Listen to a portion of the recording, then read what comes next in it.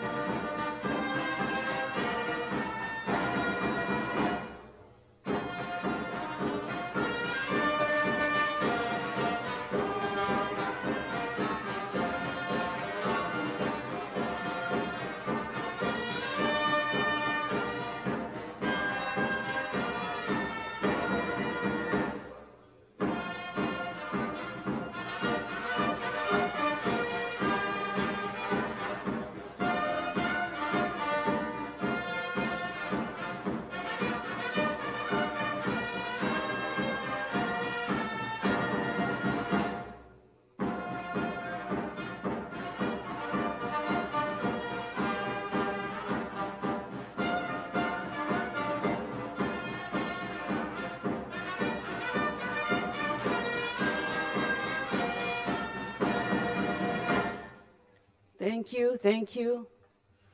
Please remain standing as the band continues with our national anthem as well as the national anthem of East Africa. Tunaomba tuendelee na wimbo wetu wa taifa na wimbo wa East Africa. Karibuni sana bendi.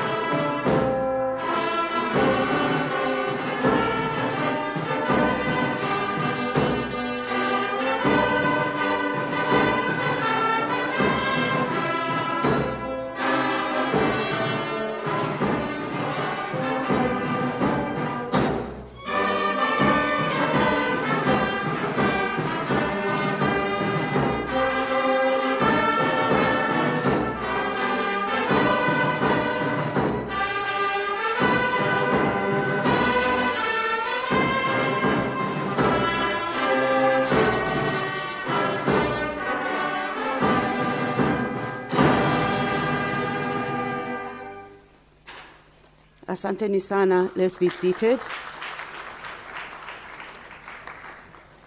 That is our Tanzanian People Defense Force. Tunawashukuru sana.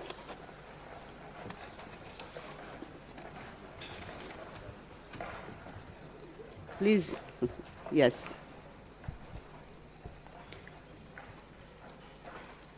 Distinguished Mwalimu Nyerere Lecturer 2023, Professor Musambayi Katumanga from the University of Dar es Salaam, Representative of the Vice Chancellor of the University of Dar es Salaam, Acting Deputy Vice Chancellor Research, Professor Nelson Boniface, Mwalimu Nyerere Chair of Pan-African Studies, Professor Rekaza Mukandala, Executive Director of Haki Alim, and a co-chair of the Executive Committee of this Kigoda, Dr. John Kalage,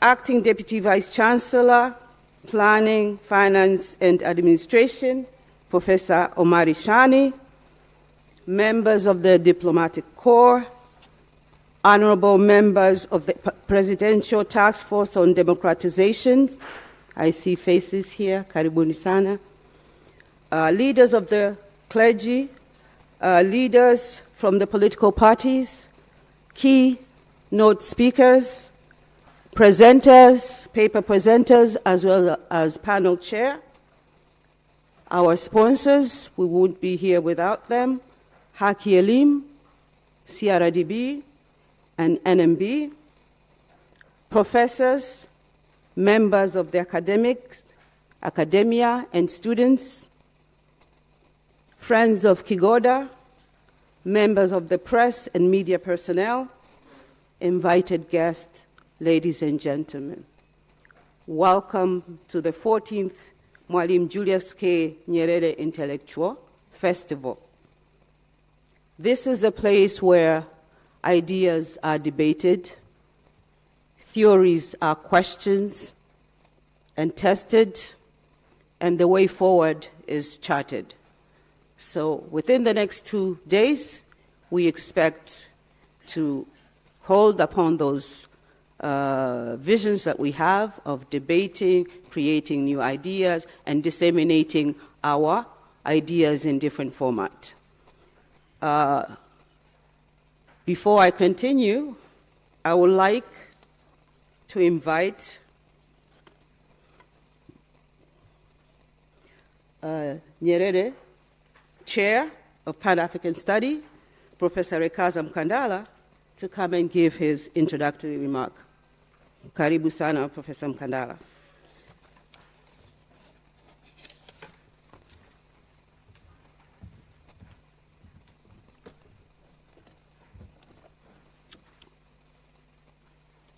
Thank you very much,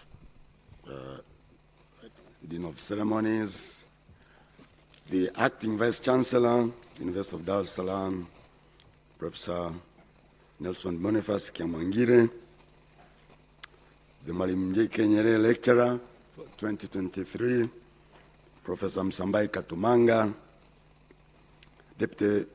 Acting Deputy Vice Chancellor, Planning, Finance, and Administration, Professor Shani Omari,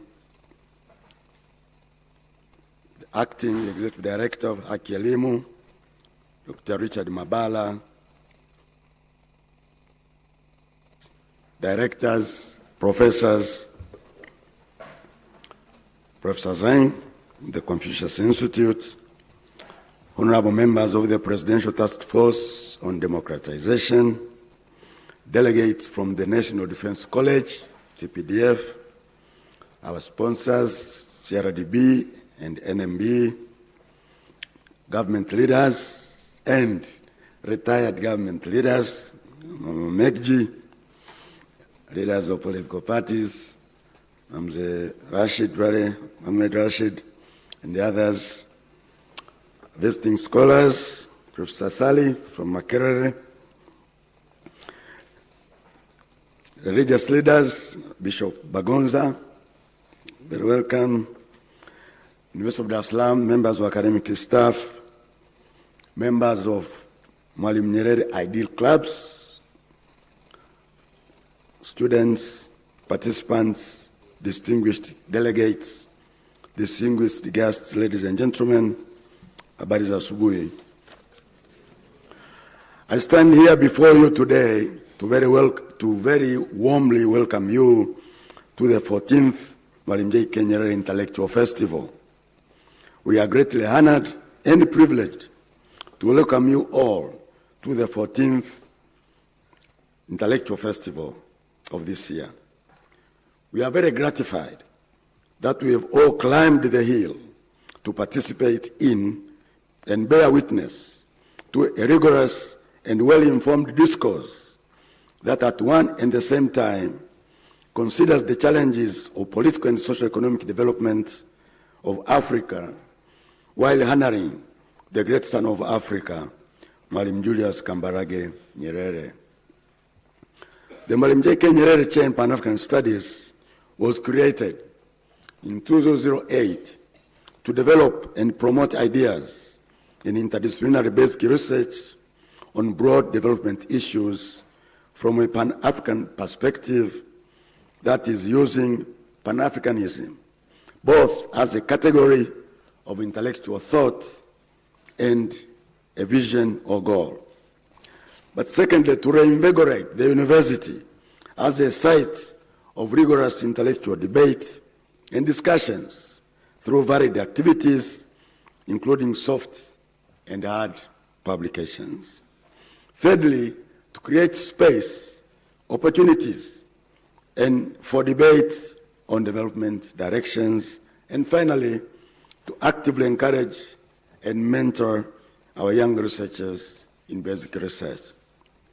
Now, it may be recalled that the African Union's Agenda 2063, which is called the Africa We Want, harbors a left dream of, and I quote, promoting Africa's growth and economic development by championing citizen inclusion and increased cooperation and integration of African states. Its vision is equally captivating, and I quote, to build an integrated, prosperous, and peaceful Africa, driven by its own citizens and representing a dynamic force in the global arena. The reality on the ground, 59 years since the establishment of OAU, the Percus of the African Union, betrays the realization of this idyllic dream of a strong, united, and peaceful Africa, reclaiming its rightful historical position in global politics, economics, and development. As we gather here today, on this day, at this iconic historical site of Pan-African discourse, civil wars and insurgencies are ongoing in more than 1/4 of African countries. The military and their guns have come under one pretext or another, have come back under one pretext or another, that is back into government, into leadership, in at least 7 countries. Democracy is held hostage by long-serving men, strong men, with a strong aversion to retirement in at least 10 countries, while countless others undergo periodic elections without choice. The details of the 2022 Ibrahim Index of African Governance, released in January 2023, show how the dream of African unity, peace, prosperity, and development is yet to be realized. They represent a pessimistic picture of the difficulties of realizing this dream under extremely trying circumstances. This report notes, and I quote, that Africa's overall governance score has been flat since 2019. And in 2021, much of Africa is less safe, less secure, less democratic than it was in 2012. The continent's progress has been affected by concerning deteriorations in both the security, in the rule of law, and participation, a decline in rights and inclusion, and with the pace of decline accelerating since 2017. So it is in view of the above that the Mwalimu Nyerere Chair in Pan-African Studies has found it compelling to dedicate this 14th festival to the theme Pan-Africanism and the quest for democratization, security, and development. The festival will be anchored by the Nyerere lecture titled Distance, Decay as a Geographic Development and the Realities of Security Politics in Africa, to be delivered shortly by our colleague from the University of Nairobi. This main theme will have several sub-themes clustered around 5 critical areas. And these are democratic institutions and reforms, regional security arrangements, the economy and social prosperity, transformation from within, and the diaspora and Pan-Africanism. We are also invited to celebrate and honor one of Africa's and Tanzania's most decorated and accomplished diplomats and a highly committed Pan-Africanist. That is the Right Honorable Salim Mohamed Salim, as he will be awarded the Mwalimu Nyerere Leadership and Excellence Award at this ceremony.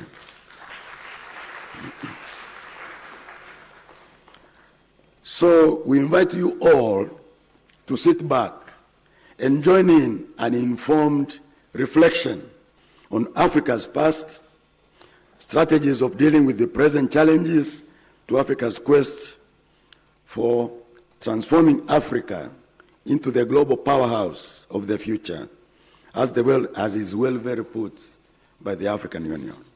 Karibuni sana.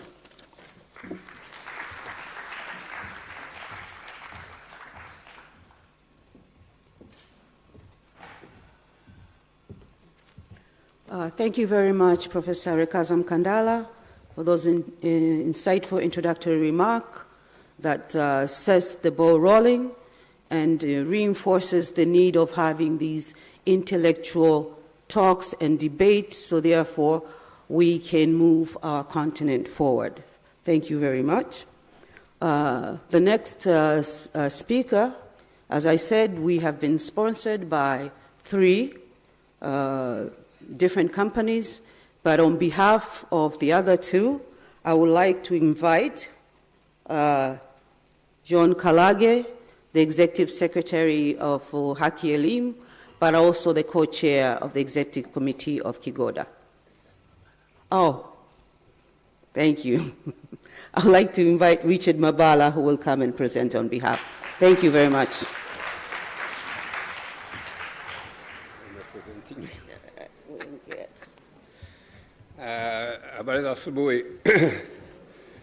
First of all, for all those who are expecting to see Dr. Kalage, I am sorry to disappoint you. I was asked to represent him as the board chair of Haki Elimu.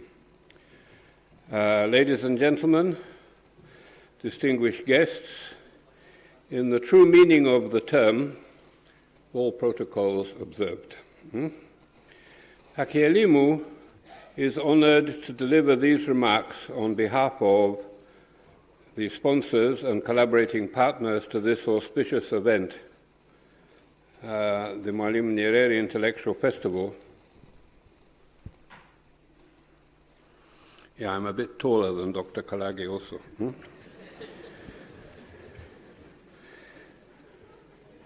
The Mwalimu Nyerere Intellectual Festival.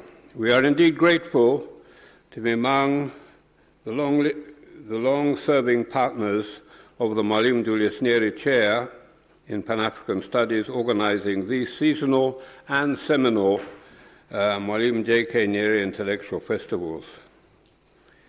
Our participation emanates from our quest to promote an open, just, and democratic Tanzania, where all people enjoy the right to education that promotes equity, creativity, and critical thinking, the key 21st century skills which we have espoused from our beginning, which no doubt aligns with Mwalimu Nyerere's lifelong desire for equity and justice, relevant education, inclusive development, democratic participation, and Pan-Africanism. I will come back to this a little later. We understand the festival provides an important platform for socio-political dialogue, not only for Tanzania, but for the continent as a whole. No wonder we have today, just as in previous years, very distinguished academicians, political figures, activists, and Pan-Africanists from across Africa, as well as invited diplomatic representatives. It is our hope, and hopefully that our fellow partners and we will continue supporting and co-organizing these platforms for many years to come. Ladies and gentlemen, looking at this year's theme, Pan-Africanism and the quest for democratization, security and development, Mwalimu cannot help but relate this to the current education context where our country has embarked on reconstruction and reformulation of our education policy and curriculum to align with the rapidly changing global environment, especially technological developments such as AI, which threaten to render the current system of education obsolete. Our desire is to see these reforms in both form and content will guide our education to be a tool for attaining democratization, enhancing peace and security, and fostering development within a strong Pan-Africanist perspective. So as we sit here for these 2 days to dialogue and reflect around this year's festival themes, Mwalimu calls upon government representatives in the education sector, specifically those related with the ongoing policy reforms who are here and those following from different forums, to listen, analyze, and consider all relevant contributions coming from the festival in order to further enhance and strengthen the ongoing policy and curriculum reforms. In this respect, if you will allow me, I would like to add a few grains of salt to the pot, as Faketa said in that famous book, God's Bits of Wood. I would like to add that the government reforms on their own will not change unless we change. The reforms are clearly trying to make for a better and more relevant education, but there are still many better off and influential parents who would far prefer to retain our current system based on rote learning and obedience and exam success, rather than consider how to produce a more relevant education. They prefer still a highly authoritarian system of education, as can be seen by the kind of schools that they choose to send their children to. And I find this very dangerous. How can you promote democratization through an education system that is profoundly undemocratic? Our children, especially in the schools which do better in schools, are being brought up in a very authoritarian system, and then we expect them to turn round and become very democratic. This, I feel, is something that needs to be addressed by this forum, and I was slightly disturbed to note that although tomorrow there is a session, or there are sessions on education, but the concept note hardly mentions education at all. But democratic inclusion, citizen participation, and democracy all depend on young people coming into the system who are democratic in their ways of thinking and behaving, and who are prepared to stand up for this kind of democratization. Secondly, I was talking to one young woman and telling her I was coming here, a highly intelligent young woman who is in one of the best performing schools in high school. And I said, "Oh, what's it about?" It's about Pan-Africanism. She said to me, "Do you mean Pan-Africanism still exists?" I'm sorry to say this, but I compare this to the 1970s when there was a ferment of Pan-Africanism, not only at the university, but in the schools, and there was a continuing interrelationship and mingling between students and professors at the university and teachers and students in the secondary schools, and I'm sure some of you here are products of that system, which promoted greatly Pan-Africanism and created a generation of Pan-Africanists. But now, where is the room for Pan-Africanism when the most important thing is passing the exams in a highly competitive system also? Finally, in relation to this, why, from a Pan-Africanist perspective, do we still have to learn in a language which is not Pan-African when we have our own well-developed Pan-Africanist language which is spoken across many countries? But we have to use a language which is not only not Pan-African, but actually is not comprehensible to a large number of our students who are in the schools, thereby depriving of the chance even to learn about Pan-Africanism.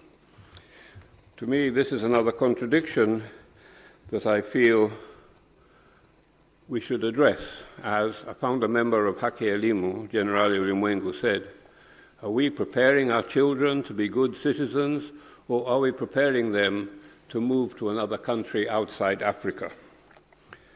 On a similar note, Haki Elimu is inviting everyone here to a session that we will lead tomorrow morning with a theme on reconceptualizing youth engagement in democratic process in Tanzania. I'm really happy to see our students there at the back. I wish there were more from secondary school. How do we engage the youth more and enable youth participation in democratic processes more? Have we listened to them? How do they conceive Africa and Pan-Africanism? How do they conceive their place, their identity within Africa in a world which has changed greatly since Pan-Africanism began to take root? To what extent are we able to incorporate their views and their activisms and their commitments to the Pan-Africanism of today? Just as Mwalimu Nyerere, Haki Elimu believes in the idea of dialogue and reflection. Mwalimu Nyerere urged people to engage in frank and honest political dialogue in order to build trust and create a culture of peaceful coexistence. Mwalimu emphasized on the power of discussion to improve the quality of life for all people involved, and we look forward to the way this festival will contribute to this. Ladies and gentlemen, collaboration with partners stands at the center of Haki Elimu's approach to advancing participation, accountability, and transparency for an improved society. Haki Elimu values this platform and have a desire to continue collaborating with Mwalimu J.K. Nyerere Chair on Pan-Africanism to organize and use it to dialogue on ways to facilitate and promote transformation of education, both in and out of schools, by influencing effective policy making and implementation and we are so happy to participate with the wonderful, distinguished academicians and guests and students and everyone else who is committed to the cause of democratization and Pan-Africanism. Asanteni sana.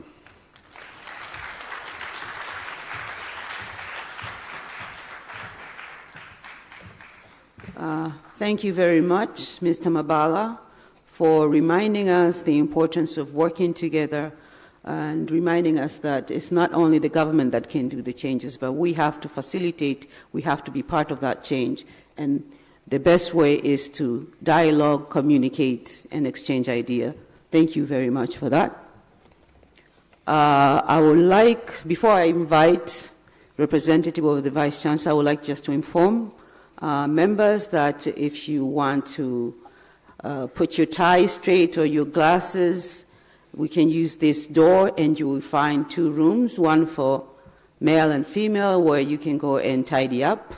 I forgot to say that, so please do so. But I would also like to inform you that we are live on our social media and YouTube, UDSM official social media, as well as our YouTube channel.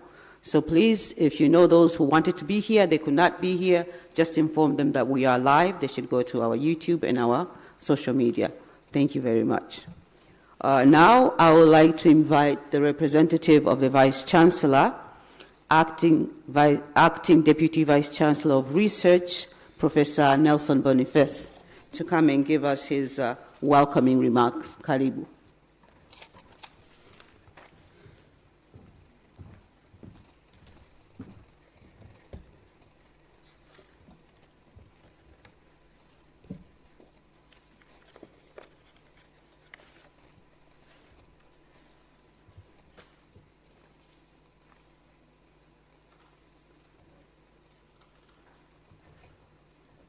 Asante sana. Distinguished Mwalimu Nyerere Lecturer 2023, Professor Msambai Katumanga from the University of Nairobi, Mwalimu Nyerere Chair of Pan-African Studies, Professor Rekaza Mkandara, Acting Executive Director Haki Elimu, ndugu Richard Mabara, Acting Deputy Vice Chancellor, Planning, Finance and Administration, Professor Shani Omari, Principals, Deans and Directors available around here from the University of Dar es Salaam, members of the Diplomatic Corps, leaders from the clergy. We have Bishop Bagonza, I saw you there. Leaders of political parties, keynote speakers, presenters, and the panel chairs. Sponsors, I'm informed of the Haki Elimu, CRDB, and NMB as our sponsors, professors, members of academia, and students, friends of Kigoda. I saw Honorable Zakia Mekji, the former Minister for Finance of our government, members of press and media, personnel, invited guests, ladies and gentlemen. Please allow me to say that the protocol is observed because there are so many of you. I could not mention all of you. I stand before you in the capacity of Acting Vice Chancellor. Therefore, I will represent and read the speech of the Vice Chancellor of the University of Dar es Salaam, Professor William Anangisye, who is not around here today. I take this opportunity to welcome you to the University of Dar es Salaam and to this auspicious event. Your presence in big numbers will make it successful and memorable. It is in the same breath I wish to thank Professor Msambai Katumanga for agreeing to deliver the Mwalimu Nyerere lecture for year 2023. Let us clap for him. I understand We have chairs of sessions, keynote speakers. You are listed in the program. Paper presenters, discussants, and participants who have arrived from near and far. I saw my friend, Professor Sala. She has already arrived. And others will come from Nairobi, from South Africa, and elsewhere. So she has made it already to here. Karib sana. You are welcome, and please feel at home. The university and the organizers have made everything possible to make your two-day stay productive and memorable. Ladies and gentlemen, I must commend the Mwalimu Nyerere Chair in Pan-African Studies, Professor Rekaza Mkandara. Thank you so much for organizing this event and making us come here to participate. We are aware that as we enter in the 14th Intellectual Festival, we mark a very significant milestone coinciding with the 6 years of the founding of the the Organization of African Unity, now known as the OAU. And it is therefore befitting that Mwalimu Nyerere Chair has conceptualized the theme Pan-Africanism and the quest for democratization, security, and development. It was the same consideration that kept the Pan-Africanism fire burning, leading to the establishment of the OAU. Ladies and gentlemen, this annual Mwalimu Nyerere Intellectual Festival, organized by the Mwalimu Nyerere Chair of Pan-African Studies, has been one of the most memorable, exciting, and intellectually nourishing occasion at the University of Dar es Salaam. It affords many participants a moment of self-realization and a place for serious reflections on the past and future of Africa's development.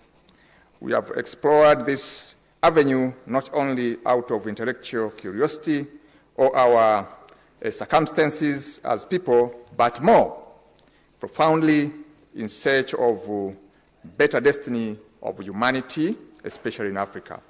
The theme of this year calls for a deep reflection on the destiny of Africa as people, guided by the African Union and its desire to promote Africa's growth and economic development by championing citizen inclusions and increase cooperation and integration of African states.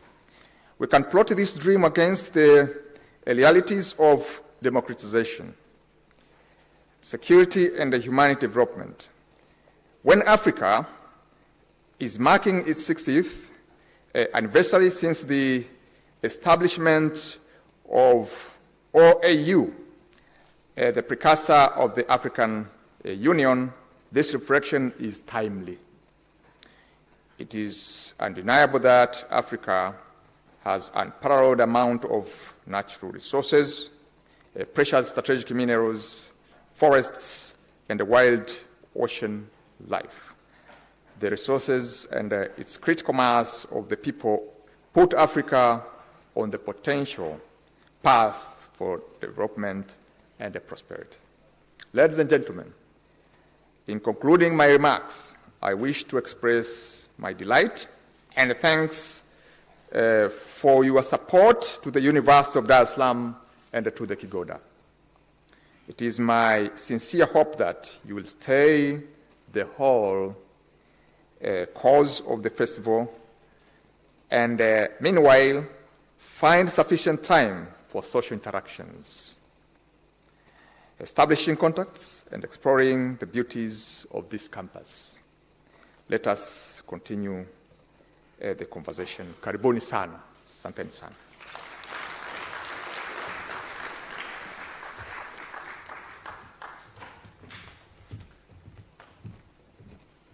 Asante sana, representative of the Vice Chancellor, Acting Deputy Vice Chancellor Research, Professor Nelson Boniface.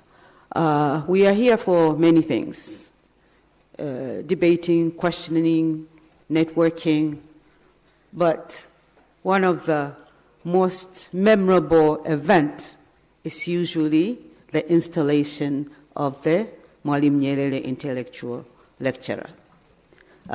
So therefore, I would like to invite Professor Rekaza Mkandala to come and give a citation of our new Mwalimu Nyerere Intellectual Lecturer 2023. Karibu sana, Professor Mkandala, mwalimu wa Kigoda, chair wa Kigoda.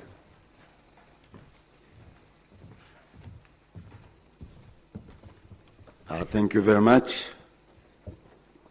Dean of Ceremonies, ladies and gentlemen, before I introduce the new lecturer for this year, let me recognize the presence of the second Kigoda, or he says, Shivji says Nyagoda, Professor Penina Mlama, please. Karibu sana. Acting Vice Chancellor, distinguished delegates, ladies and gentlemen, Professor Msambai is not new to this university and to this venue. We were with him as a participant last year, those of you remember. He is a highly distinguished scholar, expert in international security and strategic programs, and an avid activist for human rights and the rule of law. He holds a PhD in political science from a university in Paris, whose name I cannot pronounce. It's La Université de Paul Pays de la Dour, France. He's a professor in the Department of Political Science and Public Administration at the University of Nairobi, where he offers lectures in political theory, geopolitics, strategic and security studies. He's a visiting professor at the National Defense University's Kenya's National Defense College, where he offers lectures in national security and national security policy formulation. He is also a visiting lecturer at the Strathmore University in Nairobi, where he offers lectures in operations, intelligence, insurgency, and counterinsurgency studies. He is a research associate with SIGLA, that is the Stellenbosch Military Academy at the Stellenbosch University in South Africa, and so on and so forth. In 2005, he conceptualized and designed the United Nations African Union International Conference on the Great Lakes region, Joint Border Security Framework, and its accompanying conflict management structures, such as Great Lakes Conference on Security, covering 11 states. He helped redesign the IGAD Security Strategy Plan 2008-2009. He equally designed the Intergovernmental Authority and Development Capacity Building Program against terrorism, and also its Security Strategy Program in 2010. He has also undertaken several assignments for the Economic Commission for Africa, USAID, NORAD, and many other organizations. But he has also consulted for various actors on issues of governance in the Great Lakes region, and he is also part of the NEPAD's peer review mechanism. Professor Katumanga and the others equally strategized extensively for the Citizens Coalition for Constitutional Change and the National Convention for Constitutional Change in Kenya. Ladies and gentlemen, it is my singular honor and pleasure to present to you Professor Msambai Katumanga.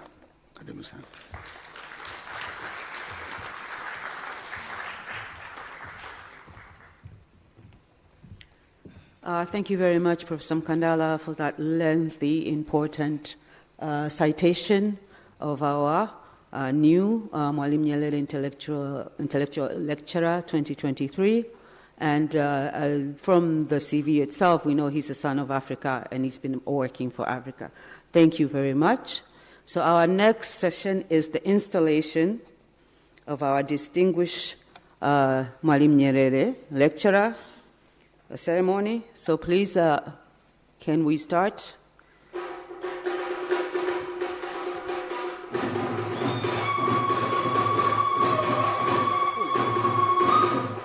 Please, Professor Mkandala, as well as the representative of the Vice Chancellor, to help with the ceremony and the installation.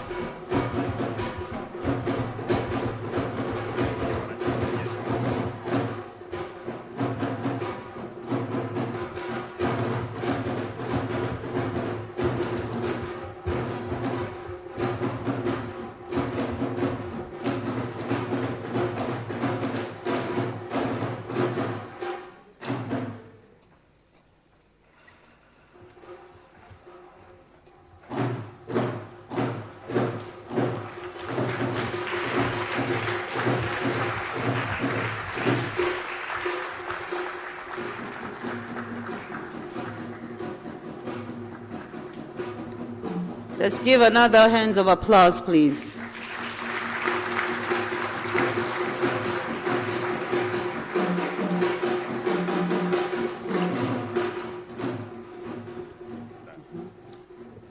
Thank you very much. The distinguished Mwalimu Nyerere Lecturer 2023, we are ready to listen to you. Karibu sana.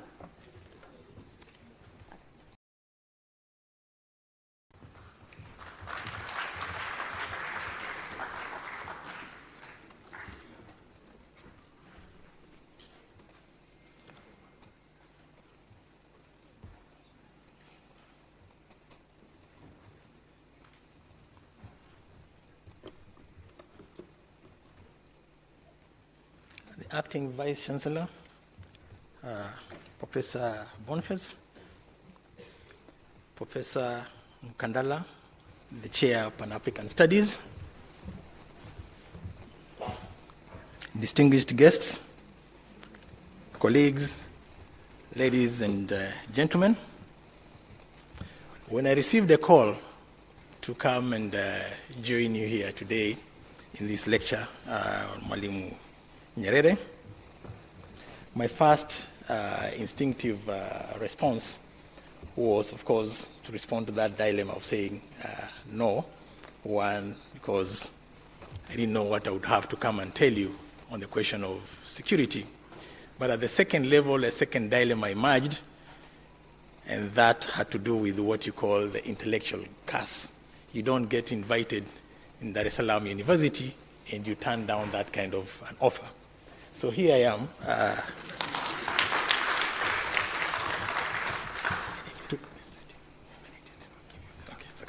So here I am to first of all express my sincere thanks and gratitude to the university and to you all who have come for a specific purpose of listening to this delivery or this lecture for that matter.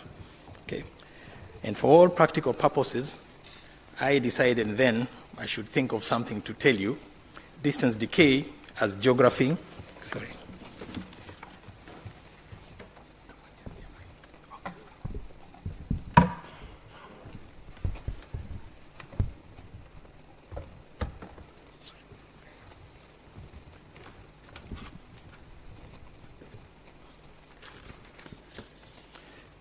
distance decay as geographic development, and the realities of security in Africa.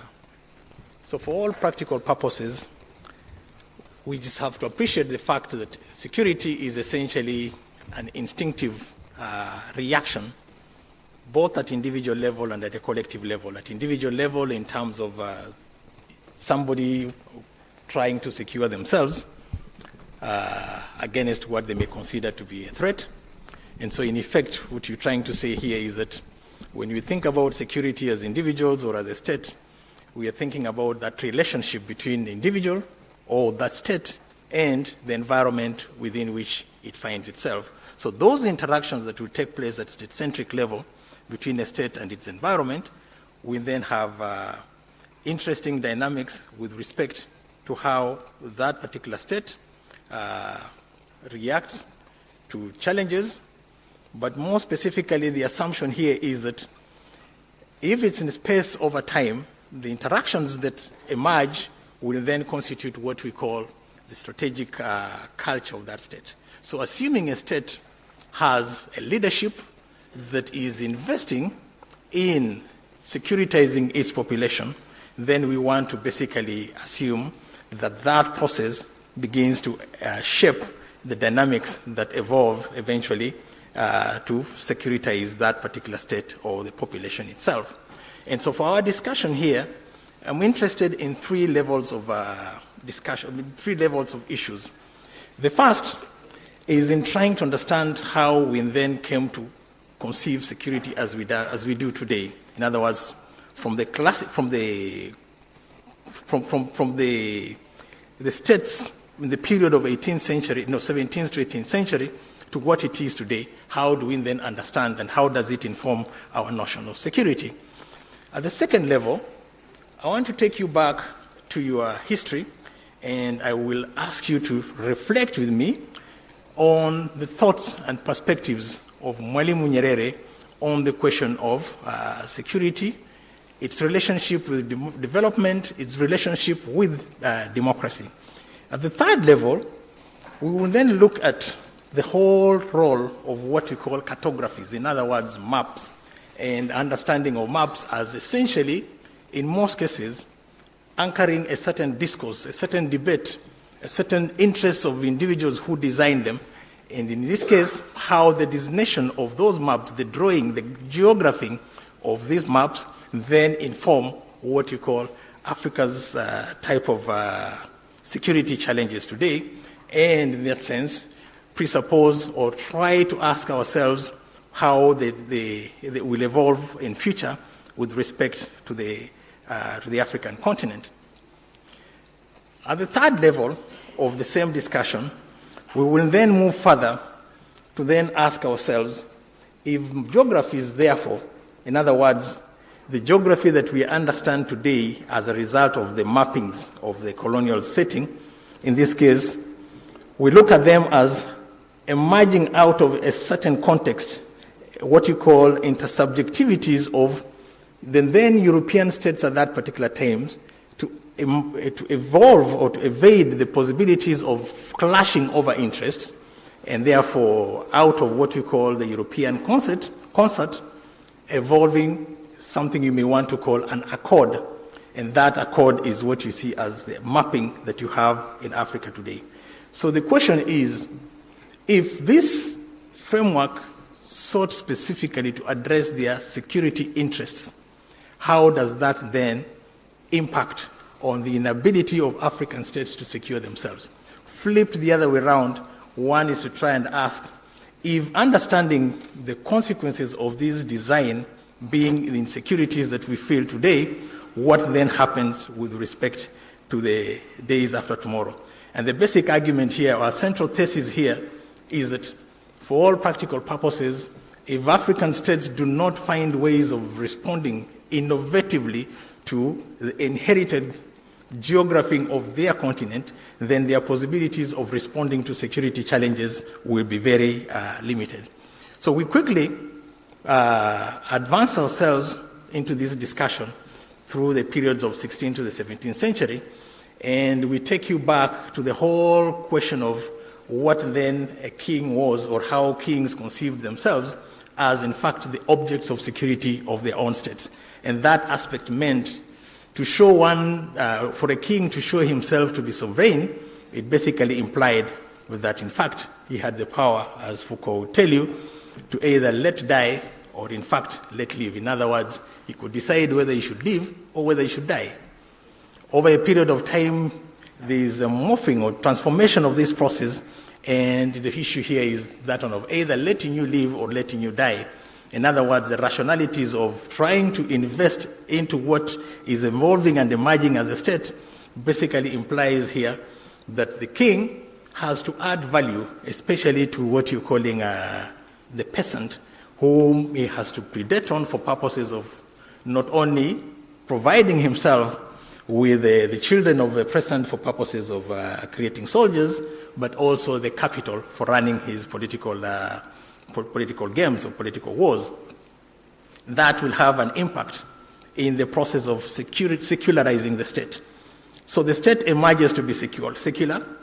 It is also interested in all aspects of cartographies, and more specifically in developing what you call the science of war and organizing itself militarily. And that will, of course, lead to what you're calling the intensities of wars, but more specifically, the whole development of the new idea of a state. In other words, why does the state exist? What is the reason for the state? And for very many scholars at that particular point in time, states exist for several things. One, integrity. They insist for perfection of the rule, especially the living. They also insist that states exist for purposes of a continuing good of a society, right? And so that process will also expand the state, and as it does, then you begin to see clashes among states, and other practitioners like Richelieu and others would see the purpose of a state being, in fact, that competition amongst them. In other words, the threats coming from outside versus the consolidation from within, which will then demand that, in fact, the sovereignty of the state is actually a function of the king, and the king decides for all of us what is good for the state. He decides when to make peace and when to make war. And that, of course, produces the dynamic we refer to as the anarchy, the anarchic system that emerges. And in this logic of anarchies that evolve, then the question of vulnerabilities states have with each other also increases, which implies for a state to survive, it has to organize itself. It has to have a bureaucracy. It has to have infrastructure for making war. But more fundamentally, the whole question of what then implies, what then becomes the consequence of these powers that states are having as they clash against each other. Of course, it will produce more than 130 years of war. And the whole fundamental question here is, how do we arrive at the definition of a state? And so the four elements of the population, the territory, and the government's claim to sovereignty begins to become an issue that is very critical. But more fundamental in our discussion here are the discussions that will emerge internally within the states, right? And so how do we prove that, in fact, the king is sovereign? How do we prove that, in fact, the king is divine? One way of proving that, of course, was the French Revolution, with the king being asked to do what? Put his head forward and it's cut. So from the guillotine, the whole fundamental debate largely will revolve around scholars trying to ask themselves what, in effect, does it then mean to have a state, and what are the instruments of security? In other words, what are the objects of security? What are the ideas around which the state is organized? So if we look at the case of Hobbes, for Hobbes, the issue here is what? The survival instinct leads man, for all practical purposes, to surrender his right to self-defense and facilitate the creation of what you're calling the Leviathan, right? So for him, the disarmed population is an object of security, but it is secured by the Leviathan, right? In exchange, he gets protection from his fellow citizens, he gets protection from external invasion, and he gets protection for his own resources. Locke doesn't think so, or rather he deviates, and his appreciation here is the existence of the civil society, and more specifically, the right of the market. In other words, the goods of the human being, his resources, his abilities, his industry, becomes very fundamental here as the object of security. It is Rousseau who will be very interesting, right? And for Rousseau here, the fact of people coming together and constituting essentially a general will, it is that general will that defends itself against all hostile actions within and essentially without. So in effect, when we look at that discussion, it takes us to the fundamental question of who is sovereign in Africa, for instance, and in whose security should a state exist to protect in itself. You will see other scholars coming up, the likes of Michel Foucault, and the fundamental question here is, how do we then make a state capable of securing itself? And so for him, new techniques, mechanisms, begin to evolve. The first is biopolitics of the state. In other words, how the state practices or creates technologies of being able to control, to punish effectively without necessarily having to take life. There will be biopolitical practices in which the states now begin to focus on the question of populations. In other words, how much are their female populations producing in terms of the children, and what is their quality, what should be invested in them to in fact make a state more powerful in itself to be able to anchor that security. So the question of health, the question of demographics, the questions of housing becomes very fundamental if the state has to produce power. So the combination of the biopower, what emerges as a biopower will be a function of what? These anatomopolitical practices and biopolitical practices which produce that power of what you're calling the state. So in effect, what you're trying to say is that that process will be followed up by the idea of generating new fields, demography, fields about geography, and more specifically, fields about creating those institutions that provide the state that particular to generate power from within. But more important is that push towards developing theories, more specifically theories of war. And so war becomes an art and science, and war becomes that particular instrument that will enable the state to achieve its ends.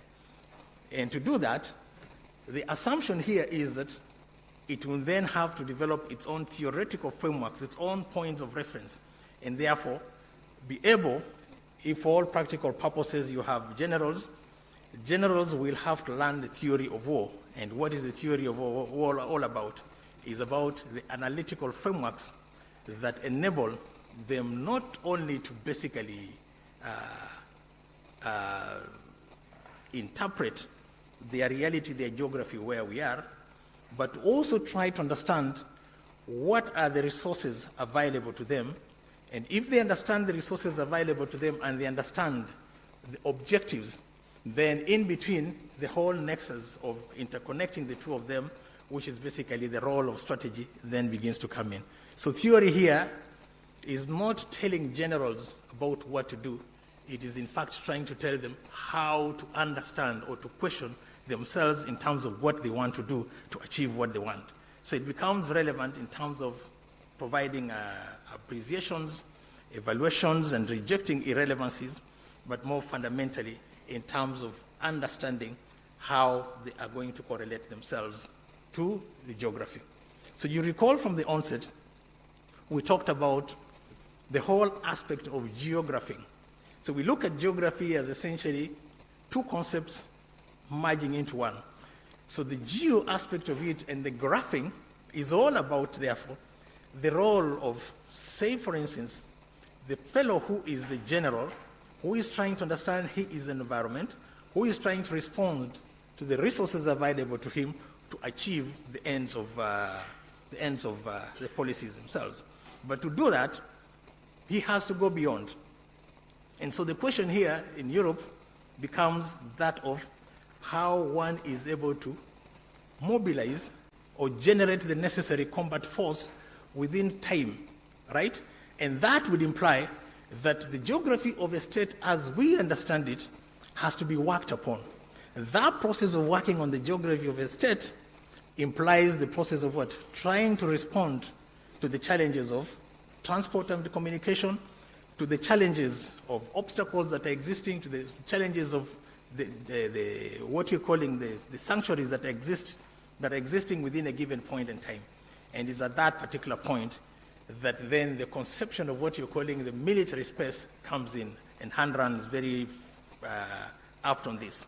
So what you're calling a military space in which an actor or two actors are going to enjoin themselves over struggles of an interest, and understanding that interest as what constitutes the security that one must have, then you begin to see a situation within which one must have what you're calling a square mileage. So on that square mileage, you then have to subtract obstacles, and you also have to subtract sanctuaries, and then you have to add what you're calling information, communication, and transport. So the implication here is that if you are working on geography, in effect, what you're doing is that you are developing that geography. So you're reducing space, and in reducing the speed with which, or the speed within which an actor will move to target the other, you are in fact developing the society. So that implied, first of all, you have to build infrastructure. It also implied you have to build the delivery systems. It also implied you have, for all practical purposes, to add value to your population, for you to develop the soldiers you need, for you to develop the hospital systems, the whole entire infrastructure that one is going to need for purposes of effecting any kind of challenge against the other. And so the whole question of mapping becomes very fundamental. And those mappings will have an implication in terms of states trying to understand how they're going to build up their projections of power. And the projection of power here then began to imply people must have thoughts about geostrategies, thoughts about geopolitics, and thoughts about the imaginations of where resources exist. And that process begins to bring theory into the realm of policymakers to reformulate objectives and policies that have to respond on that. But more specifically, about developing what you call, controlling what you call the sea lines of communication. And sea lines of communications implied the ability of actors to sight out, to locate those spaces that had strategic resources they needed, hence the question of mapping. And so mapping and cartography becomes very critical, because it not only provides a discourse, but it also hides certain kinds of information critical to the actors who design them. And so how one looks at a map is basically a function of what one wants to see in that map. But a map had a very fundamental role in also trying to provide that the imagination of an actor in terms of where threats exist and where they don't. And that brings you, of course, to the whole question of what developing grand strategies, but more specifically on the merger now of what you're calling a nation and a state. And so the evolution of a nation-state over here becomes the other object of security that now begins to emerge. So the issue here is, how do we secure a nation? The whole process of securing a nation will rebuild the aspects of what you call the logic of mercantilism, the whole idea of access and denial. Who should access what? Who should be denied what, given the power projections that then eventually emerge. So how do we then delineate security from that perspective? We begin to look at it as basically those particular elements that are very critical. And the first element in terms of measuring security will be how we conceive ideas. What are the right type of ideas that a state must be able to have? Those ideas must inform institutions. Those ideas must also, they must also inform the infrastructure that have to exist. And those ideas have to be very fundamental to the whole question of adding value to the physical base of a state. And the physical base of a state here is what? Both the human component, which is the population, and the material component, which is very critical, because if you add value to your material component, then you will be able to secure what you're calling the territory. So that process of securing the territory itself constitutes that fundamental element that fits into the initial variable that we looked at earlier, of the four elements that constitute the state. The first one, of course, being the population. And so our understanding here is that fundamental to the population is the idea of coming together, just the same way one individual who is threatened by his environment or his relationship with his environment will join with others, and in the process of joining with others, the whole process of security then begins to bring in the notion of democracy.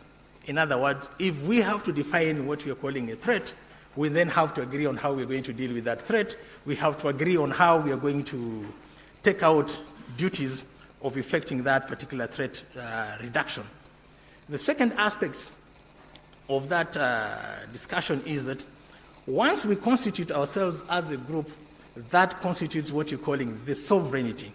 And so the sovereignty itself of the people acting at an objective level, in other words, the general wills of these people, of people collectively together, then should enable us, or does then bring us to a third level where a government then emerges. And the government will then emerge to be in a position to what? To organize these dynamics and project that power externally and project that power internally, which will then essentially imply, therefore, the first challenge we begin to have is how networks then evolve to take over that role of sovereignty and turn around the population to serve the individuals rather than the collective will of others. Okay? So in this sense, security then begins to have two dimensions. One can think about it in basically military terms, in which you're trying to ensure that one is in a position to protect themselves against those who want to do harm on the core values of that state. And so if that situation emerges, they are in a position to defend themselves. And to the extent to which they are not, then they will be perceived to be absolutely insecure in military terms. Okay? But you can look at it in objective and subjective terms. So in subjective terms, you're talking about fears. The fears of individuals, the fears of societies, the fears of the state itself in terms of threats to its values. And in objective terms, you can think about it in terms of what? Threats that exist and the inability to confront those particular threats as being those aspects. So quickly, what you're saying is that to the extent to which a state is internally organized, and that internal organization would presuppose that, in fact, it has generated ideas, security-enhancing ideas, that have added value to its population to the point at which that population is unified with the sense of wanting to defend itself, to survive as an entity. So externally, it will project itself or its territorial integrity. Internally, it will have three elements that have to work. In other words, the capacity of the existing sovereignty within the state to ensure that it can offer identity to each and every citizen. Secondly, is that aspect, the capacity of the state institutions, not only to extract resources, but to provision values to the society. And thirdly, it is that aspect of guaranteeing security. So in effect, it becomes a trilogy of mutually reinforcing dynamics, which implies that the totality of it is a function of that strategic objective that exists, which constitutes what you're calling the general will of the people. If we take that perspective, then we would presuppose there are two ways of looking at security. So initially, European states will look at security from a nation-state point of view, until they come to realize a nation-state on its own and by itself will reach a point it cannot guarantee that security. So Europeans move away from a nation-state and they begin going back to the empire. That's where the EU is at the stage. You will have other scholars, Mwalimu Nyerere being one of them, who will actually begin seeing about these possibilities of security as a collectivized good, a collectivized end, which demands a lot of strategic depth, that maximization of human and physical geographies to be able to deal with insecurity threats, external insecurity threats. And that will provide him a different way of looking at geographies as at that particular point in time. He's looking at the colonial geography, and he begins to see, he has a foresight to see the challenges that African states would have, assuming that in fact they were to gain independence on the basis of that geography itself. He also looks at it and appreciates the consequences of what you may call in Kiswahili maafa, from slavery to colonialism, and the consequences of that if the state that is inherited has actually that kind of a logic. So in effect, he is one of the statesmen who is trying to look at what? At security from a cartographic point of view, but trying to understand that it has to be conceived in multi-dimensional kind of levels other than basically attachments to one particular drawing that one colonialist is trying to give. And that is why one of the first things he will do is to encourage the African leaders then, especially the ones who were members of PAFMECA and those ones in Accra in 1958, on the necessity of trying to have what? Federalized entities within regions. And to appreciate that fact, one has to look at the maps and the implications of those maps. See, for the starting point, Nyerere's look at the Horn of Africa and the Great Lakes region were as basically what you'd call two kidneys of one particular system, the Nile system itself.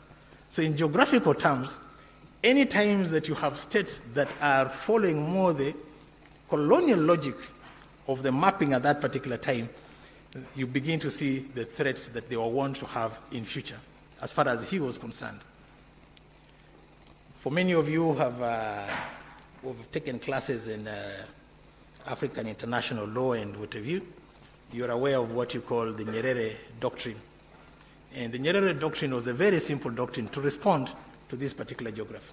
But for you to understand it, we probably have to go a little bit further and look at, say, for instance, the state of Kenya, your neighbor in the north. Kenya is an accidental design that responds to the true British strategic imperatives. And those specific imperatives were all about the control of the Nile, right? And the implications of that was that to the extent to which treaties would emerge, one especially the one on the Blue Nile that had to do with the emperor in Ethiopia, and the next treaties that will emerge in 1949, 1959 will then begin to shape that orientation. For the British interest to be secure, or to secure especially India and what you're calling, to secure India, you needed to control Cairo. And to control Egypt, you need to control the Nile. But to control the Nile, the mapping process becomes very critical. In other words, which territory would shape out what? Whether you're looking at the Lake Victoria itself. So the first consequences of those maps is that you begin to see what you call transborder riverine systems. And those transborder riverine systems, in other words, instead of working essentially as what you're calling internal lines of communication or internal lines of hydrology, they begin to form borderlines. And so in the case of Kenya, the first thing you begin to see is the dynamics of rentierism, what you call inverted rentier predation. And that type of inverted rentier predation is one within which you are accessing land specifically in areas. In other words, you're controlling areas that are what you call hydro platforms. And because you control the hydro platforms, you essentially define the fate of a state. So if you look at Kenya, Kenya is a state that is cartographed around the areas that have a lot of hydro power and areas that do not have water. That will also shape the relationship between what will emerge as Ethiopia, what will emerge as Somalia, and what will emerge as Kenya. So the drive in terms of the future challenges that you begin to see of identity, access to water, and various conflicts will revolve around that question of hydrology itself. And what Nyerere is trying to look at that particular time, he warns about several challenges. The first is inability of strategic resources to be developed because of poverty. Two, poverty of resources and capacity. 2, the inability to project that particular power, and therefore leading to other identity crises and conflicts that begin to evolve among the various states or various groups after independence. And then the imagination that, in fact, if you have more resources together and you're pulling your efforts together, you're able to secure your threats against external actors. And then 4th was the very fact that once we appropriate those colonial maps and we fall in love with them, then the whole question of internal fragmentalism begins to take effect. And it didn't take long for that dynamic to begin happening. So in Kenya, among the challenges you want to have are communities trying to survive, trying to respond to the challenges of the environment. In other words, the security threats then begin to take wider dimensions. So instead of basically a state-centric approach, you begin to see, or you conceive security in terms of sectors: economic sector, political sector, social sector, environmental sector, and the military sector itself. But more fundamentally for communities, you begin to see groups that have, in one way or another, to either access water or access pastures. And if they can't get them, then their cosmology has to enable them to reorganize themselves militarily, to arm themselves, to be able to secure themselves. And so the whole question of whether there are intra-communities fighting within the state or communities fighting against each other across the states or fighting state establishments becomes one of the challenges in what you're calling regional security dynamics. So from the state security challenges, the regional security dynamics come in. But in addition to that, what you're saying is that the geography of a state from a colonial setting is not transformed very much. Why? Because of the predominance of subjective security strategic culture.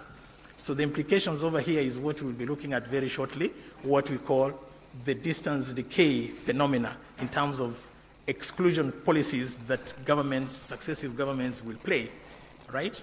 But in addition to that, what is also pointing out is the crisis, the first crisis of infrastructure in East Africa, which will be a function of what? The dismantling of the common services.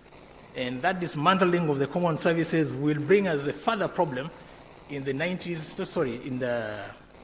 in the contemporary situations, what you call the petty rivalries over whose infrastructure should take what center stage, and whoever loses out feeling miffed about it. But more fundamentally, for him, is that inability of African governments, especially in the region, to add value to their own infrastructure, build them up in their own interests, and go beyond what you call the vertical colonial infrastructure mentality. Because of that kind of a failure, then you have the current rush or rivalries or geostrategic rivalries on economic interests more defined by external actors, whether it's the Chinese or whether it is the tax. The fundamental question here is that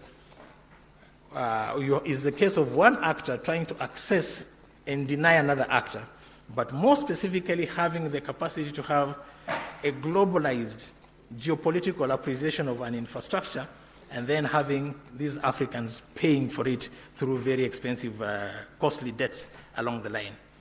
But lastly, he points out to fundamental questions of what? The climate dynamics and its correlations with conflicts. And by the time he finishes up, when he's being given independence in Tanzania, he abandons the whole notion of federalism and hopes it will happen in the future. And now he has to deal with the fundamental aspect of security from a nation-state point of view. And that phenomena is all about how then we should conceive state development, or what you're calling nation building. And here we are thinking more about what? Our responses to what you call strategic threats, how conscious we are in our interactions as humans in the physical geography. So the understanding over here is that if that is very loud and clear, then the whole process of operationalizing security here becomes a question of how, one, first of all, we desire freedom for our people by investing into them. And that is why the ideas of the ideas of security become important. But more fundamentally, there is a constitutional dimension around it, and how that relates to that question of how people express their will. And then that process then shapes our understanding of what you call national defense. We see national defense here as a function of sovereignty and territorial integrity. But sovereignty and territorial integrity here presupposes the totality of individuals or people collectively together expressing their will. And people only express their will when they have something they can defend, something they feel closer to.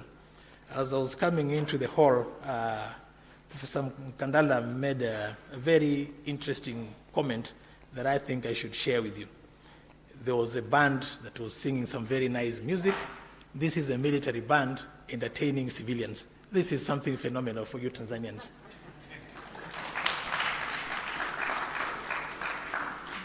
It is very phenomenal if you understand what militaries do elsewhere in some of these republics in Africa. So what he's trying to say here is essentially the challenges we shall be looking at with respect to national security. In other words, one of the major challenges Africans have, or African states have, is first of all the ability to even define a national interest and a threat. In other words, locate that threat. What is the threat to the national interest? In most cases, you will tend to find, if you take East Africa, for instance, all the 5 East African states will have what you call a division in reserve, or one that is specifically located somewhere along the line looking out at the neighbor. They're trying to say is that if Kenya, Uganda, Tanzania, and all the East African countries together decided to sign a treaty, a very simple treaty, mutual defense, imagine a case where Tanzanians are fighting Kenyans. So if there's a possibility that that can happen, then forget about integration. But assume that, in fact, you sign a treaty, a mutual pact, then what you're trying to say is that a division in Kenya, a division in Tanzania, a division in Uganda, a division in Rwanda, more than 50,000 people are ready for you to move to the DRC and solve all the problems in the DRC. That is the implication. But then you've got to ask yourself a question, what type of a threat would Kenya pose to Tanzania, or vice versa? But if there was a credible threat against Kenya or Tanzania, are they in a position to defend themselves against? Where is that threat going to come from? It probably will not come from amongst them. It will come from outside. And if it comes from outside, do they have the capacity? The possibility of doing that is if they have what you call defense in depth. And defense in depth presupposes that soldiers and the population are one and the same. And so that choir that led us over here responds to that kind of dynamic in itself. So the question of how defense then implies the arraying of national power, coordinating it and employing it to direct it for purposes of security becomes very critical over here. And this is what Nyerere begins to look at. And it comes to him as a matter of an accident that happens in 1964 after the mutiny that takes place by the Army Night Freedom Fighters. And so that produces a very interesting dynamic, the relationship between the political leaders and what you're calling the military. This is one of the theoretical perspective or questions that Clausewitz and others have been dealing with. And the argument here is that politics, who gets what, when, and how, authoritative allocation of resources, if you so wish, all of that realm of issues are all about who is going to have that authority. In other words, the sovereignty of the people will pick a government, and that government acts not as the sovereign, but on the basis of a delegated authority, sovereignty of the people. That authority is what then, in fact, we're calling the legitimate power by itself. And so the assumption here is that for Clausewitz, all politics have to drive the military. Okay? So war becomes politics by other means. But of course, there are cases where politics become war by other means, but more fundamentally here is the question of what is leading what at what given point and state. And what type of a state results out of what type of military existing in society. What type of relationship does that military have to have with the society to be able to protect that particular society in the end? And so the whole question of the military itself and its reorganization becomes very fundamental. And he raises a number of questions, or rather he stumbles on a certain type of a reality. A military is not a function of basically people wearing uniform. A military is far much more than that. A military has to be organic to the society to be able to defend that particular society. So what does it mean for a military to be organic to the society? It implies it has to represent the objective reality of that given society. And so one of the major problems you begin to see of an insecurity crisis in Africa is a basic problem that happens when the Ugandan compatriots are seeking support from Nyerere to liberate their country. So at one point, one individual comes to tell Nyerere that the candidates, the cadets, should not come from a certain region in Uganda. And Nyerere's response, that is essentially one of the fundamental problems that leads to what the splits in African militaries. One, because they begin to become either sectarian or either ethnic, and as a result of that, the whole aspect of the center of gravity of a state begins to be seriously challenged. So, other than that organic aspect, he begins to realize the fact that you have changed the uniform of the military does not make it a national military. And two, the military as designed at that particular time at independence was not meant to serve the interests of the Tanzanian state that Nyerere is thinking about. But in addition to that, he has to think about the state, so he has to develop a theory of a state. What type of a state do you want to have? From an academic point of view, we've never taken serious attention in trying to understand some of the perspectives he was then trying to look at over here. So one fundamental aspect over here is that you must have education that is transformative of a society. So you'll have educators, people who are patriotic, who have a sense of commitment to transformation of a society, but in addition to that, they must seek out the transformation of the peasant. So if the peasant is not going to be transformed, that process implies that then you're creating a distance decay. So the first thing is to reduce the distance decay in the rural areas in Tanzania, create somebody who has an interest in transforming the society, who becomes the motor of transformation of the economic system within the state. And so you begin to see the moral competence that is driven by virtue, and then the instrumental elements that are coming in to be able to have a functioning society, which would imply a democratic society of people. Those are people who are free. And people can only be free to the extent to which they control their own means of production.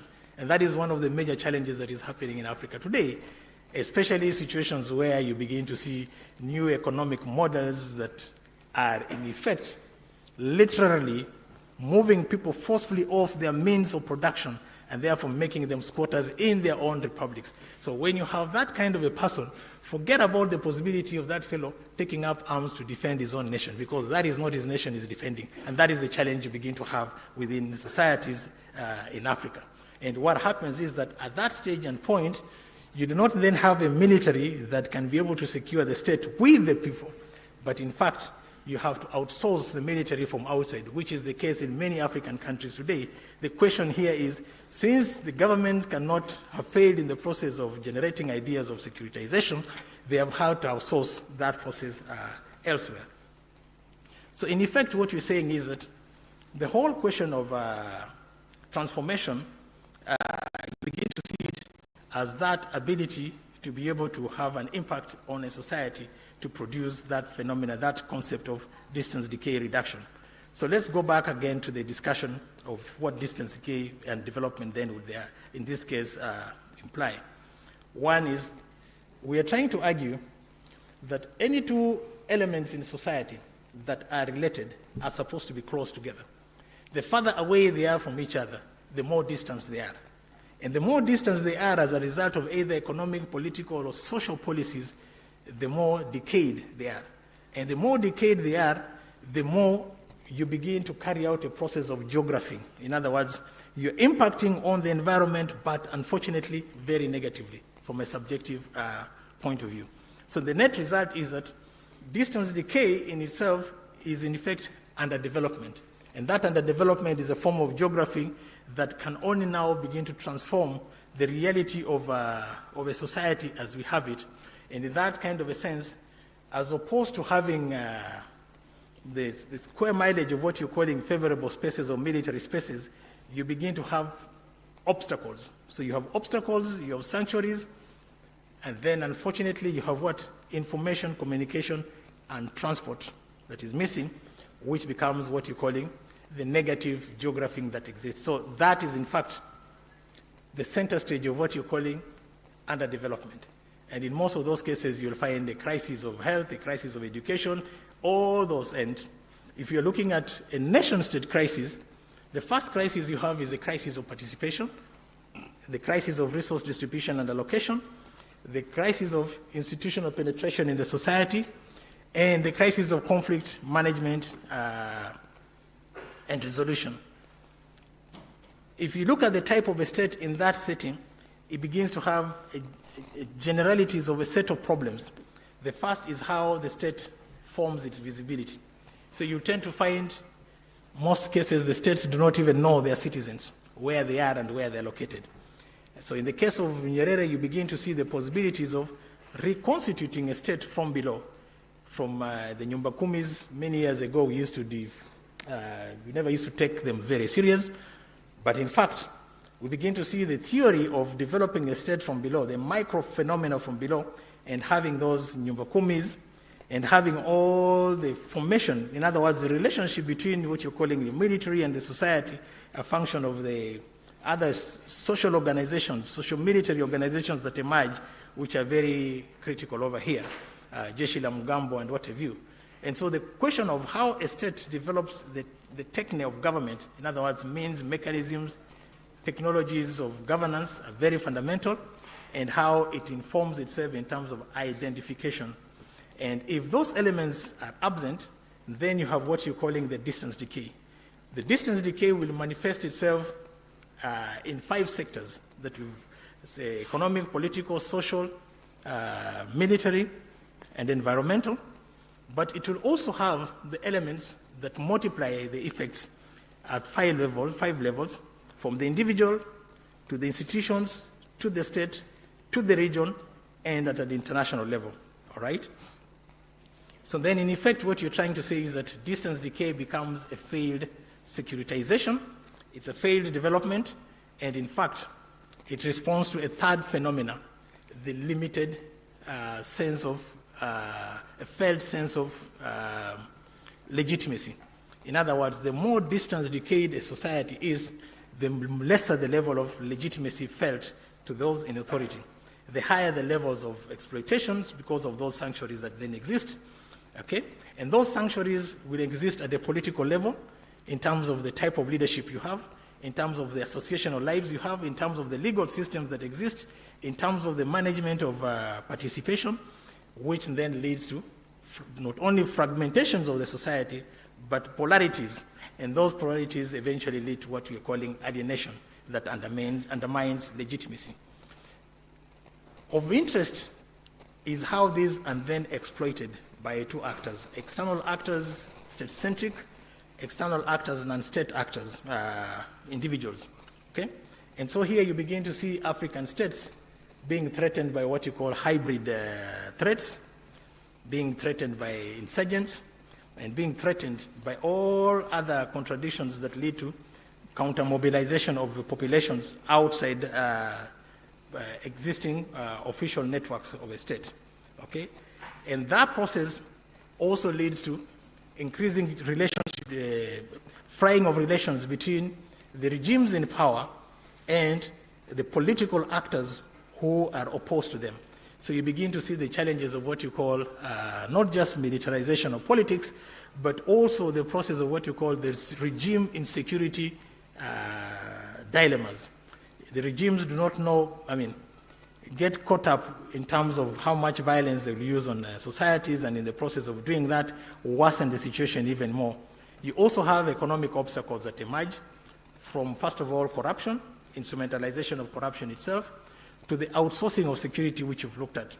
But more fundamentally, to the use of security systems. But in effect, what happens is that the political elite use those, they pocket the money. On the other hand, you also have inflated debts in terms of the disbursements. And then, of course, the third level of it is you also begin to have the same state actors outsourcing the same security which they are paying for, but which they're also extracting in the name of budget outlays within the state itself. So you begin to have a crisis of resource distribution and allocations, and then you begin to have a very interesting long phenomena of criminal activities and the hemorrhaging of the material base of the state itself. And that process, of course, leads to two elements. The hemorrhage is at the human capital level, a larger population that begins to what? To vote with their feet, they migrate. They would rather die in a up in the morning and decided they have free visas. How many people in Tanzania will? So 400,000 Africans went into exile in the US around between 2010 and 2016. And 1 million were exiled in Europe since 2010. So what you're trying to say is that there is a hemorrhage on the population, but there's also a hemorrhage on the mineral resources. And so what you're saying is the future doesn't look as promising as you want it to be unless you try to transform the situation as it is right now. So in the end, you'll also have social obstacles. The social obstacles become even more interesting. The alienation is more dangerous. It's as dangerous as individuals beginning to believe in some kind of dystopic thoughts, the likes of Mackenzie's in Kenya. These guys who wake up and they're either selling their mugs, they want to take you to heaven, that's where you want to go, fine, but before you go, you have to give them your kidneys, right? Also here in Tanzania, you had your Loliondo or those kind of things. So when fellows can't even go to normal hospitals and now you're going to drink some very funny, interesting things from concoctions made by somebody who last washed his hands, I don't know when, then you realize you're very seriously being endangered over here, especially for the state over here. So what you're trying to say is that the social obstacles also create sanctuaries, and it's those kind of sanctuaries, the focus. So the focus will enter into your forces and they will generate the dynamics we are beginning to see, which we shall be coming to in a very short while over here. The physical obstacles, the sanctuaries are there. You're talking about infrastructure. You're talking about not just infrastructure, especially communication and transport. So if you lived in East Africa in the 70s, you had East African telephones. Right now you have something you call mobile phones. I don't know how mobile phones are very useful when it comes to questions of emergencies and whatever, because you have uprooted all the telephones and whatever. It's only in Africa where this kind of behavior is encouraged. So the net result over here is that you have a very serious challenge that then happens in terms of the state itself, and the state begins to experience new modes of violence, organized, secular type, and organized, non-secular kind of a type. So you have organized and also organic networks, and among the organized networks, you may have criminal networks that are basically interested in predation.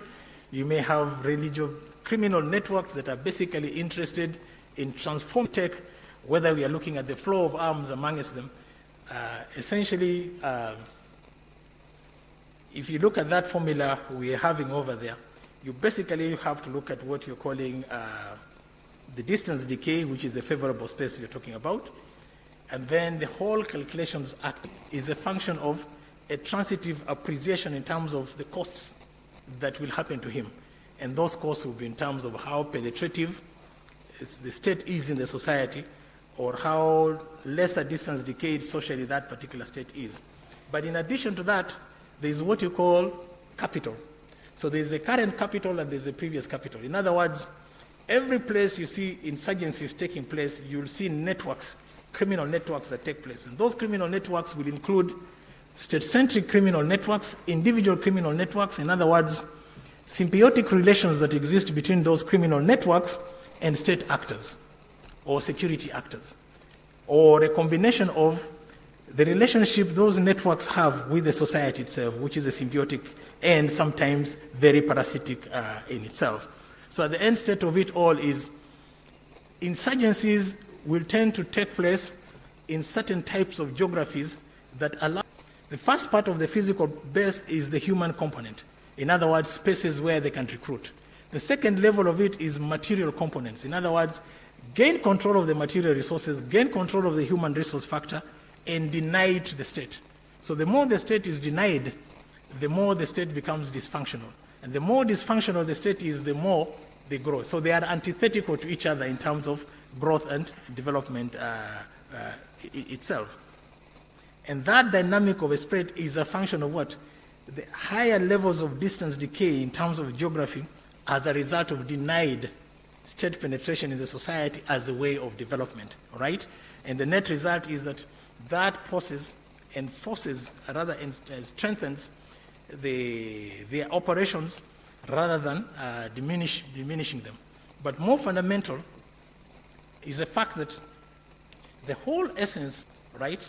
The first, of course, is the military. And the second is the population. And the third is the government. So the government sets the purpose of the law, the purpose of the reason for war, and it provides resources. The population has its own dynamics, from enmity to hostilities to passion. The military itself will grapple with the question of fog, fiction, and chance. This phenomena is also similar to non-state actors, especially insurgents. So insurgents like jiggers will first of all insert themselves at two levels, in the population and in the geography of the population, right? And so it begins to eat the society from below, and as it does, it maximizes on what you're calling the obstacles that exist in that society as a result of the absentee father in the name of the state. The next result is what? Increasingly, the state is not only open to possibilities of subversion, but also to hybrid wars themselves. And the combination of the three, the hybrid wars, leads it to that ability of those actors to be able to synchronize the operations across all the power elements of the state: military, economic, political, social, and information. And more importantly, is the very basic fact that they can manipulate all those sectors to be able to achieve those strategic effects they want to have. So very quickly, if we look at the geography of non-state actors, in other words, armed insurgencies like Al-Qaeda, ISIS, have their own idea of a geography. So they are also involved in trying to map up, to create their own geography that is anti the very existing of a state. So if you look at their geography right now, you can see very clearly where they're going. That geography is not different from the geography that was set up by other scholars who look at that particular area of Africa and Central America as basically the core. As basically the non-integrating core. So the effect of the non-integrating core for Barnett is how the U.S. will respond to those dynamics by sending in a small footprint of soldiers to deal with situations or work with a few African states to deal with the challenges of security. But in effect, what you're trying to say is that other than that, realities, whether it is drugs, whether it is illegal immigration, whether it's cocaine and all that, or whether it is basically movement of minerals and what have you, minerals, the Wagners of this world, or whether it's basically the question of trying to maximize on the resources available in the state. So if you look at the map on your left, you see the case of the spread. So the fundamental dynamic for you to appreciate over here is how what you call the forces, the focus move. So a focal will be a unit, a group of people who will begin the process. They can begin the process. Let's take an example of Somalia. The focal in Somalia will insert itself in a favorable ground over there where the government is non-existent. It will spread there. So from there, you see the groups that emerged in Kenya. From Kenya, you saw the groups that emerged in Tanzania. Here, from here, you saw them in Mozambique. You saw them in Mozambique. And now you can see them in the DRC. So if you look at the East African map, you can see a process of encirclement that is taking place on the fringes, on the margins. But the common denominator here is whether it is Al-Qaeda, sorry, whether it is the ISIS West African, ISIS branch in Central Africa, in this case the DRC, the DRC region, the Eastern DRC, or the ISIS branch in Mozambique, the common denominator is they have resources that have to sustain them.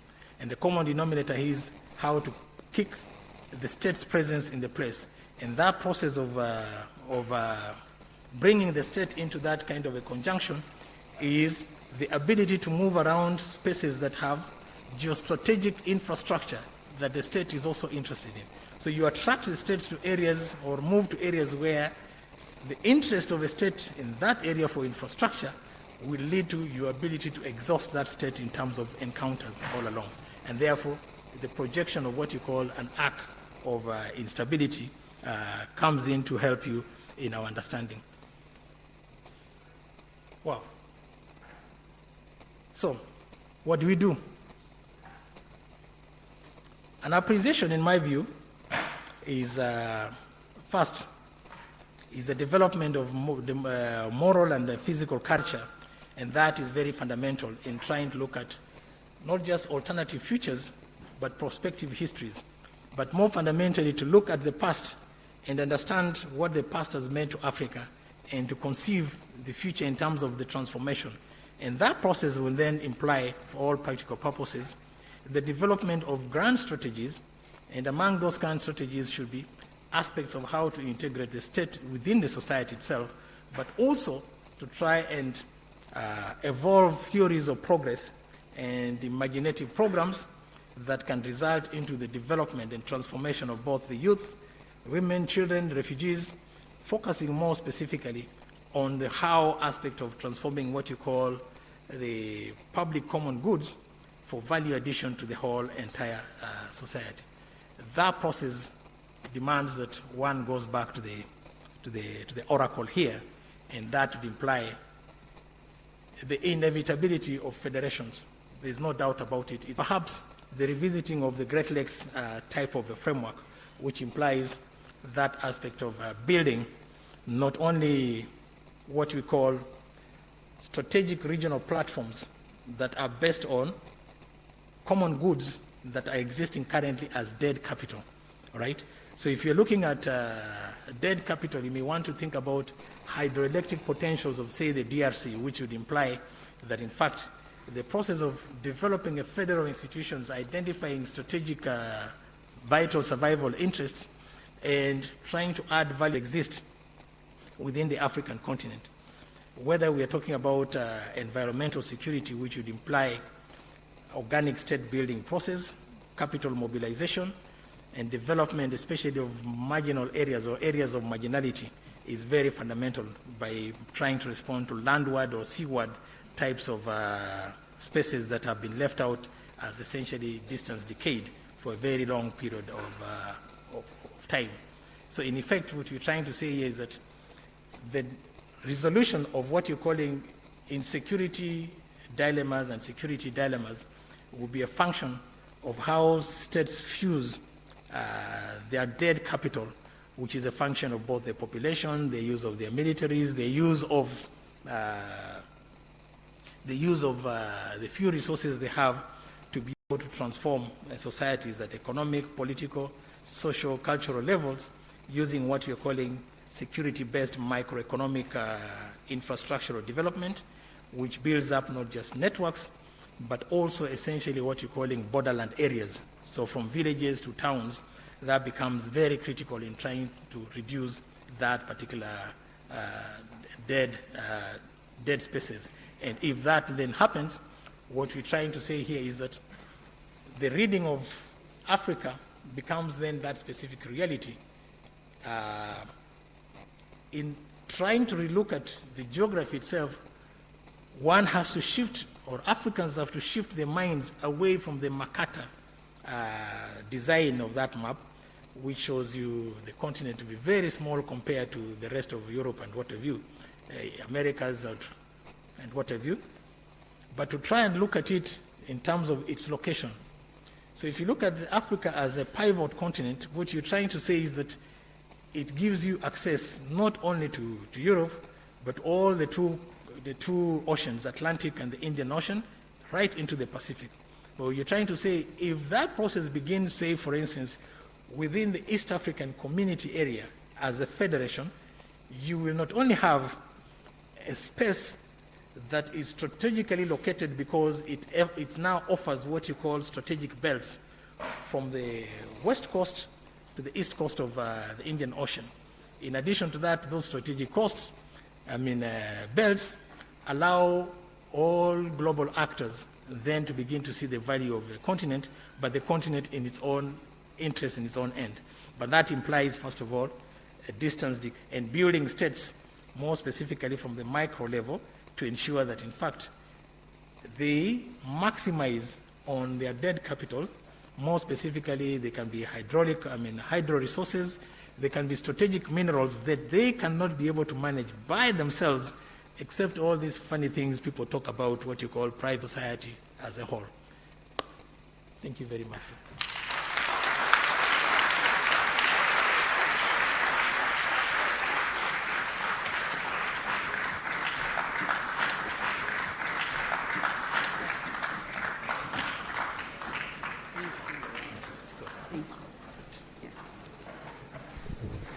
Thank you very much. Let's give him another hand of applause, please. You can sit and continue.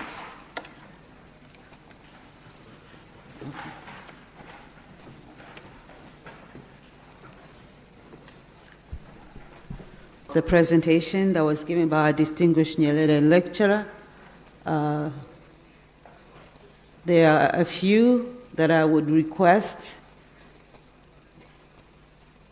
to, our discussion, please, and let's do it let's have 15 minutes because we are behind schedule, so burning questions, please, please take over.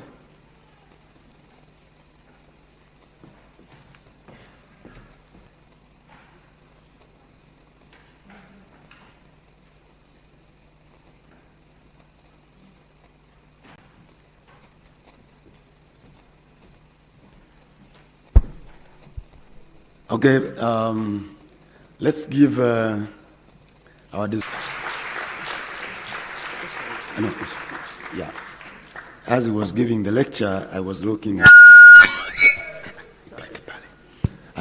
at the principal of my College of Social Sciences, Professor Noe.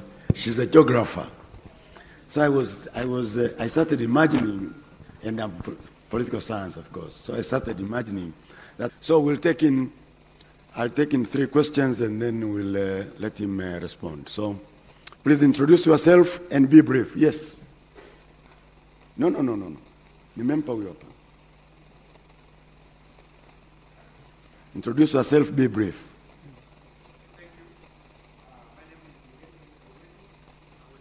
He told them when they presented to him their NRM, and he told them that we have a very good one, more than theirs. Do we have a lady? Wapi? By the way, you can ask questions in Kiswahili if you want. Thank you, Professor, for the lecture. My name is Diana Kamara. I'm from Makerere University.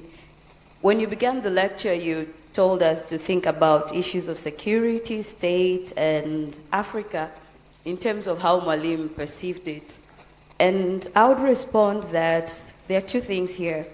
The first thing is that Tanzania was among the hosts of the liberation movement in Southern Africa. But what have we become today?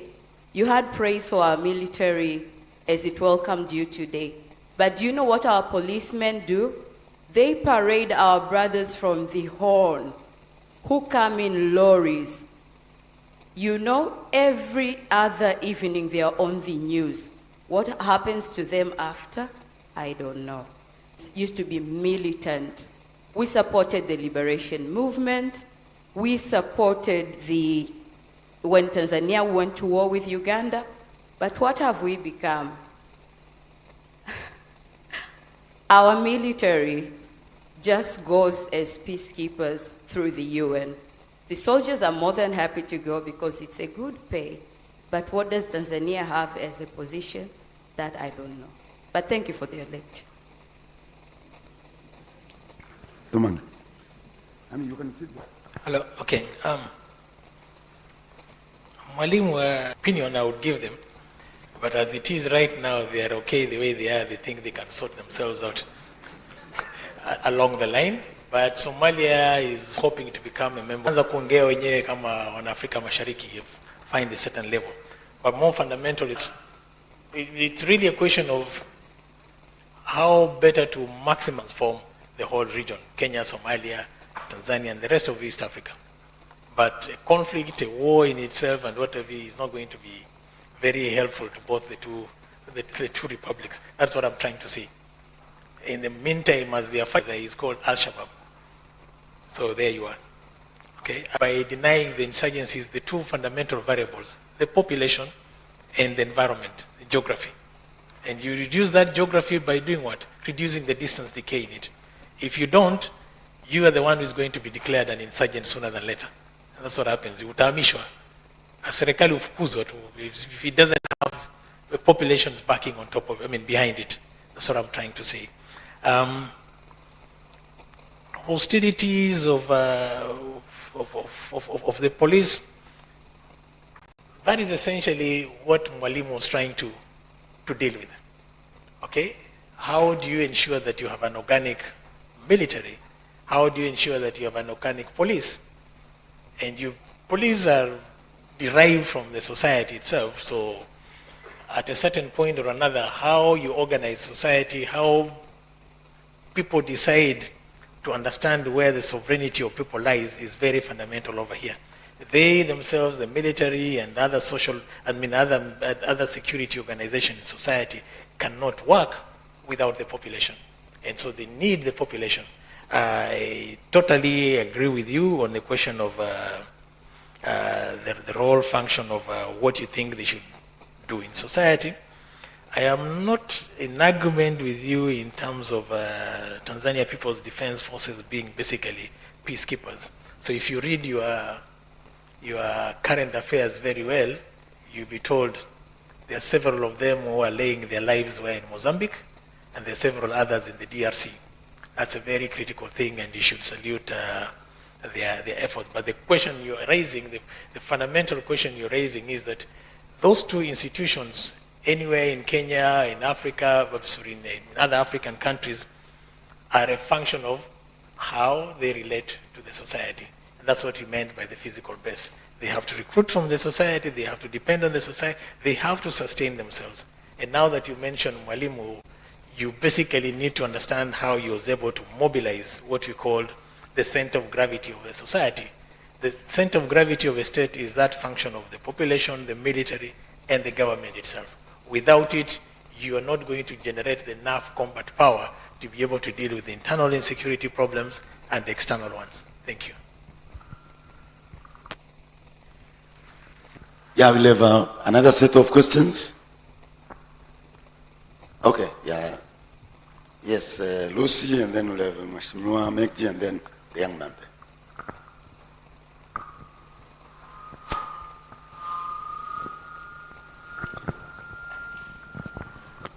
Asante Profesa, ninaitwa Lucy Shule kutoka Chuo cha Taifa cha Ulinzi. Thank you so much for your quite insightful lecture, which has traversed across disciplines. But I would wish to hear your reflections on how would you map up the Middle East vis-a-vis what is happening to the rest of Africa, as in one way or the other has been informing what is happening in Mozambique and other parts of Africa. Thank you, Professor.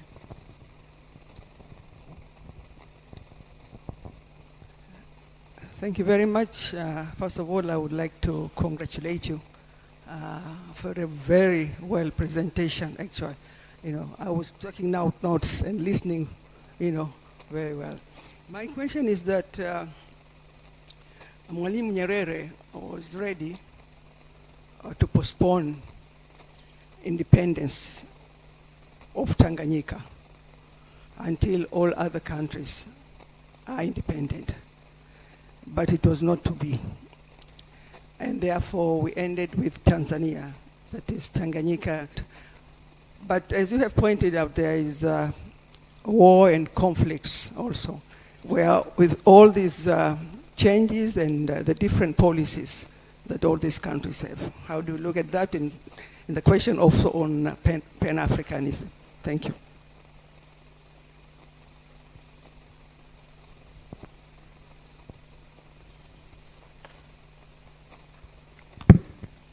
Thank you, Professor, for your Dar es Salaam. I was doing my bachelor degree. This 1990s have been affected largely the peace and security in Africa or largely in the world. Thank you.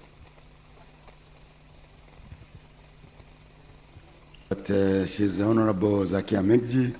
She's a graduate of this university in 1971. Karibu sana. Bishop Bagonza, please.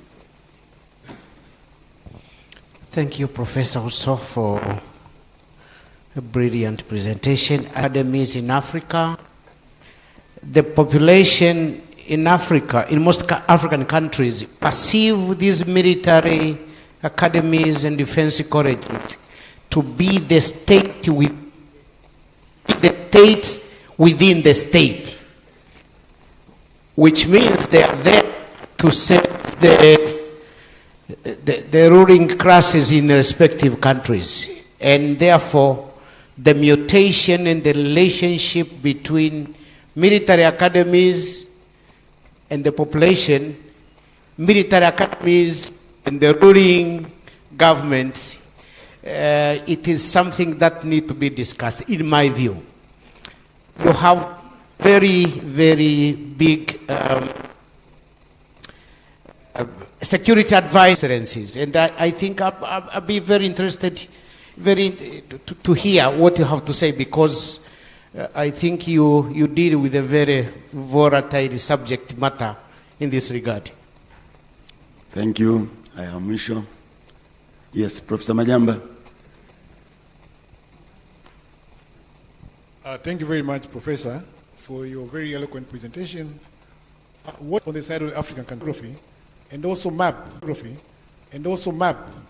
their concept of democratization, security, and development in their mindset, not in the mindset of Pan-Africanism. This discussion does not feature in your presentation at all. What efforts are being made by African states to ensure that they achieve Pan-Africanism, and what is the role of these actors who are there out there clearly to thwart this effort? We have examples in Libya. We now see Kagame coming up and others, and they're being submerged by these neo-colonist countries in the new world order. This doesn't feature at all. I'm very surprised about that. Thank you. Okay, that's Professor Majamba, until last year, Dean Faculty of Law. Thank you very much for the questions. They're very pertinent. There was a question on civil military relations and national security. Of course, like I mentioned, it goes without saying. Civil military relations are also about the way you demystify the gun. You see, militaries will reach a point where they have to reinsert themselves in the society. The police, the same thing. The fundamental question is that one of always whether the society is prepared to accommodate them and all that. So that issue comes in. And so how the society is also trained and organized to defend itself and demystify the gun is very fundamental. And this is an effort that was begun here in Tanzania, but later on was borrowed up, whether you go to Uganda and Rwanda, you see all those type of dynamics to ensure that you democratize the ability of defense, which is a common good for each and every person within a given society. The second aspect of it, in terms of the types of organizational frameworks that exist, we used to have here, there was Jeshi la Mugambo and all that. So the bottom line of everything here is that it is also important that one understands one of the fundamental challenges where the process of militarization is also not well captured or mediated in a society. And in most cases in Africa, as is the case of what is happening in Russia right now, is the cases where groups, one way or another associated with a bunch of elites, set up their own parallel military structures. And those can be very, very destructive to the society, as the case of what is happening in Sudan. But all of them have something to do with what? The subjective culture, security culture that drives the political elite, the bureaucratic security elite, in or within the state, and therefore losing out the whole essence and purpose as to why the state exists. So in this particular sense, the challenge comes in when they literally take that assumption of the creation of the Leviathan to be themselves. Creation of the Leviathan to be themselves. So they think people exist to serve them, not even the state, but yet the state is the collectivity of those four elements. In other words, the mutuality and the mutually reinforcing logic of the population, the sovereignty of that population, the structures that emerge on the territory itself, and the government as being one and the same is very fundamental over here with respect to civil-military relations. Bishop, you're asking a very pertinent question. I think I would flip the question the other way around and to perhaps ask you to imagine a case of a bunch of armed men that have very little bit of theory of state and theory of the military itself. Then you'll have a very dangerous kind of situations. Strategic institutions, especially national defense colleges, defense staff colleges, and what have you, in my view, are playing a very fundamental role. First of all, in transforming the minds of those military leaders and all the other actors of the state who go there. You will basically notice that, for instance, they are taught units of courses on what you call armed conflict, law of the armed conflict and what have you. So they understand very clearly the consequences of what a gun is all about and how you should use that particular gun. So you have, first of all, colleges at tactical level, operational level, and the strategic level. Now, I think what is of interest for you is the reluctance for most bureaucrats, especially security bureaucrats, to respond innovatively and create securitizing institutions, especially grand strategic institutions, what you call a national security council.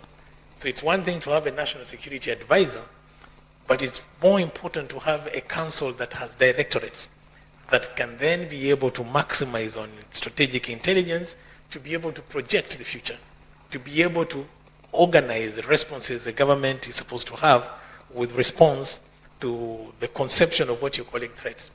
And so that plus the development of grand strategies is very critical. Policies of national security and more specifically their way of projecting the future, which allows insight, foresight, and oversight in terms of those institutions is important.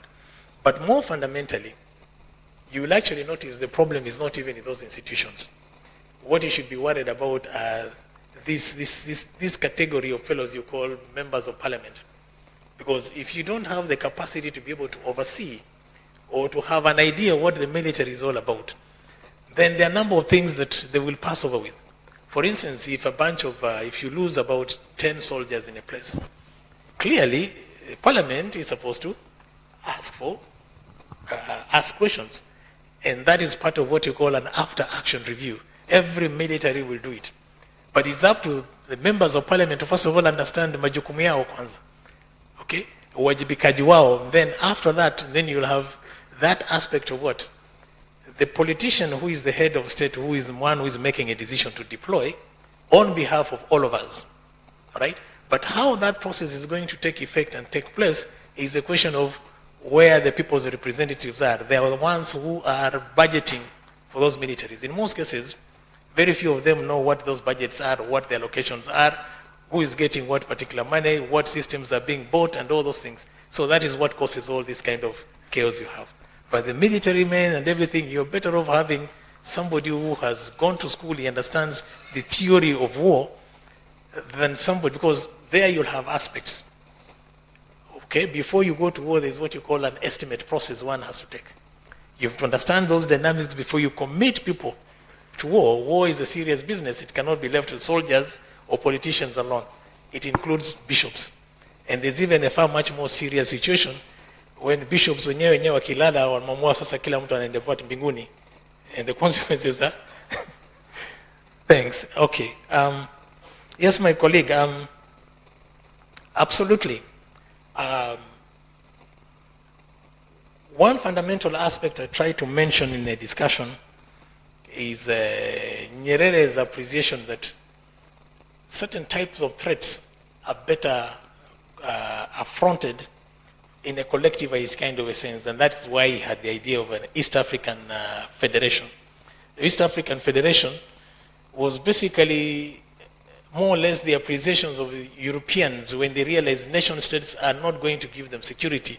They're in fact giving them insecurity. And so they created not just the European Union, but they also decided to join NATO and created an enemy. So they unified themselves at the level of security, at the level of economic development. The problem in Africa, and you're right, I skipped that in the presentation, is the responses to, first of all, strategic threats.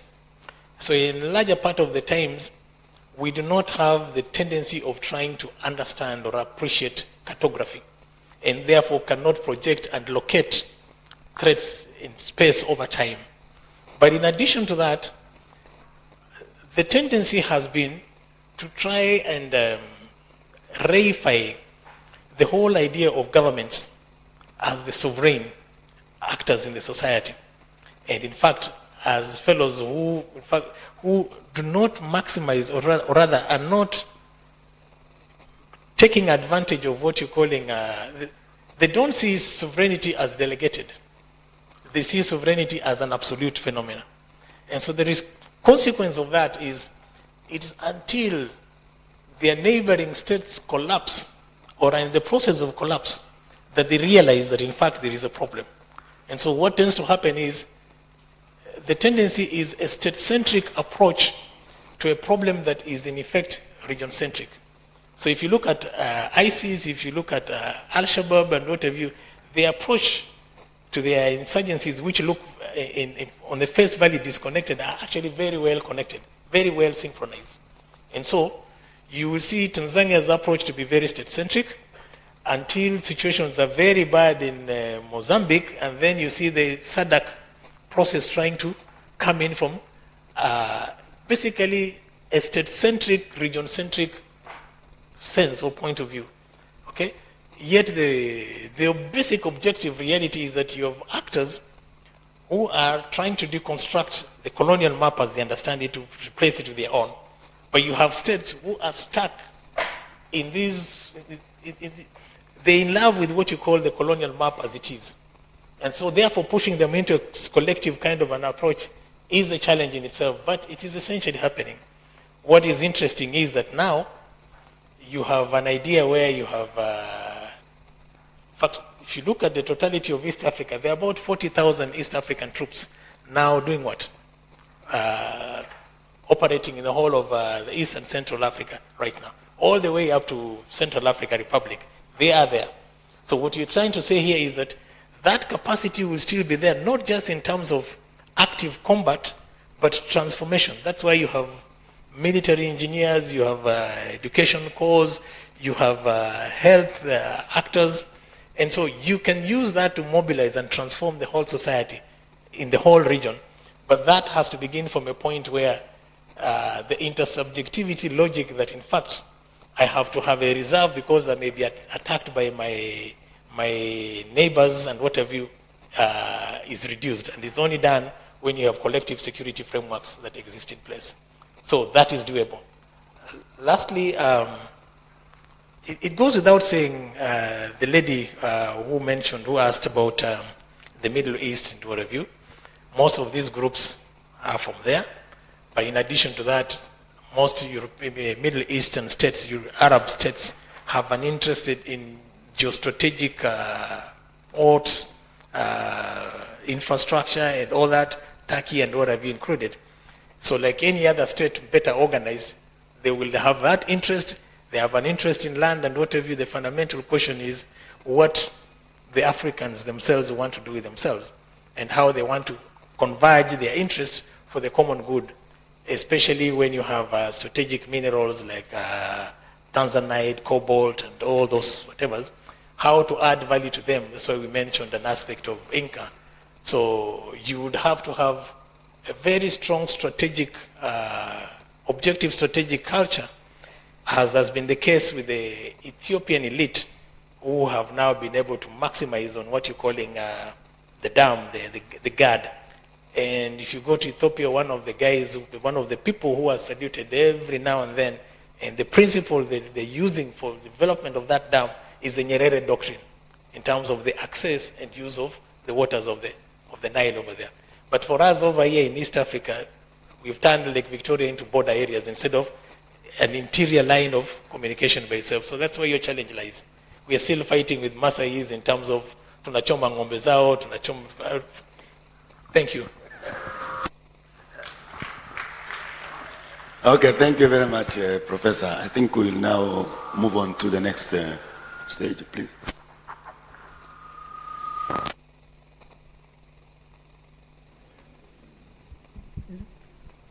Okay.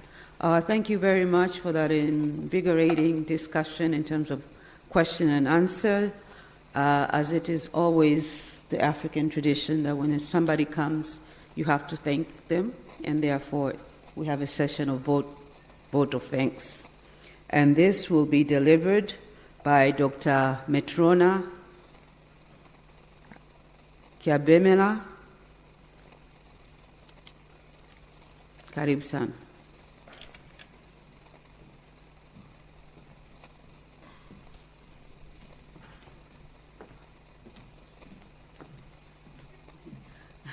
After the vote of thanks, you will also ask the distinguished lecturer to a book launch. Thank you. Okay, thank you. Representative of Vice Chancellor of the University of Dar es Salaam, Professor Nelson Boniface, our distinguished Dean Nyerere Lecturer of 2023, Professor Msayambi Katumanga, Mwalimu Nyerere Professor Rwekaza Mkandala, Representative of Executive Director Haki Elim, Mr. Richard Mabala, leaders of political parties, principal, deans, directors and heads of departments, professors and the members of the academia and the students, members of University of Dar es Salaam community, distinguished guests, good afternoon. Today, as we continue to contemplate this enlightening lecture, I'd like to extend my sincere gratitude to all of you for your presence and active participation. The lecture presented on distance decay as geographic development and the realities of security politics in Africa has sparked incisive discussions and reflections on the crucial topic of security in Africa. I would like to express my appreciation to the distinguished Nyerere lecturer, Professor Msambai Katumanga, for thought-provoking lecture and its contribution to our understanding of the complex dynamics between geography, security, and development. The lecturer, drawing upon the rich history of Africa, has been able to contemplate the implications of strategic culture and the geography on national security in the continent. The lecture has highlighted the importance of strategic geography and the reduction of distance decay in fostering development and security. The notion of constructing superstates with developed citizenry, strategic depth, and sovereignty resonates as a potential path towards a secure and a viable Africa. The challenges identified in the lecture, such as geoeconomic and strategic contestation over area access, area denial, localizing regionalized global networks, dilemmas of strategic culture, regionalized global networks, and creating organic military so that to reduce distance decay, call for corrective efforts and long-term planning for African development. I also extend my gratitude to all of participants for fruitful discussions and the insights on this lecture. Your diverse perspectives and the contributions have enriched the conversations and provided valuable perspectives on the trajectory of security in Africa. Your active involvement is crucial in shaping the future and ensuring the security and the well-being of the continent. In conclusion, I would request you to carry forward the knowledge gained through this lecture and work together to secure prosperous and resilient Africa. Thank you very much, and I would like to welcome our distinguished Nyerere Lecturer of 2023 for a book launch. You are welcome, Professor Katumanga.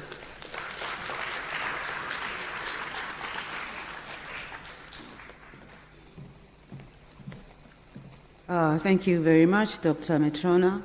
Now we are going into the book launch. I would like to request the presence of Professor Luoga, who was last year's distinguished lecturer, as well as our former Bank of Tanzania. I would like you to welcome to the launching of our books. Richard Mabala,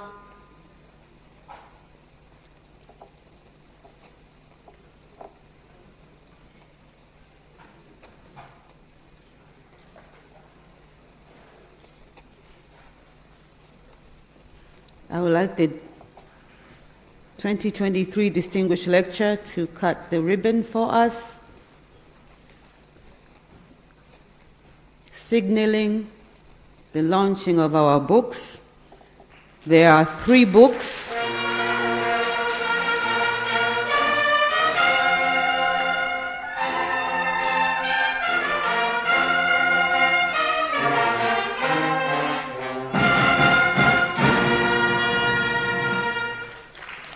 We have 3 books.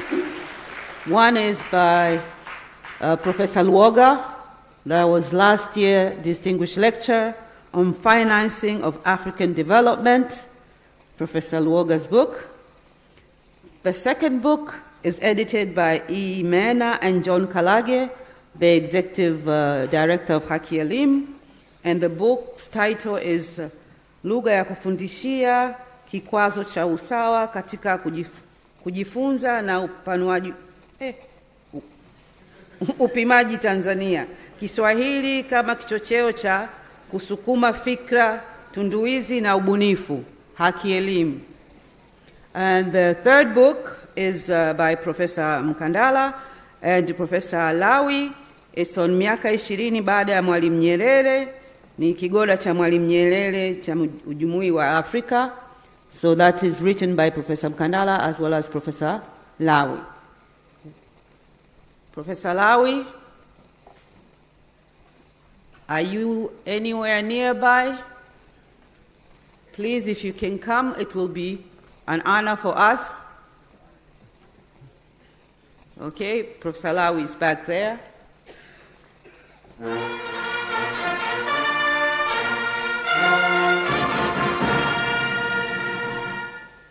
Thank you very much. We're going to have a picture with all the members. And each one will be provided with some books.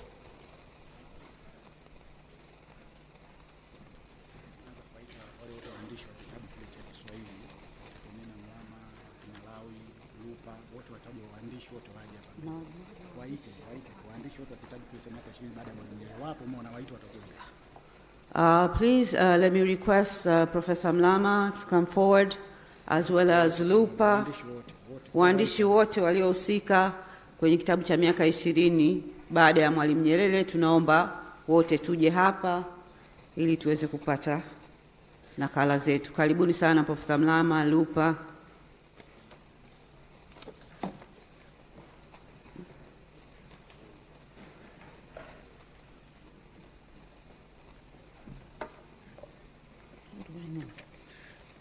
Wote waliohusika tafadhali naomba.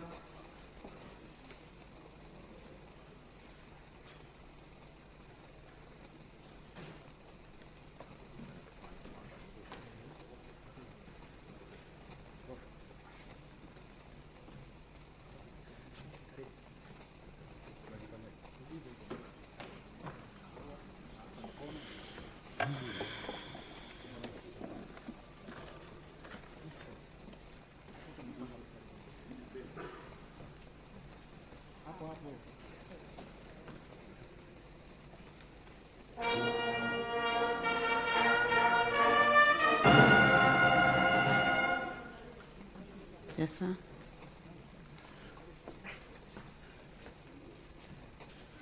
Naomba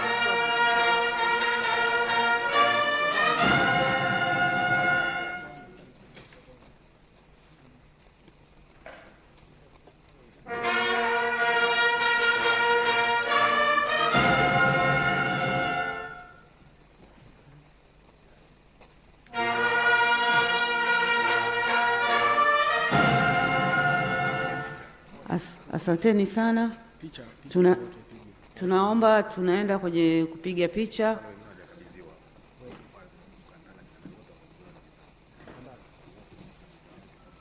Naomba wapiga picha tujiandae. Tukipiga picha, naomba tuanze na hii meza kuu iliyopo hapa. Wakati tunaendelea na picha, naomba idara ya Creative Arts tuje na wimbo ambayo conductor anayeongoza ni Mwalimu Sanga. Karibuni sana.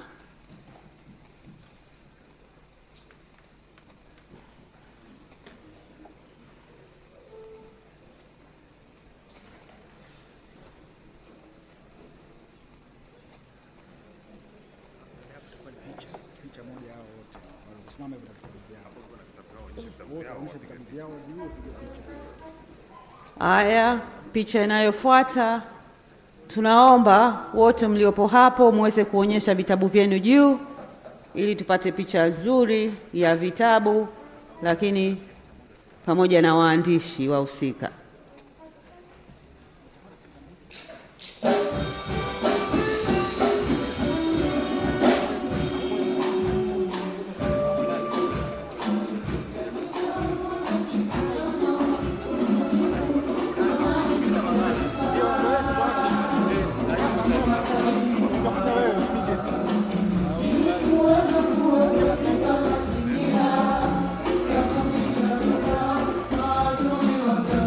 Asanteni sana. Naomba waandishi turudi kwenye nafasi zetu. Tunaomba waandishi turudi kwenye nafasi zetu. Tutaanja masuala ya picha.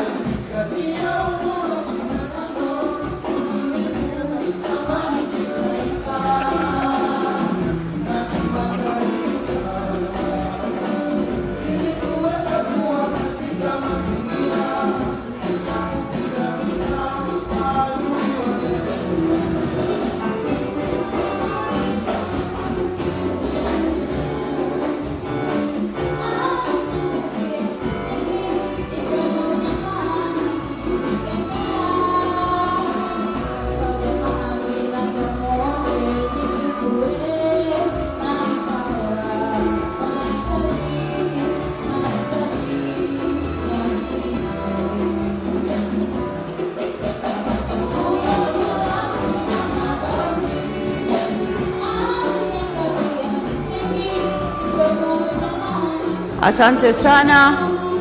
Asante sana. Picha inayofuata tunaomba former Vigodas as well as former distinguished lecturers. Tunaomba wote tupande hapa juu tupate picha ya pamoja. Distinguished lecturer, past and present. Chair of Kigoda, past and present. Let's have a picture, please. After that picture, we'll have a picture with keynote speakers, as well as paper presenters and a panel of chairs. Professor Luoga.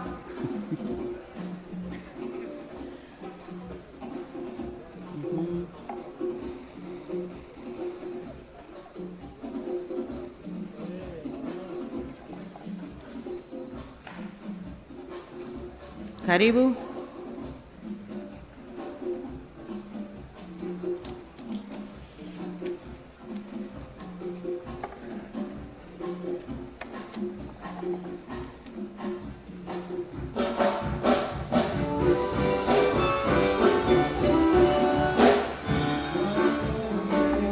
Thank you. Thank you. The next picture is of our honorable members of the Presidential Task Force on Democratization. Please, naombeni tuje tupate picha ya pamoja. Task Force, karibuni sana.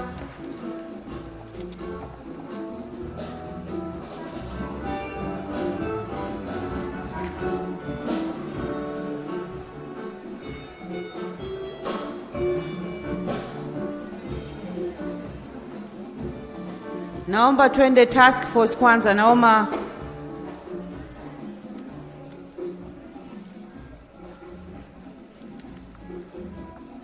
task force, karibu.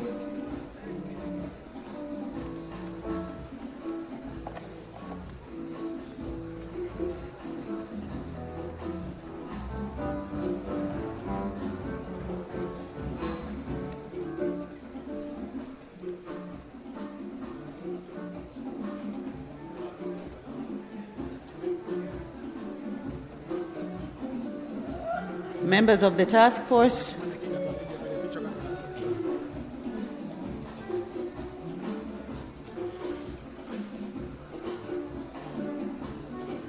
Thank you very much.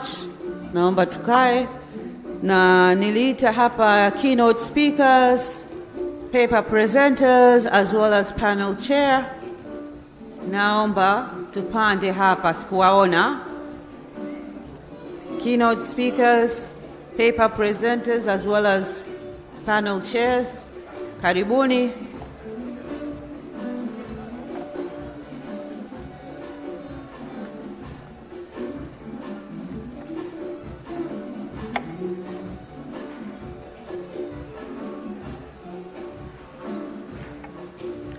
Wakitoka haa, tutakuwa na clergies, political parties na civil society leaders. Tutaunganika kwa pamoja.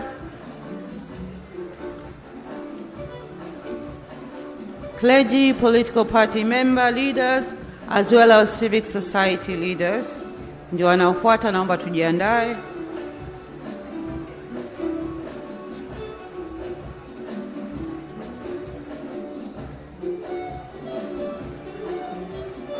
Asanteni sana. Hao ndio keynote speaker, presenter na chair takao kuwa nao kwa siku hizi mbili. Naomba basi wafuatao ambao tumesema ni clergy, political leaders na community service organization, viongozi, naomba tupande juu na tupate picha yetu pamoja.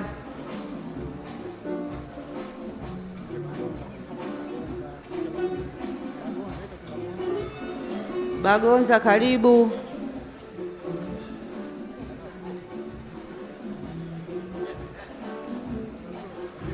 Karibu.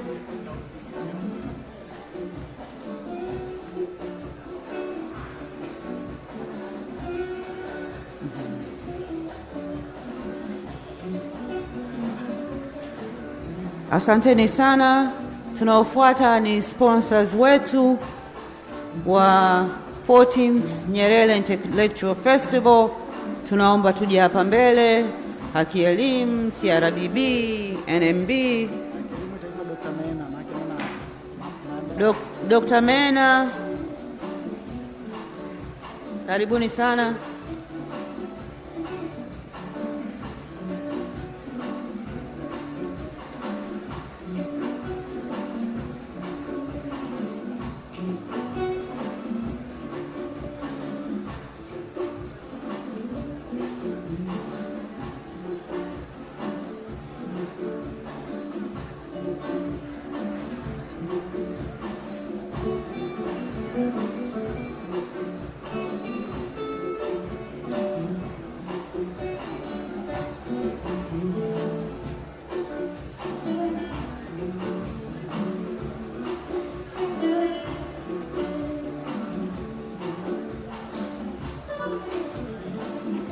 Asanteni sana. Tunaenda kwa academic leaders from the University of Dar es Salaam as well as outside the University of Dar es Salaam, and former and present DVCs, VCs, principals, deans, directors from the University of Dar es Salaam as well as outside of Dar es Salaam.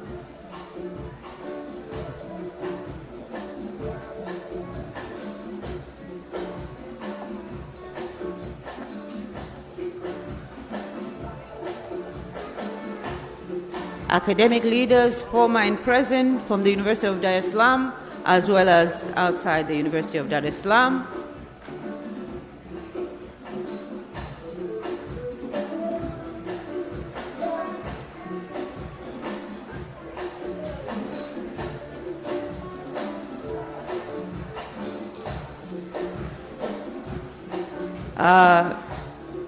Professor Noe, I think this picture also involves you, deans, principals, and directors of the University of Dar es Salaam, as well as those outside the University of Dar es Salaam.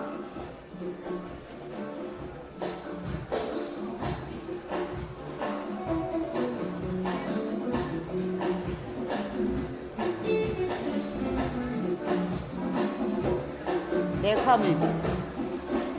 Karibuni.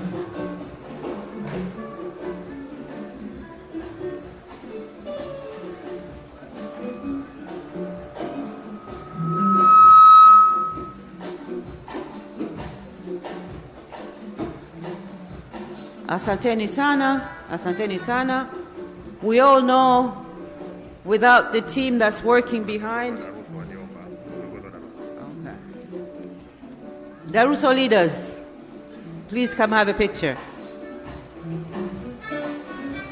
Daruso leaders. Hey.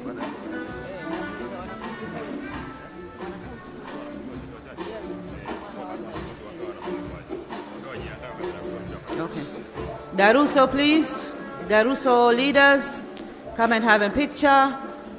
And we would like to recognize our students from secondary school.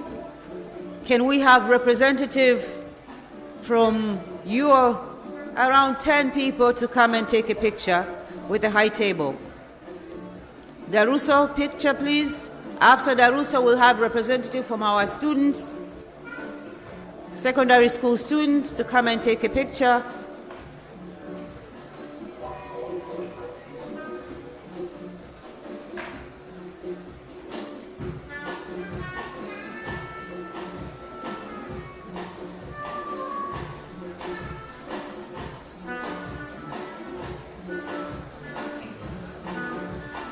Thank you, Daruso leaders. Now I welcome students to take a picture with the high table, secondary school students from the different schools that are represented here.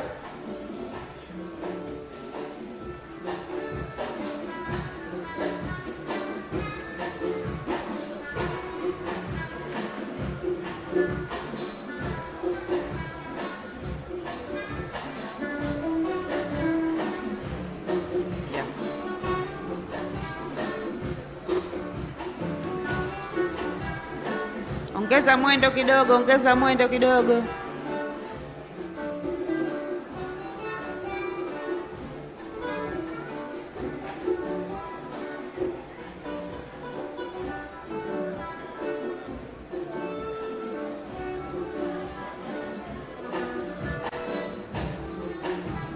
Okay. Thank you very much, representative of our secondary school students. Last but not least, you know, if everything went well, we say thank you to those who organize this committee. If it doesn't, we also inform them. So I would like you to recognize and appreciate the organizing committee for the job well done. Please let's have a picture for the organizing committee.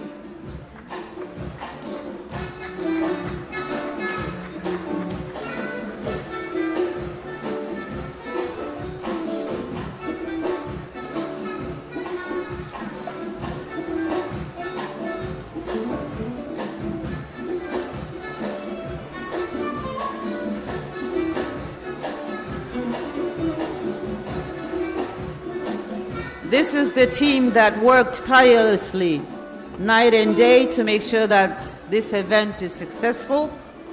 We thank you for all the hard work that you have done, being up till 1, 2 a.m. to make sure everything is in order. It's a hard-working team.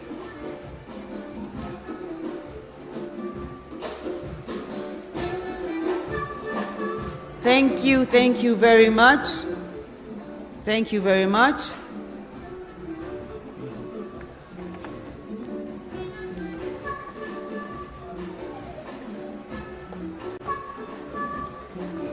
Okay, right now we are going to our first keynote presentation.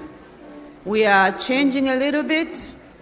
The one that is stated here in terms of African state sovereignty at bay, this will come later.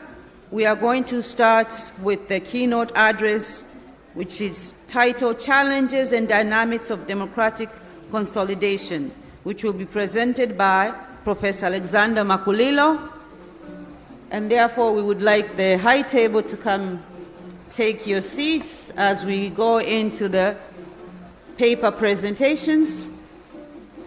Dr. Makulilo will take over, but I also have to note the chairperson of this next session is Honorable Ambassador Amina Salum Ali, who will take us through. We'll also have a presentation by Professor Lynn Osome. We'll also have presentation from Dr. Lupa Ramadhani. Dr. Osome's is Challenges and Dynamics of Incomplete Decolonization, whereby Dr. Lupa Ramadhani's presentation is on Return of the Military and the Future of African Democratization. Okay. I would like to request the chair, Honorable Ambassador Amina, to come forward.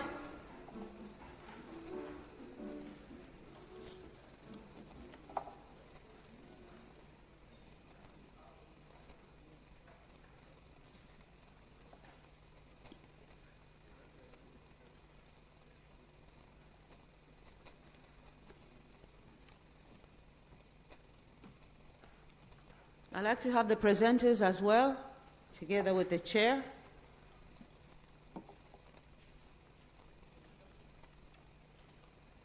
And thereafter, we'll have an enlightening discussion of what was presented.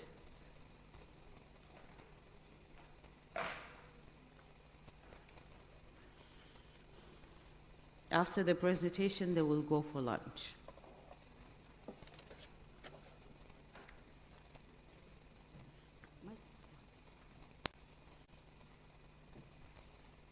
I'll leave the floor to the chair. Karibu sana, Honorable Ambassador.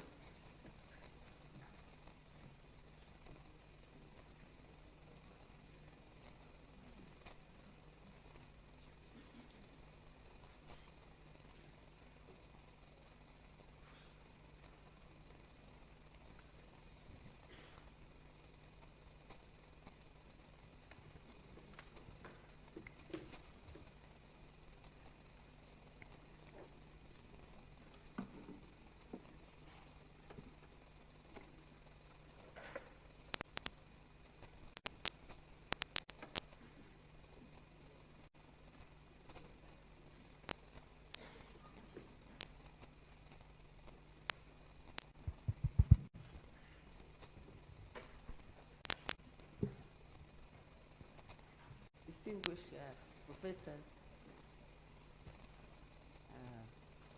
Mwalimu Nyerere lecturer, distinguished other professors, member of the academia,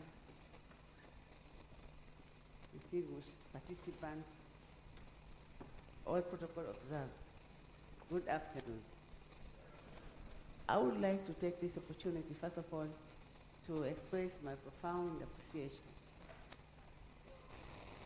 to be asked to go chair this session, and my appreciation goes to the leaders and the organizing committee of this year's ceremonies. I am humbled to be here today, and the reason because I am a believer of Pan-Africanism, but also I practice Pan-Africanism in my daily life. I've been working in the various sectors in the government, both Zanzibar and Tanzania. Also, I spent over 10 years working, representing Africa through African Union Mission to the state. Therefore, most of the issues that have been discussed today, and I would like to really express my congratulation to the professor for his presentation that paved the way for our session this time. Now today we have a keynote address speaker who is Professor Mwalimu, who is my best friend and my brother. We've been working for the last 2 years in the task force. And Dr. Lupa, he is also pronounced professor. They would all speak on different issues. Professor Mkulilo will talk on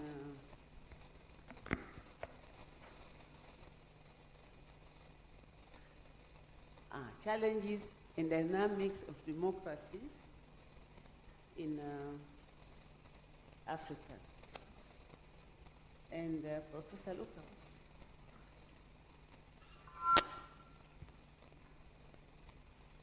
Professor Lupa will be talking on the return of the military and the future of African democratization. Now, these are topics which are very, very important and pertinent to the current situation in only Africa, but in our individual states. In the sense that we are passing through a phase when there is a new paradigm shift or paradigm, in the sense that after the Russia and Ukraine war, it has emerged a situation that was not like this before. And it reminds a continent like states like and continent like Africa to rethink of your political position and our inclination and direction. In a sense, now we are asked to join either East or West, and that forced the emerging of what we call non-aligned states. I'm saying this because this has an impact on the Pan-Africanism, because there are a lot of, we have seen before how we behave as Africa, how we take decisions as Africa, and the decisions is impacted, some negatively and some positively. And why I raise this issue, because I believe my presenter, Professor Mkulilo and Professor Lupa will discuss thoroughly on these issues. Also, I want to talk about the issue of peace and security a little bit, just to introduce this so that our colleague here will be able to go in detail and also to enable the member to be able to ask questions. Briefly, as Africa, we've done a lot in preparing for this situation. If you look at the African Union Peace and Security Architecture, there is a number of instruments, and there's a number of lot of decisions that have been taken for both our regional blocs, as well as how to deal with our partners who are supporting us in this situation. But as you say, as Professor said, the issues that confront us, emergencies of militarism, issues of insurgencies, and a lot of other issues already spoken. Now there are questions that we need to ask ourselves, and they will, I'm sure they will touch on those questions. The first question is our constitution, the constitutions, and then the issue of Pan-Africanism, and whether the instrument that we have worked, and why we take a decision when we delay to take a decision when the situation arises, when we need to do immediately and to take action. And the lastly is, what is the future of democracy in this situation? Future of our countries in terms of development, in terms of bringing cohesion in our cultural institution and our own individual institutions. Therefore, I would like to start first to ask Professor Mwalimu to present a keynote address, and then followed by Professor Lupa. Then we'll have time to raise questions, to also debate, and to also to provide some sort of acknowledgement or as issues that we need to be given some sort of information, and that will lead you in the future. So, Professor Mwalimu, you are welcome.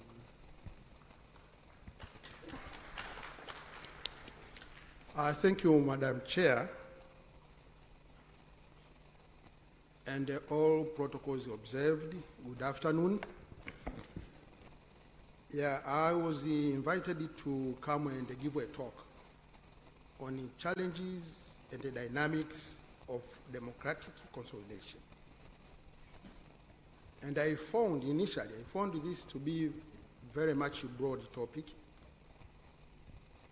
But when I read the invitation letter by Professor Mkandala and the concept note which was attached, it was very clear that I'm supposed to talk about this topic, limiting myself to Africa. And so I will focus on Africa.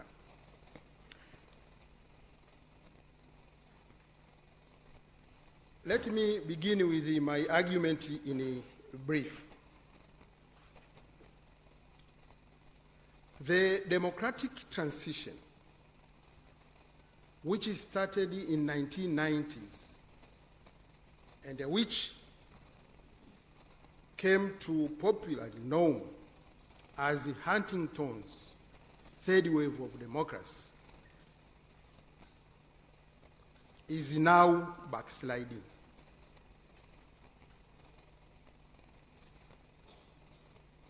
And authoritarianism is expanding. I was just reading a report this morning by the Freedom World Report of 2023, and it indicates clearly that this state of decline has been consistently for the past 17 years, meaning, therefore, that from 1990s up to present, which is almost 30 years, about 15 years, we were advancing as a continent in terms of democratization. But now, 17 years, we are in the state of decline. And this is a state globally. It's not only typical to Africa. Our colleagues in the Middle East, I think they are doing, the West, Latin America, Russia, and so forth. And so I want to just start by posing this as the first remark. And the second, which is related to the first one, is the democratic trajectories and outcomes after the democratic transition took place from 1990s to present has myriad impact and outcomes. And one of the dominant outcomes is the production of a hybrid regime, which of course other scholarships like Stephen Levis and Lucan Way, they call it competitive authoritarianism. And so I was asking myself, if we are going to talk about democratic consolidation, are we going to talk of hybrid regime or democratic regime? And this implies also that either the transition from non-democratic regimes to democracy was completed or it is still ongoing. I think we'll come to discuss that later on. And finally, democratic consolidation, which according to Giovanni Lins and Alfred Stepan,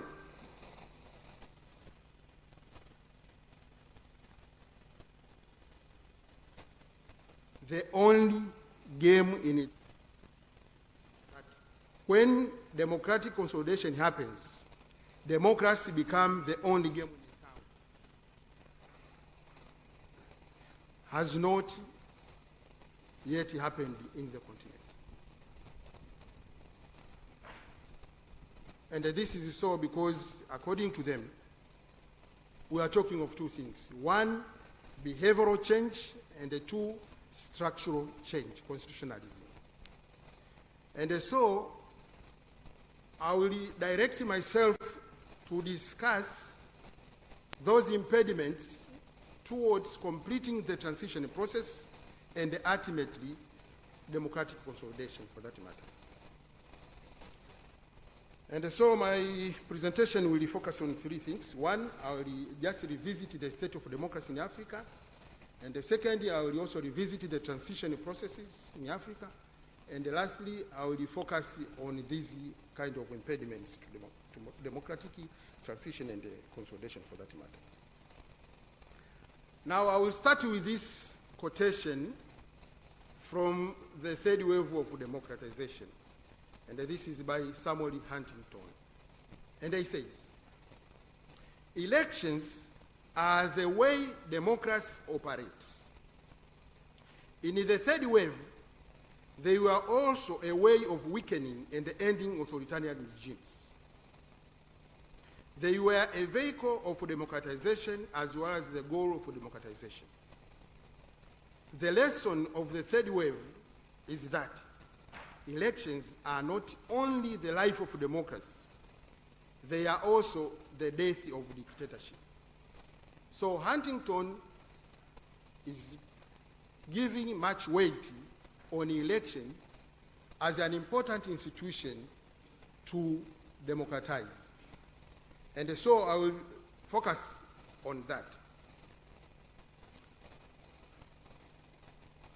But with one or two caveats. One, democracy is not synonymous to elections, but elections are just a part of democracy.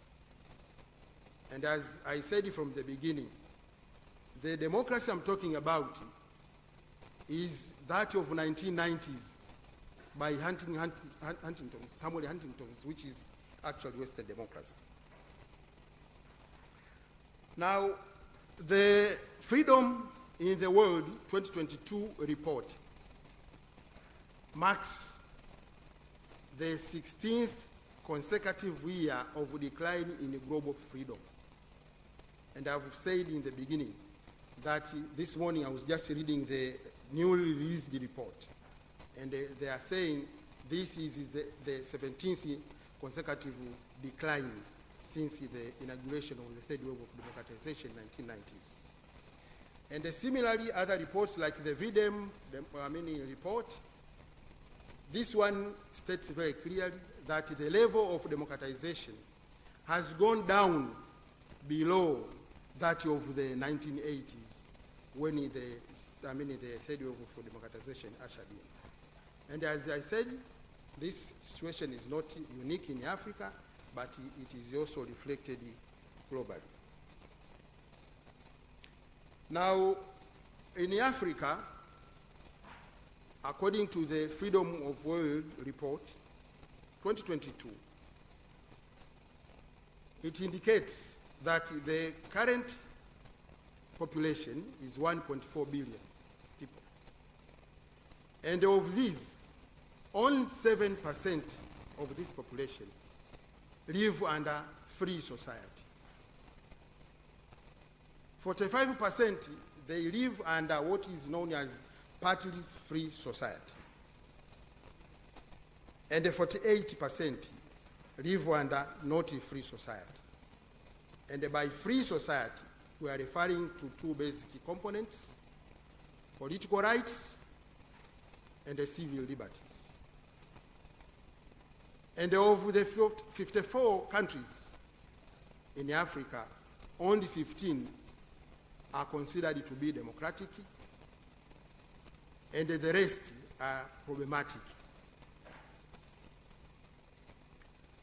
If you revisit the Africa's map of democracy, the free societies countries, at least according to this report, they are South Africa, Botswana, Namibia, and Ghana.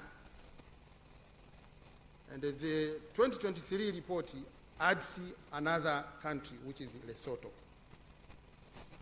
The rest, as you can see from the map, they are either partly free societies or not free at all. So this is the state of democracy.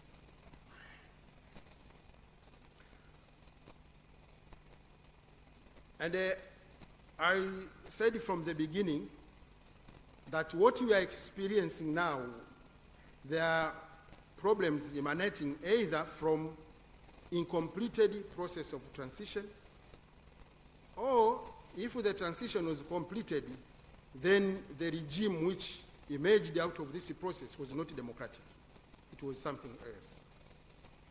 And so the change you are talking about basically involves two things. One, transition meant institutional changes. And by institutional changes, we are simply to relink the former authoritarian regimes from ruling parties. And the two, in terms of behavior, as Robert Dahl would argue, that if you want to establish democracy, you need to have in place democratic values. And so there must be behavioral changes. And this is, of course, very clear if also you revisit Almond and Weber, the argument of political culture. And so the trajectories of democracy and the outcomes are many. I've just listed some. One, regimes in Africa are described as competitive authoritarianism, ambiguous democracy, electoral democracy, hybrid regime, electoral authoritarianism, dominant parties, and so forth. Of the reports and the literatures I've surveyed, there is no one which is talking about democratic consolidation. And so there is a problem of transition in the first place. Because for the democratic consolidation to happen, the transition from non-democratic regime to democracy has to complete in the first place, and then consolidation might take place. I'm not trying to suggest that either authoritarianism or democratic regimes are permanent situations, but they are dynamic. And so it is possible for once established democracies to return into authoritarianism. And so if you revisit the current Freedom World Report of 2022, it is very clear that about 60 countries globally, they have gone to authoritarianism. And only 25 countries expanded to become democratic. So you can see the rate towards democracy and those towards autocratization. And so the trajectories I've just mentioned indicate that there is a problem of democracy. Now, what has been the outcomes?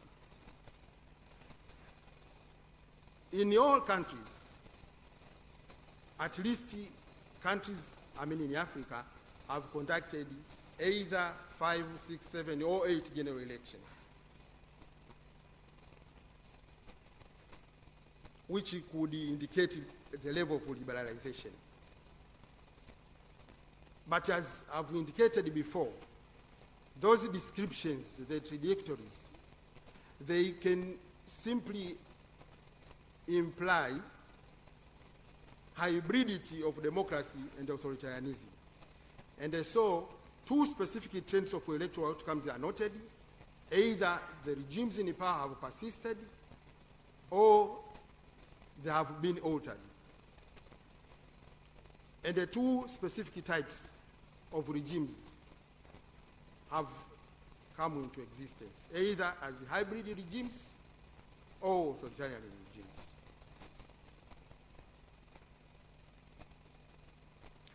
So allow me to just revisit the first quotation from Samuel Huntington, who assumed that elections would be an instrumentation to democratize non-democratic regimes. Now, taking that assumption in the context of Africa, at least we can mention some 580 impediments. The first impediment is historical, and this is to do with the colonial legacy. I think the first presenter made it clear of neo-colonialism and the continuation of the colonial project, at least in a new form. So what we are trying to suggest here is colonial state was not democratic, although the ones who were in charge of it were claiming themselves to be democratic at home, but in foreign land it was not democratic. And being an imposed state, being a foreign state, it was to be violent, at least in terms of its existence and operation. And its logic was simply economic exploitation rather than developmentalism of the colonized people. And so the question is, what happened at independence? Whether we were able to break completely from this kind of domination.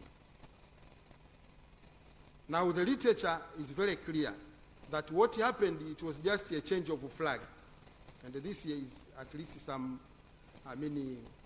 commentators, they are saying it was just a flag independence. But the instrumentation of power remained under the domination of the Western powers. And so being subjected under this kind of state, which was not democratic, African and Africans and the African leadership was able to learn the tactics and the political culture which was produced out of this domination was actually authoritarian. So to what extent has this changed? That is a matter of discussion. And this takes me to the second issue, which is political culture, democratic values. Robert Dahl, Weber and Almond are insisting on a particular culture, whether it is subject or whether it is a citizen. So they are saying, for democracy to flourish, you need to have citizen political culture. And this is not about having passports. It's about a certain culture where you have people as both input and output, and possibly throughput of the political system. They can demand for democracy, they can demand for accountability, and so forth, as opposed to subject political culture, where the majority population can just be at the receiving end. They just receive what comes out of the political system. So there is a problem of political culture. And that's why immediately after democratization, the concern was, should we do massive civic education so as to institute a new political culture which is compatible with the democracy or otherwise? And in most of these countries, this has not been done, adequately. Then the other problem, which I'm not going to talk much, is about the stateliness, which I think the distinguished lecturer has talked much about it. The question is, do we have strong state? We have problems of security across the board. We have the problems of ethnicity and so forth.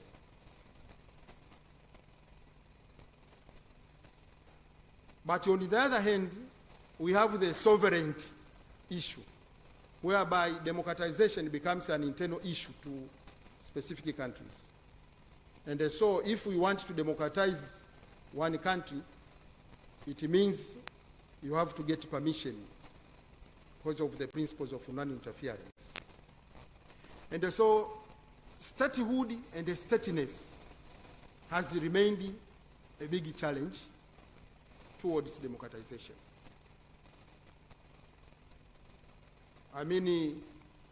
In some countries where ethnicity is very strong, or regionalism, in most cases, elections lead to violence and so forth. The other problem which has always been there is the double standards by the Western powers and agencies which claim to be democratizers. They claim to democratize. I think this is very clear during the 1980s, 1990s, with the structural adjustment packages. One of the conditionalities was democratize. But you could see the same powers, especially during the Cold War era, for example. They operated either to support democracy in one of the regimes, and in the other regime to support authoritarian regimes. But even now, during the Gulf War and so forth, and even now, aid has not been a good facilitation to democracy. Because in most cases it has conditionalities. And the Western powers, they are most likely interested in economic motives. And so their interest is not much about whether you have democracy or otherwise. That is not much about it. Another impediment I want to flash out is the rise of China as a superpower. Of course, this takes us back to almost a situation whereby you can play well and safely with these superpowers. So if you go to US, get severe conditions and so forth, you switch to China. And the good thing about China, it does not enforce anything related to governance issues. So you should not expect democratic promotion by the Chinese government. Normally, it is there for economic and trading promotion. And for that case, that has also acted more or less like a buffer for African countries to survive. I think across the continent, you will find so many investments in our colleagues in Kenya, Ethiopia, and so forth, Zambia. So that has been also one of the impediments. But another is what I've said from the beginning, the rise and the proliferation of authoritarianism for the past 17 years has been also casting some kind of snowballing effect to the rest of the world. And in fact, some of these regimes are doing very well economically. And so if we want to claim, for example, about economic growth and democracy and vice versa, that does not work. Because these were some of the arguments of 1950s by Martin Lipset, Adam Schwartz, and so forth. So what we are trying to suggest here is also that being under persistent poverty situations, this has also been used as a political capital for Africans, African regimes, to resist changes. Now let me wind up by the following key observations, which of course act more or less like impediments towards democratization in Africa, and for that case, democratic consolidation. One, democratization forces, mainly the Western powers and agencies, are purely driven by economic motives. If we examine critically, for example, the SAP, the Structural Adjustment Package, you will find some elements which are typical economic, the devaluation of currency and so forth, liberalization of the economy and so forth. Two, globally, authoritarianism is expanding. And this, as I said, it acts more or less like a snowballing effect to the majority of countries. But also, some of these regimes are doing well economically. Three, most African leaders are less interested in democratization project. They are interested in political stability rather than democratic processes. And so peace and security is very critical if you compare to democratization. Four, African citizens are not passive. They are demanding for democracy. If you revisit the Afrobarometer surveys and the research findings, that is very critical. But also if you revisit the Freedom World Report of 2022-3, it is also very critical. The demand for democracy is still there. The only problem is also whether when you voice, you will be consistent or you exit after some time. And finally, the international system.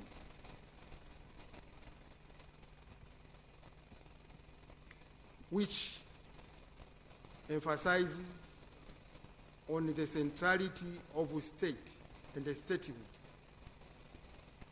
And for that case, the principles of non-interference acts more or less like a buffer for the regimes to democratize. And the democratization becomes an internal affair. Let me stop here, and I think we can discuss more about these questions. Thank you. Thank you very much, Professor. You have said it all, and I would like to call Dr. also to his presentation. Thank you.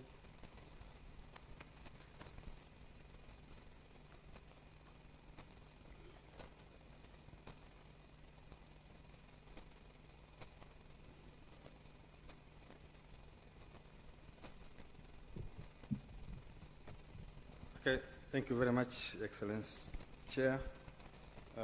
It's my pleasure to be here to share with you my presentation on the return of the military and the future of African democratization. I thank the organizers for giving me this opportunity.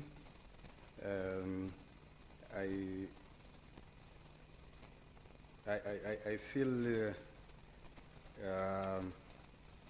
fortunate to stand here after the distinguished lecturer and after the keynote speaker have spoken, and I think their lectures have lessened my burden, because many of the things that I want to say have already been said.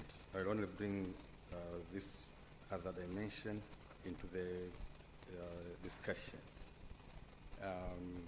So I'll start with the introduction. And here I just want to say a few things. One, that there has been significant soul searching regarding democracy in Africa.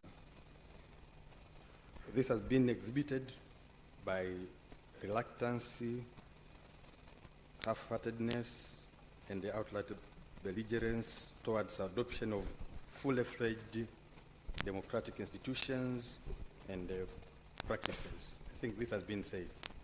There's a lot of reluctancy, there's a lot of half-heartedness. At least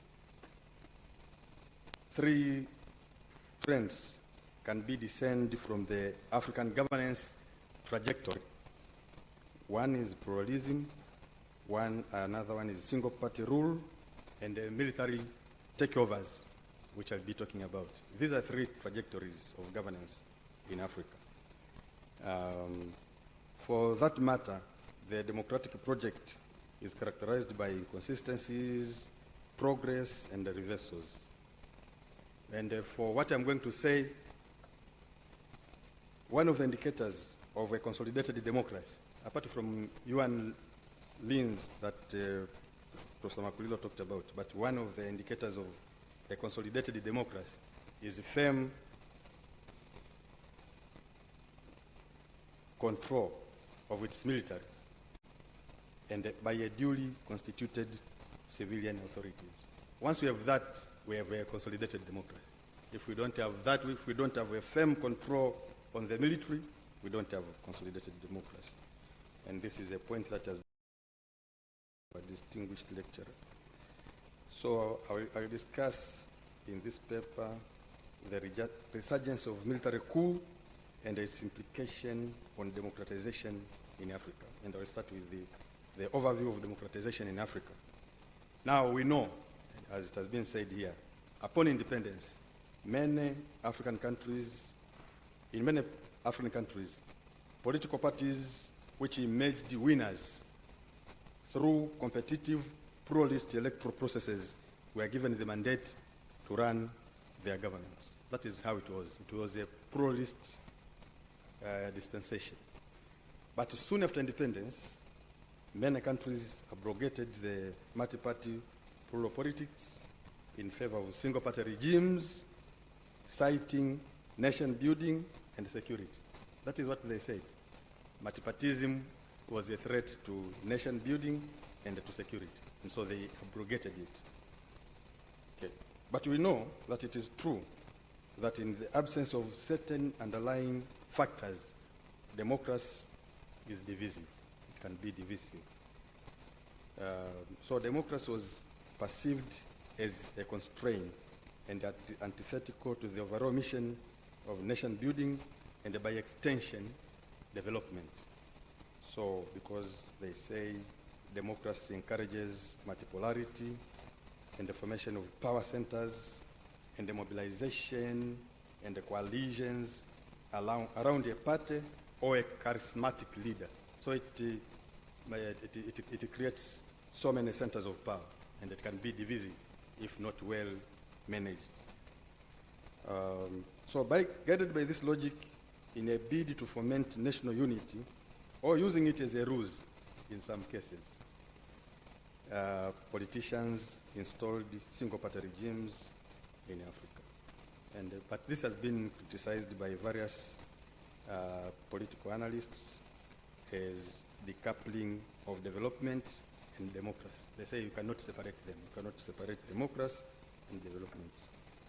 So it was part of that dispensation. Now we know that 3 decades later, in the 1990s, Africa had fragmented, insecurity had increased. Now why? Because they say multipartyism brings, but by then insecurity had increased, economic growth had stunted, underdevelopment was in vogue, corruption was rampant, and the interstate conflicts were ubiquitous in some countries. The state had collapsed or was struggling for a bare survival. Authoritarianism and the monolithic politics were blamed for this state of affairs. Critics arguing that they stemmed innovation, imagination, freedom, participation, and the competitiveness. Now, chiefly playing this code, the West, using international financial institutions, pushed for liberal reforms as panacea for this malaise. And so we know the shock therapy that was instituted by the World Bank and the World Bank and the IMF. Despite the presence of many trappings of democracy, government impunity is still high. Abuse of rule of law, abuse of executive power, and the violation of human rights are part of political maneuvering, even after liberalization. Okay, Professor Makulilo put it very well. Probably we are not democracies as such.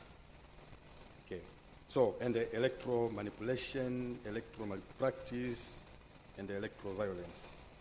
Okay, now I talk about military intervention in African politics.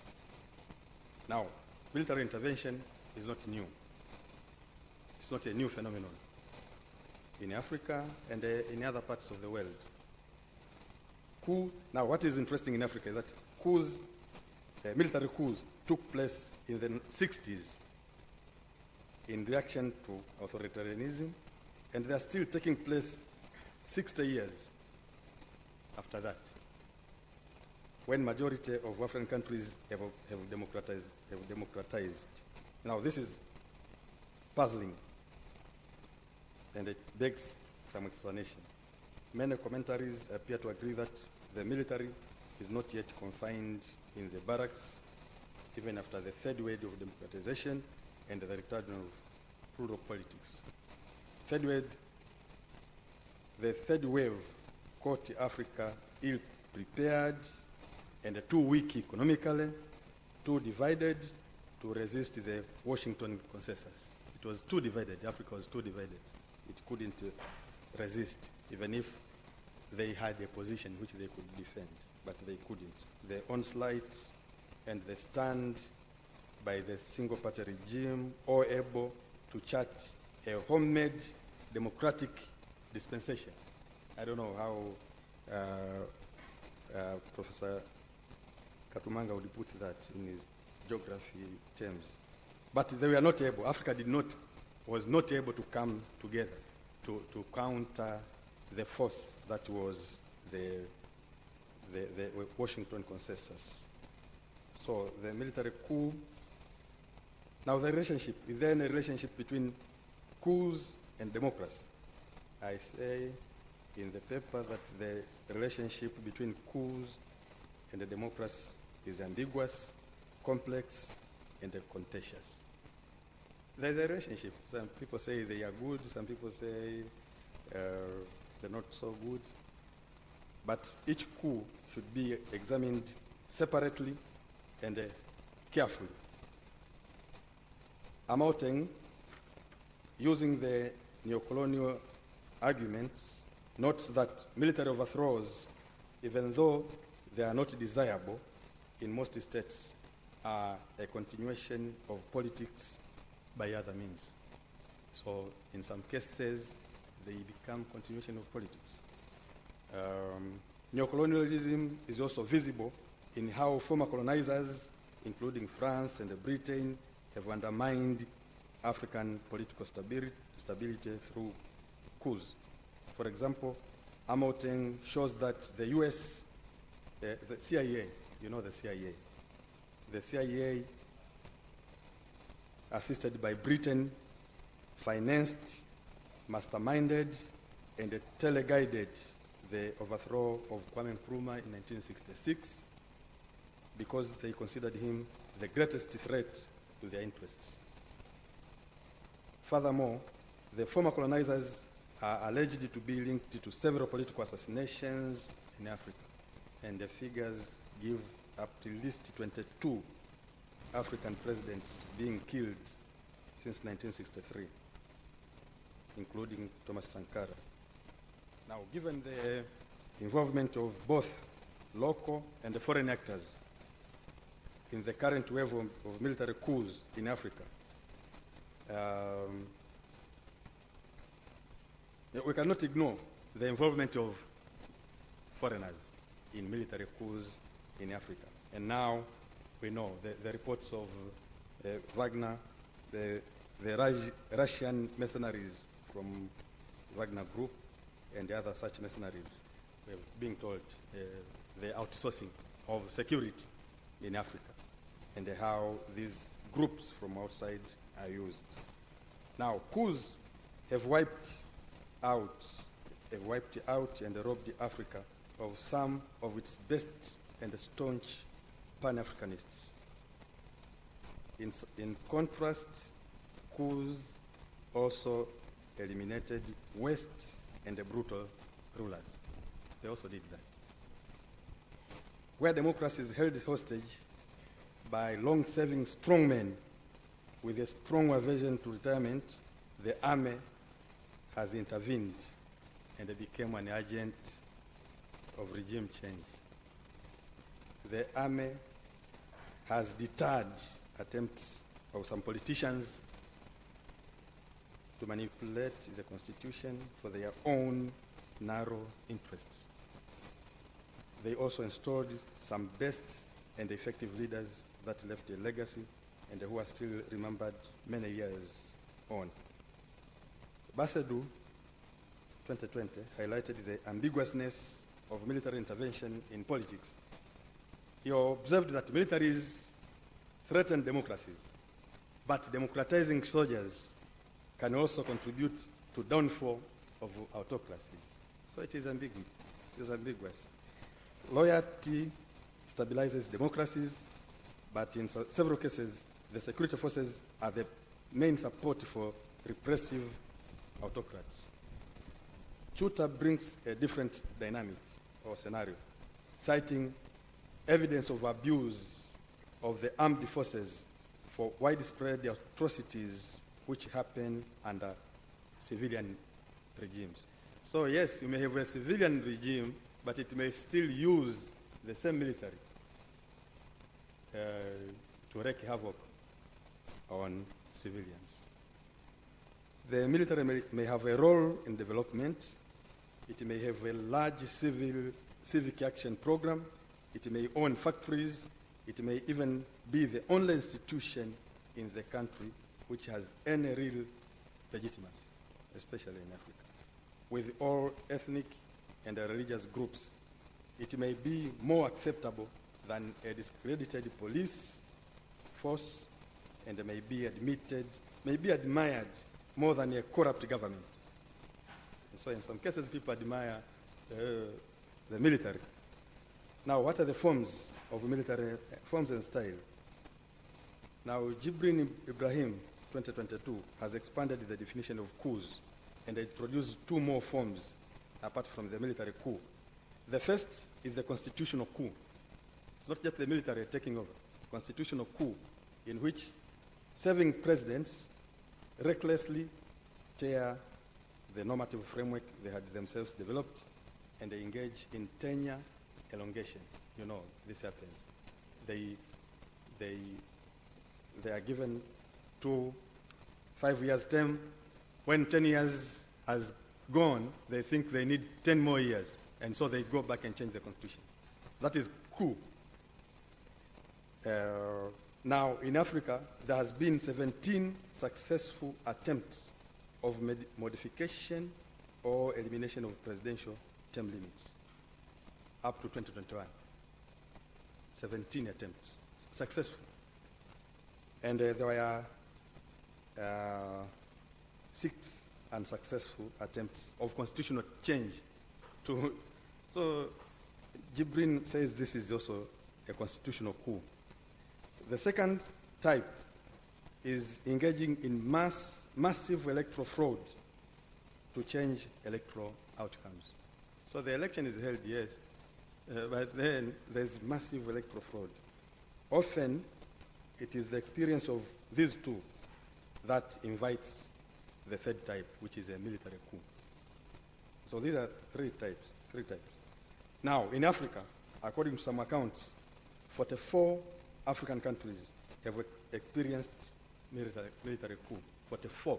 So we have 54 countries in Africa, which means only 10 countries have been spared. And out of them, Tanzania is not out of these 10 that I'm talking about. So in some countries, they refer to them as serial coups, because there are so many. There could be 2 in a year. In post-colonial Africa, there has been over 200 coup attempts, with roughly half of them seeing the head of government successfully removed. The democratic transition of 89 to 94 led to a dramatic decline. It was a dramatic decline of the unconstitutional seizure of state power. But in the past 2 years, there has been a new wave of coup d'etats on the continent. The Sahel is leading.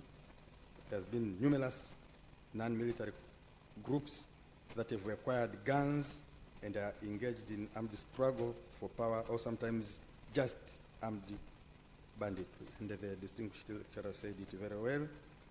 So there is a generalized insecurity in the continent, in many African countries across. Now, between 2020 and 2022, there has been 5 successful military coups in different countries. Many of them, as I said, in West Africa, predominantly in Francophone states. Although they say the conditions, same conditions are also existing in the Anglophone countries. So now, what are the reasons when they overthrow a government? They say political instability, corruption and nepotism, mismanagement of the economy, inability to reconcile ethnic differences, and a lack of capacity to solve security problems. Of course, scholars such as Huntington, De Carlo, Janowitz offer the same reasons of failure of the political and institutional structures of society as responsible for military coups. But there is also incessant abuse of power, careless leadership, ill-thought-out political decisions, and a regime weakness, among others, which increases the chances of occurrence of military coup. However, overall, the military has simply replaced autocracy with the autocracy, simply. So the military, in many cases, has not performed better than the government they overthrew. This is a general observation. They didn't perform better. Is there a common pattern? Is there a common denominator when we look at these coups from the 60s up to now? What has triggered? First, it lost hope of people. And one of the common denominator has been longevity of stay. Longevity. Wherever they've happened, where you have a president sitting for 30, 40 years, and I've got countries here, Zimbabwe, you know how Zimbabwe, Mugabe was there for how many years? Uganda, Rwanda, Burundi, Sudan, Libya, Mali, Zaire or DRC, in all these countries. So that is a common denominator. Where you have long-serving presidents, and there's no hope that they are going to live tomorrow. No hope at all. So.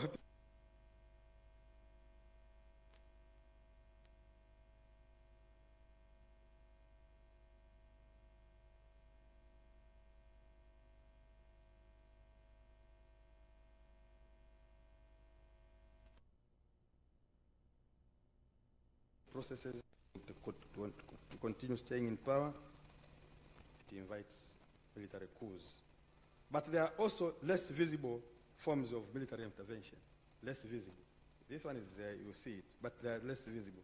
And according to some accounts, in almost 40% of countries, African countries, 40%, the military remains a powerful actor in politics.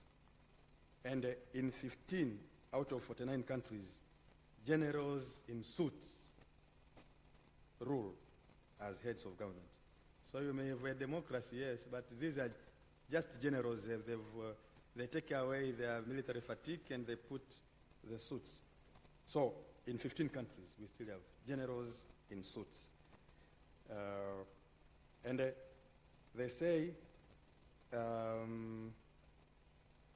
resurfacing of yesterday's despots and the military tyrants as today's born-again democrats to reestablish or perpetuate their rule. So sometimes people go through that metamorphosis. They change from military tyrants to become born-again democrats. Now, what has been the response of military coups in Africa? African and international organizations have reacted differently to military coups. The strongest response and the unprecedented was in 1998 when ECOMOG intervened militarily to restore back to power President Ahmed Tejan Kaba, who had been toppled in a military coup the previous year. So that was one. The irony was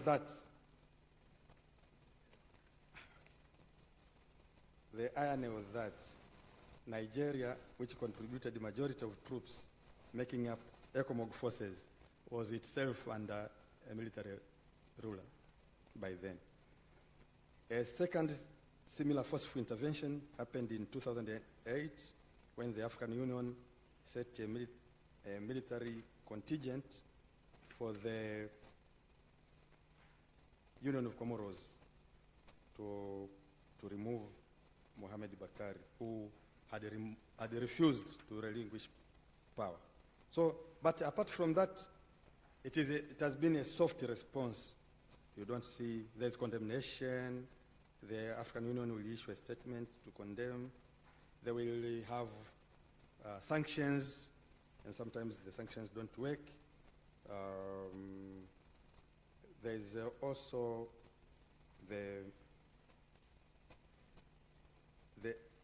African Union Constitutive Act of 2002, and there's the African Charter on Democracy, Elections, and Governance.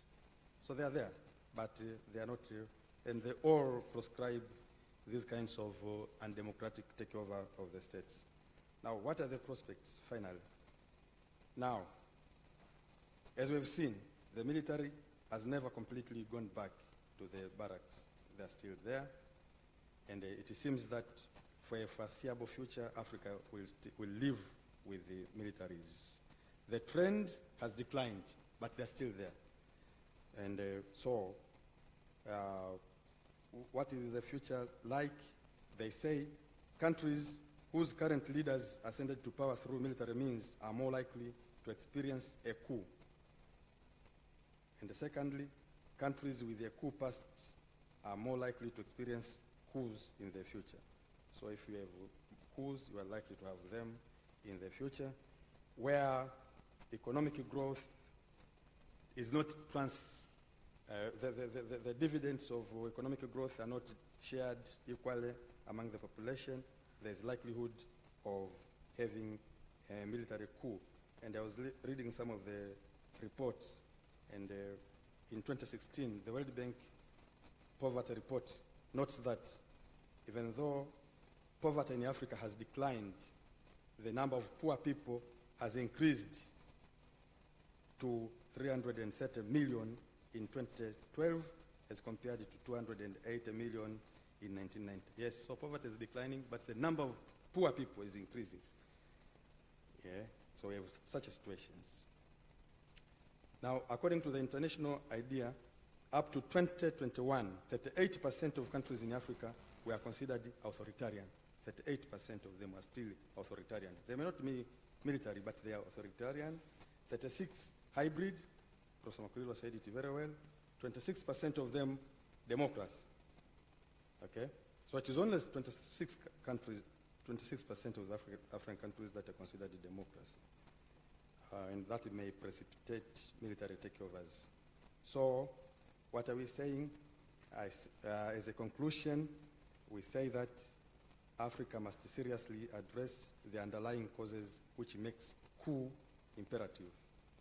It must put itself in order if it wants to realize its dream of promoting Africa's growth and economic development by championing citizen inclusion and increased cooperation and integration of African states, and to make Africa a dynamic force in the global arena. I thank you very much for listening.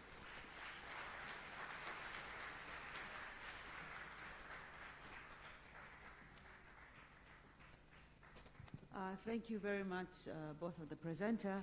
This is just to note that we are very behind time.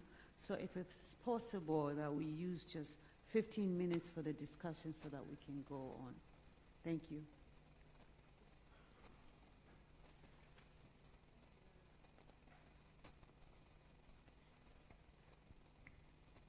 I want to thank all my presenters for this wonderful presentation. And I understand we will continue with similar discussion in the afternoon session. And I know most of us, we are interested to explore more, to get more questions answered, to get more answers, and to be able to know what is happening. Because if Africa continues with what we have been told today, definitely there are dire consequences in the future. And therefore, we have only 15 minutes, and I would like to allow maybe 3 participants to raise their hands, and we provide, presenter will provide answers, and we'll end our session today, maybe 2 o'clock. So I recognize the gentleman. Yeah, you. And then Honorable Ahmad Rashid. And the last one, can I see the last one, Madam? Yes, Madam Sally. Thank you very much. Yes, if possible.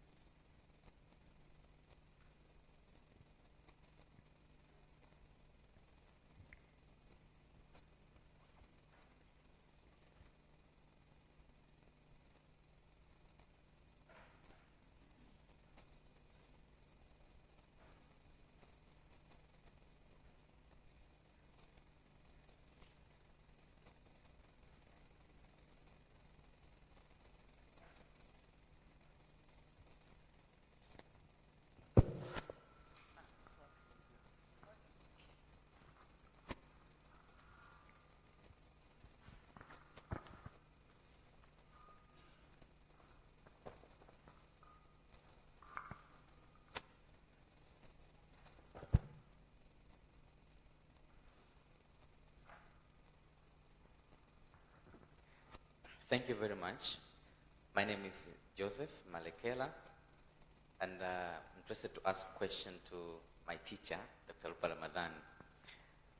We know that, I understand the issue have been mentioning issues of military coups and the impact they make looks like nothing more after repressing what they found before and what they're doing after.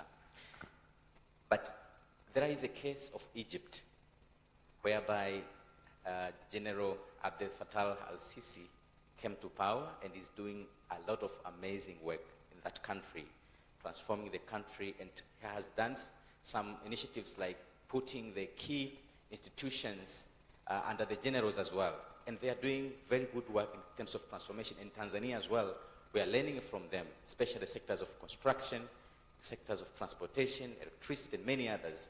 Don't you think like the only thing lacking is just the commitment of those leaders, new leaders like from military corps? And don't you think like something is lacking from the part of, for the civil government, the issue of patriotism, putting forward the ethics? Because now what they are doing in Egypt is, before the leadership of Abdel Fattah al-Sisi, there is a lot of changes compared to, what is happening now. So don't you think like the military people are trained of being patriots and being faithful, like ethics to lead the country? Don't you think sometimes, some cases, we have some positive results of these military coups? Thank you.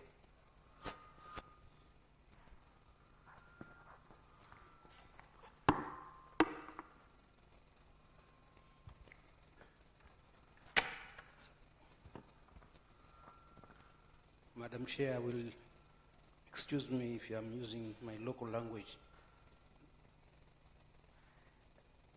Kwanza naomba nishukuru kupata nafasi hii, lakini pili naulize maswali kama yafuatayo. Kwanza, President wa kwanza tukusikia swala lazima la biological war, ambapo sasa hivi linachukua nafasi ya hizi military hard wars ambazo zinatumika.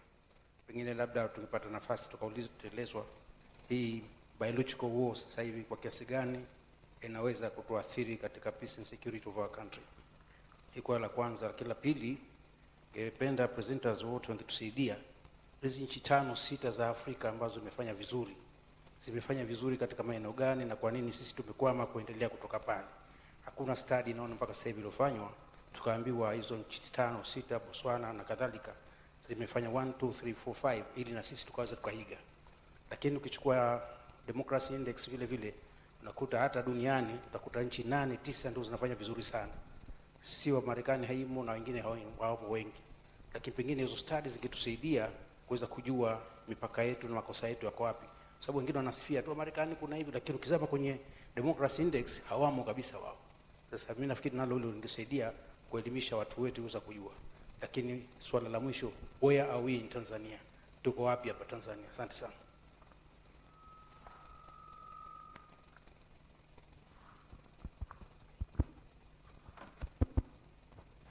Thank you very much, moderator and our presenters. I'm Sarah Sally from Makerere University, Uganda.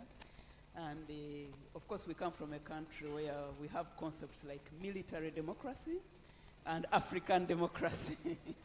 So maybe that's what you call hybrid. My view is that as long as we always start from the Western notions of things, Africa will be problematized.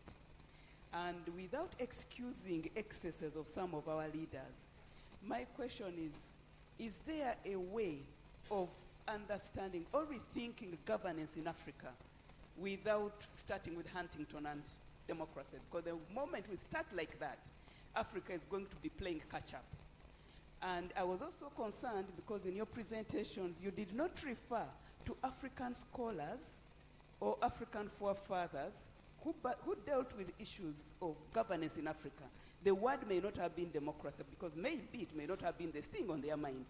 But is there a way? I can see from our concept we have African solutions to African problems, but it was restricted to COVID. Could there be an African way to African governance without us playing catch-up to Western notions of governance and rule? That's not to excuse military democracies and African democracy. Thank you. Thank you very much. I think I will ask first Dr. Samkulilo to take your question, and then Dr. Ramadan will also take your question, and then we close this. Thank you.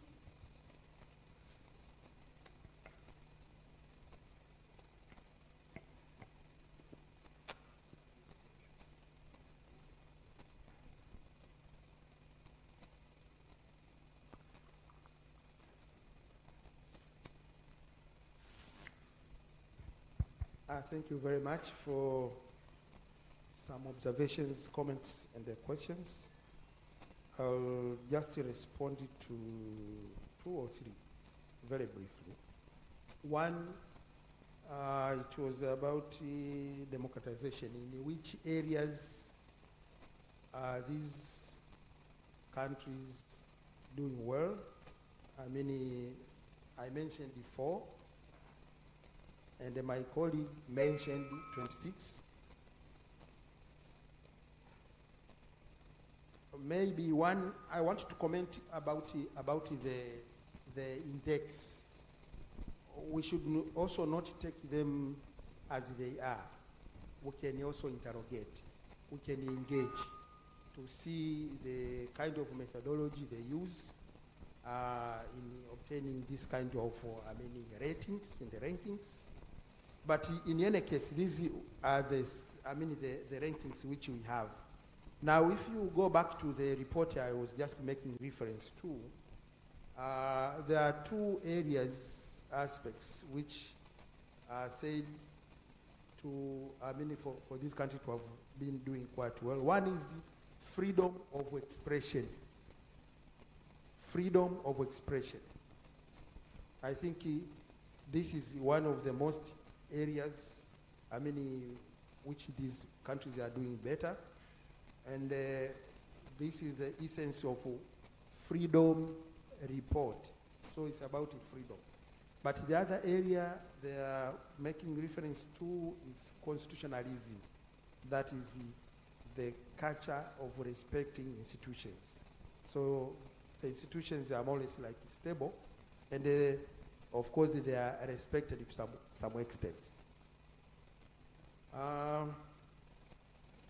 There is an observation, why are we always starting with the Huntington? Actually, I said from the beginning that when I was given this topic, it appeared to be too broad. But later on it was attached, there was a concept note. And so that was the starting point. But let me appreciate that there is no one democracy. There is no one democracy. And so what happens, and my interest was to engage and interrogate the kind of democracy which has been dominant, especially in the third world, countries, and particularly in Africa. Because at any particular moment, when you talk of democracy, at least there are some consensus. There was a study in sometimes 2013 or 14, and there was an issue by, which was interrogated, which democracy Africans know about it. And this was the Afrobarometer studies and the findings by Robert Metz. And actually it was the liberal democracy. And this is so because this was exported and it has been dominant depending on the push and the kind of domination we are getting out from those who are promoting it. And I mentioned about the structural adjustment policies to be part of that kind of conditions which are associated with this. To engage this kind of democracy which is exported from Europe. And the last observation is, where is Tanzania? But I think my friend is, you are also a chairman of a party, and of course a veteran, very experienced. You might have your own assessment, but at least from these indexes, which of course, as I said, we should not take them as given. Africa is considered, just like many African countries, as a partly free country. Thank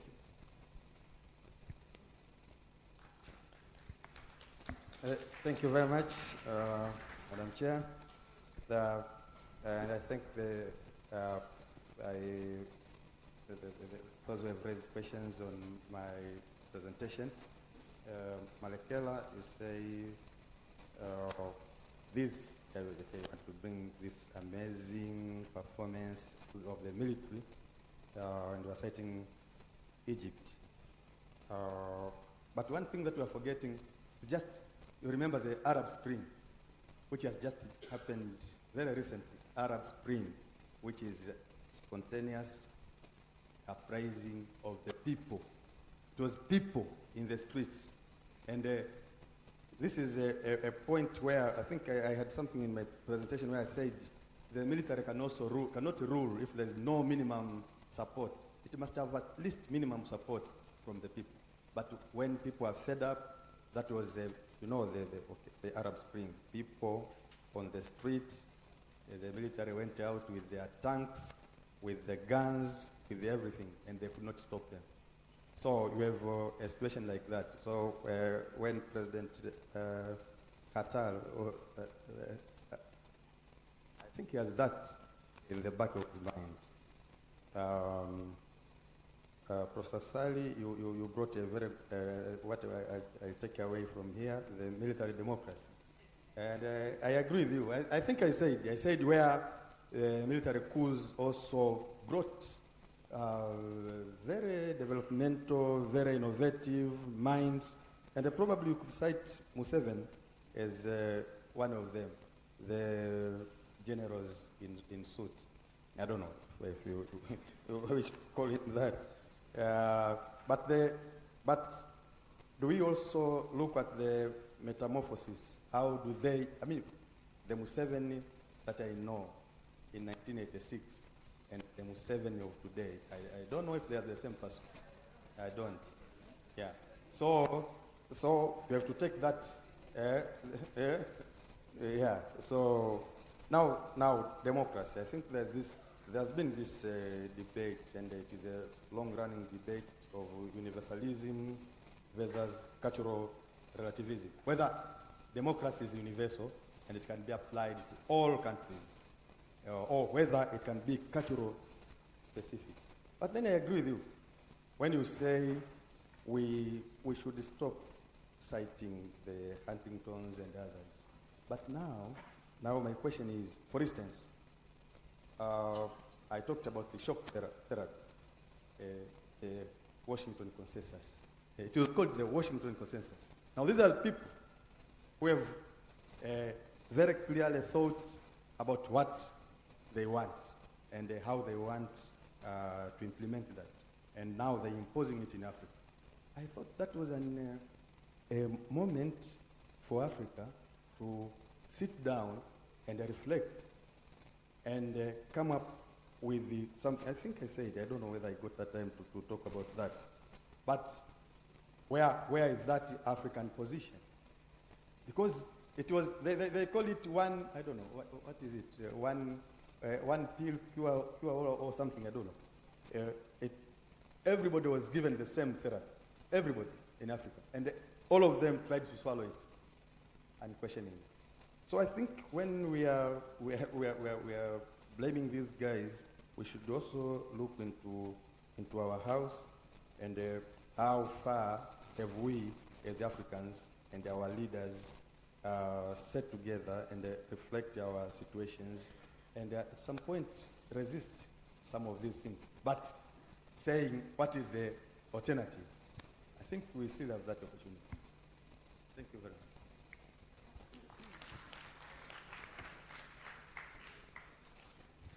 Thank you very much, Professor Makulilo, Dr. Lupa Ramadhani, for your wonderful presentation, and also the answers you provide to our members who ask questions. I think they've really whet their appetite for more, because there are a lot of things we have discussed and a lot of things we can explore and exchange information. So I would like to end this session by saying two things. The first one, I remember Mwalimu in one meeting, I read somewhere in the papers for AU, he said, coup ni haramu. Whether it's a good coup or it's a bad coup. Any coup is illegal, haram. And lastly, the last thing I want to say, there is more time we can discuss this today until 6 o'clock. I see participants want to continue. They want to unakufunguka hapa ya aina yake. Therefore, I want to say thank you very much, and I wish you all the best. And we had our time for lunch. Let's all go and enjoy our lunch. Thank you. Let's give them another hand of applause, please. Thank you very much, Honorable Ambassador, for chairing this session, and thank you for the presenter. As it has been said, we are going for lunch.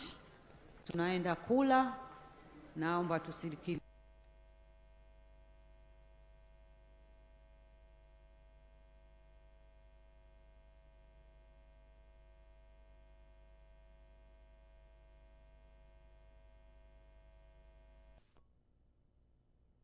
Eneo hili kutokea katika taasisi, wafanyabiashara mbalimbali ambao nao wamejumuika nasi katika siku hii ya leo.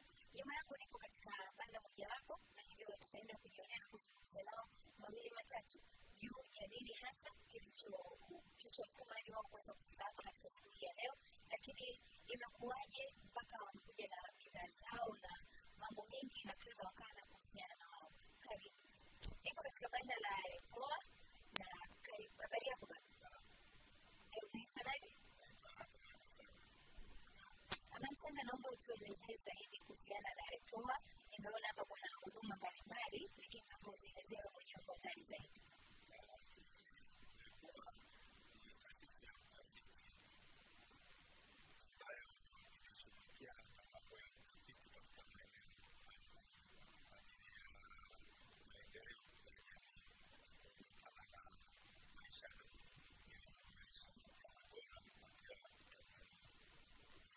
Katika meza yako naona hapa umeelezea hivyo vizuri sana, lakini katika meza yako naona kuna vipeperushi vingi vinavyoelezea huduma zenu. Lakini kuna Mtanzania inawezekana anatufuatilia sasa hivi na anatamani kujua zaidi ni huduma gani hasa zinazopatikana kwa njia gani.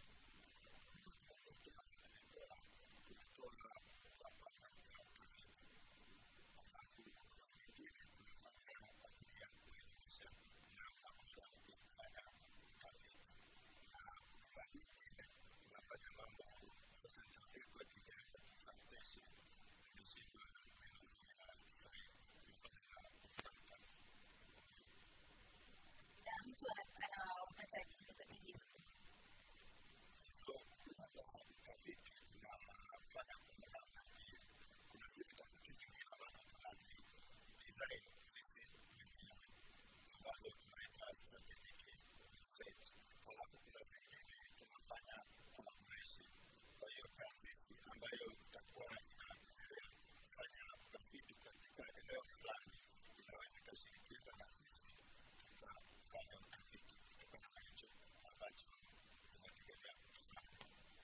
Asante sana. Mojawapo kati ya malengo ya kigoda cha kiprofesa cha Mwalimu Julius Nyerere cha taaluma za Umoja wa Afrika ni kusupport tafiti mbalimbali zinazoweza kuleta na kuchangia maendeleo ya Tanzania na Afrika kwa ujumla. Na nipo katika meza ya pili hapa. Kaka, habari yako? Salama. Mimi naitwa Usman Salim. Ni mfanyakazi wa Cooking and Water Publishers. Marketing.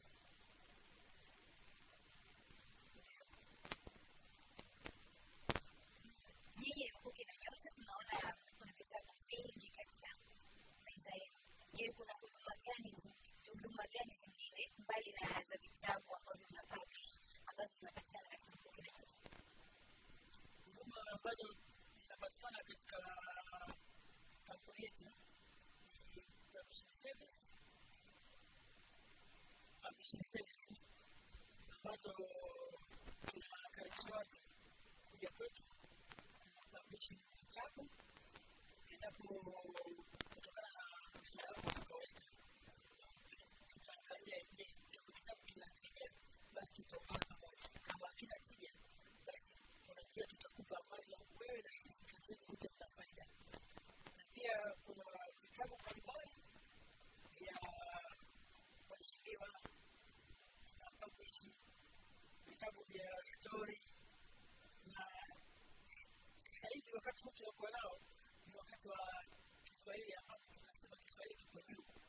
Kiswahili kipo ujuzi sasa hivi tumejikita sana kwenye vitabu vya Kiswahili.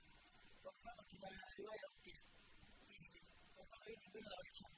Hii ni riwaya mpya ambayo imeshinda tuzo ya Safari Cornell, ambayo ni watu wamezoea kama mabati. Kwa hiyo kwa kweli tuna vitabu vingi ambavyo nikielezea sitaweza kumaliza. Karibu sana. Asante. Na inawezekana kuna mtu anatazama na ni mwandishi na mwandishi wa vitabu vya Kiswahili na ameona namna gani mnaweza mkaunga mkono kazi zake. Je, anatakiwa afanye nini hadi kufikia? Kufikia afike ofisini kwetu, tuko Samora na Mkwepu, na pia anaweza kutembelea tovuti yetu www.mwalimu.com. Hapo akishafikia huko atauliza anachohitaji, basi atapata majibu ambayo yako sahihi, na pia kutokana na yeye atakavyotaka tukaendelea naye kutokana na kazi zake. Mna huduma ya ebook au vitabu vile kwa njia ya mtandao audio na kadhalika? Hapana, hatuna huduma hiyo kwa sababu bado tuko kwenye uchunguzi wa kuona huduma hiyo kama kwetu italeta tija. Nashukuru sana. Na kukumbusha tu kwamba kigoda cha kiprofesa cha Mwalimu Julius Kambarage Nyerere cha taaluma za umajumui wa Afrika kilianzishwa tangu mwaka 2008 na mwenyekiti kwa wakati huu, mwenyekiti wa kwanza kabisa alikuwa ni Profesa Isa Shivji, na sasa hivi kigoda kina takriban miaka 14. Ipo katika meza nyingine, naona ina vitabu vimesheheni kweli kweli, na kutana na mdango hapa. Habari yako dada? Naitwa nani? Sawa, naomba nielezee sana kuhusiana na meza yako, mnatumia gani, mnatumia nani? Sisi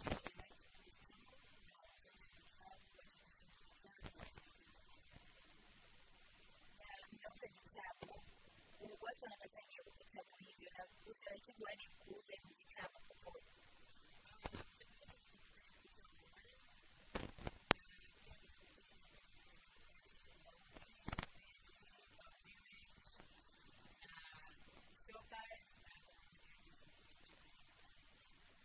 Sawa, nikiangalia kwenye meza yako naona imesheheni vitabu vingi sana vya Kiingereza, alafu vichache vya Kiswahili.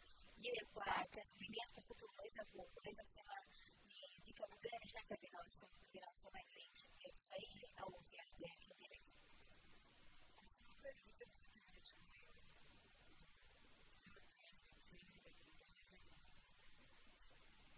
Wasomaji wa vitabu vya Kiingereza ni watu wa aina gani?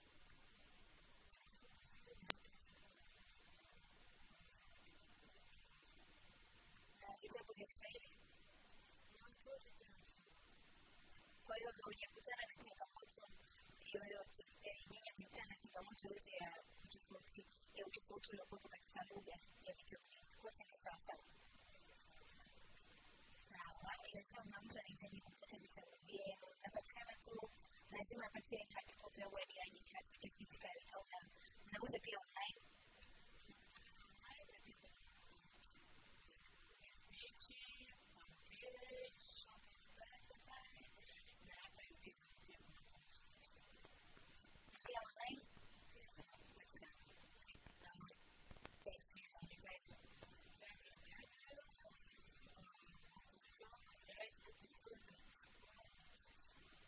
Sawa, asante sana, nashukuru sana.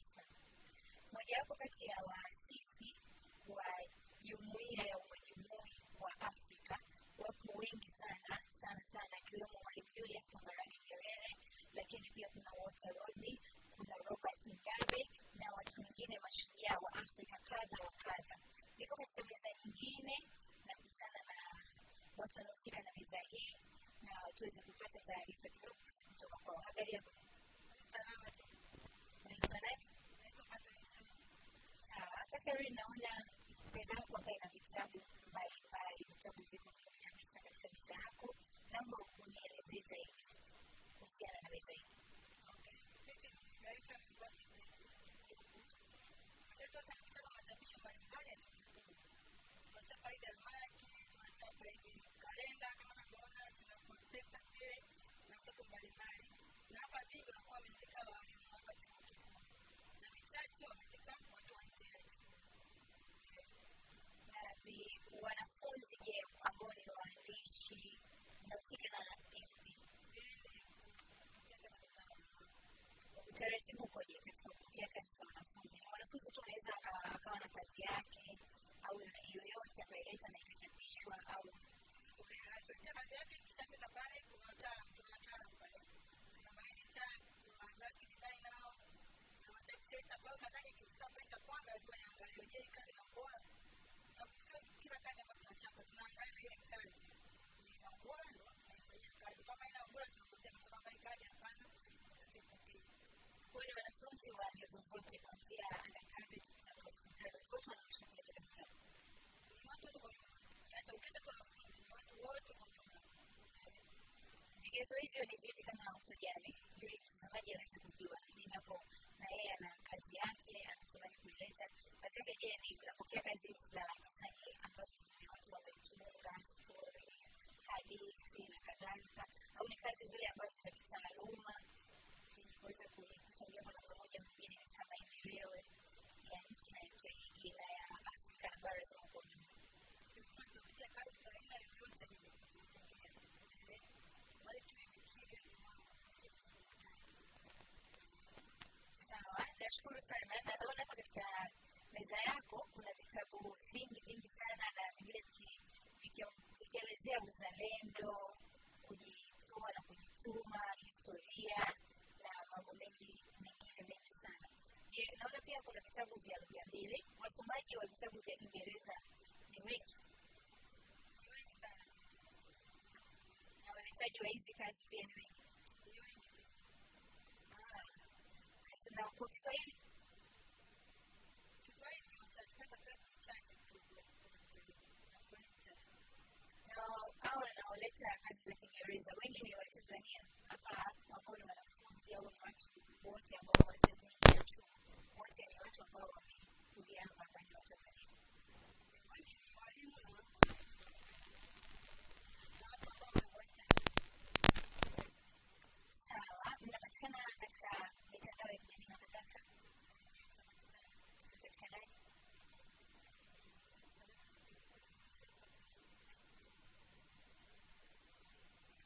Sawa.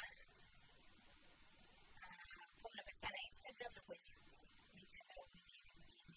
Asante sana. Wakati tuko katika mapumziko mafupi ya kuelekea kuendelea na kigoda cha kiprofesa cha Mwalimu Julius Nyerere, napenda kukumbusha tena kwamba kigoda hichi kilianzishwa mwaka 2008 mwezi wa 4 kwa ajili ya kuweza kukua kama sehemu ya kuweza kuelezea na kutambua jitihada mbalimbali za viongozi wa umajumui wa Afrika. Na mpaka sasa ni takribani miaka 14 tangu kuanzishwa kwake, na sasa hivi nipo katika meza nyingine kabisa, nipo katika meza ya Tanzania National Park. Dada, habari yako? Unaitwa nani? Asante sana. Naona hii ni meza ya TANAPA. Naomba tuelezee zaidi kuhusiana na huduma zenu. Huduma ni nzuri, lakini tuko kwa ajili sio utalii wa ndani. Kwa hiyo tunapotoka sasa hivi tunakuelekea kwenye digitali, hii skana ambayo mtu akiskani hapa anaweza kupata taarifa zote za hizo. Lakini kikubwa zaidi tuko hapa kumzungumzia Mwalimu Nyerere kama tunavyojua. Kigoda leo kuhusu Mwalimu Nyerere. Tuko hapa kuzungumzia kumbukizi Mwalimu Nyerere. Hii nyumba inapatikana Magomeni Usalama, na hii nyumba iko kwa ajili ya harakati za uhuru. Nyumba ndio kama Mwalimu Nyerere wakati wa kupambania uhuru. Na utakapofika katika jamii hii utaweza kuona maisha ya Nyerere wakati wa kupambania uhuru. Ni maisha gani alishirikiana na kina nani? Utaweza kuona pale. Kwa hiyo maisha ya Nyerere kabla ya uhuru yote yanapatikana pale. Kabisa. Magomeni sehemu gani? Magomeni Usalama ni nyumba tu ya jengo la Watumishi House. Na kuna video ni rahisi sana hasa kwa Tanzania ambapo ni 2360 kwa mtu mzima, lakini kwa wanafunzi au mtoto 1180. 2300? 2,360 tumaanisha ni 2,360 ni ongezeko la thamani. Tunasema VAT. Kwa hakika gharama ni nafuu sana na inayoweza kukidhika na kila Mtanzania. Na kwa mtoto ni shilingi 1,000 tu. Kwa hiyo kwa watoto ni wanafunzi wa kuanzia primary hadi sekondari. Sisi ni hadi 15. 1,180 tu. Asante sana dada, kwa hakika Mtanzania hawezi kukosa nafasi ya kuja kutembelea nyumba hiyo. Kuna lingine la kutuongezea? Nilikuwa naongezea kwamba tu wazalendo, tumwenzi Nyerere kwa vitendo. Tusimwenzi tu kwa kuongea, kusema Nyerere tutafikia uhuru, tuje tuone maisha ya Rais Nyerere alifanya yapi hadi tumeweza kukumbuka kutoka kwa wakoloni. Kwa hiyo nakaribisha sana Watanzania kuja kujifunza historia katika nchi. Asante sana. Hichi ni kigoda cha Mwalimu Julius Kambarage Nyerere kinachofanyika leo hapa katika Chuo Kikuu cha Dar es Salaam. Kuna meza mbalimbali zenye huduma mbalimbali.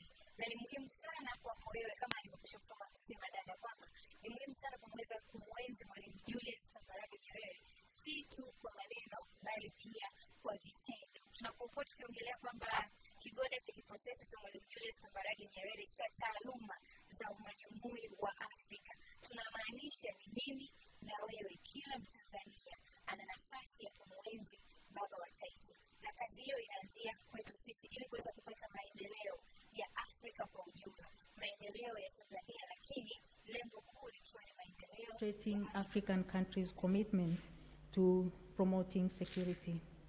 And also we can trace the departure of the OAU's ideal from promoting sovereignty and territorial integrity, as well as the non-intervention in the state's affairs through the establishment of peace and security architecture is mandated to intervene whenever there is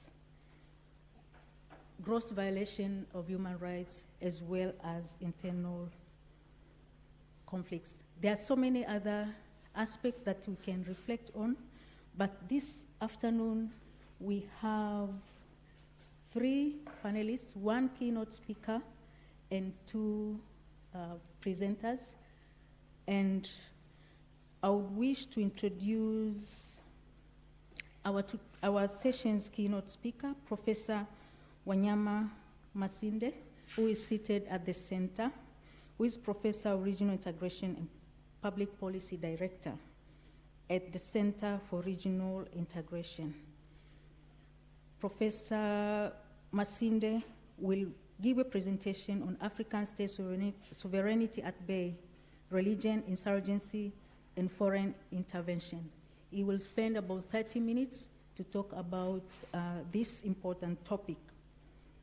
The first speaker, who is far to my left and left to our keynote speaker, Dr. Rasul Minja. He's a senior lecturer in the Department of Political Science and Public Administration.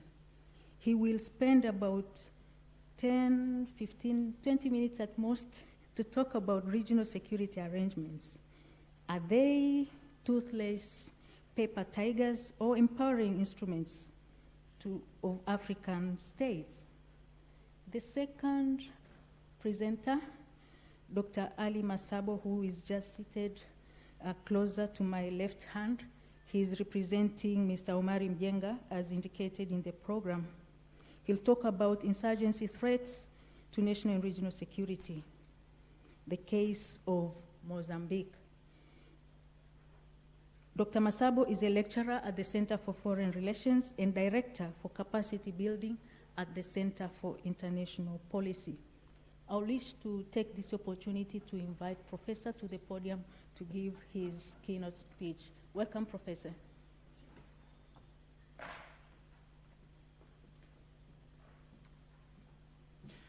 Thank you very much, and good afternoon. Professor Mkandala, thank you for inviting me, and thank you for hosting this event.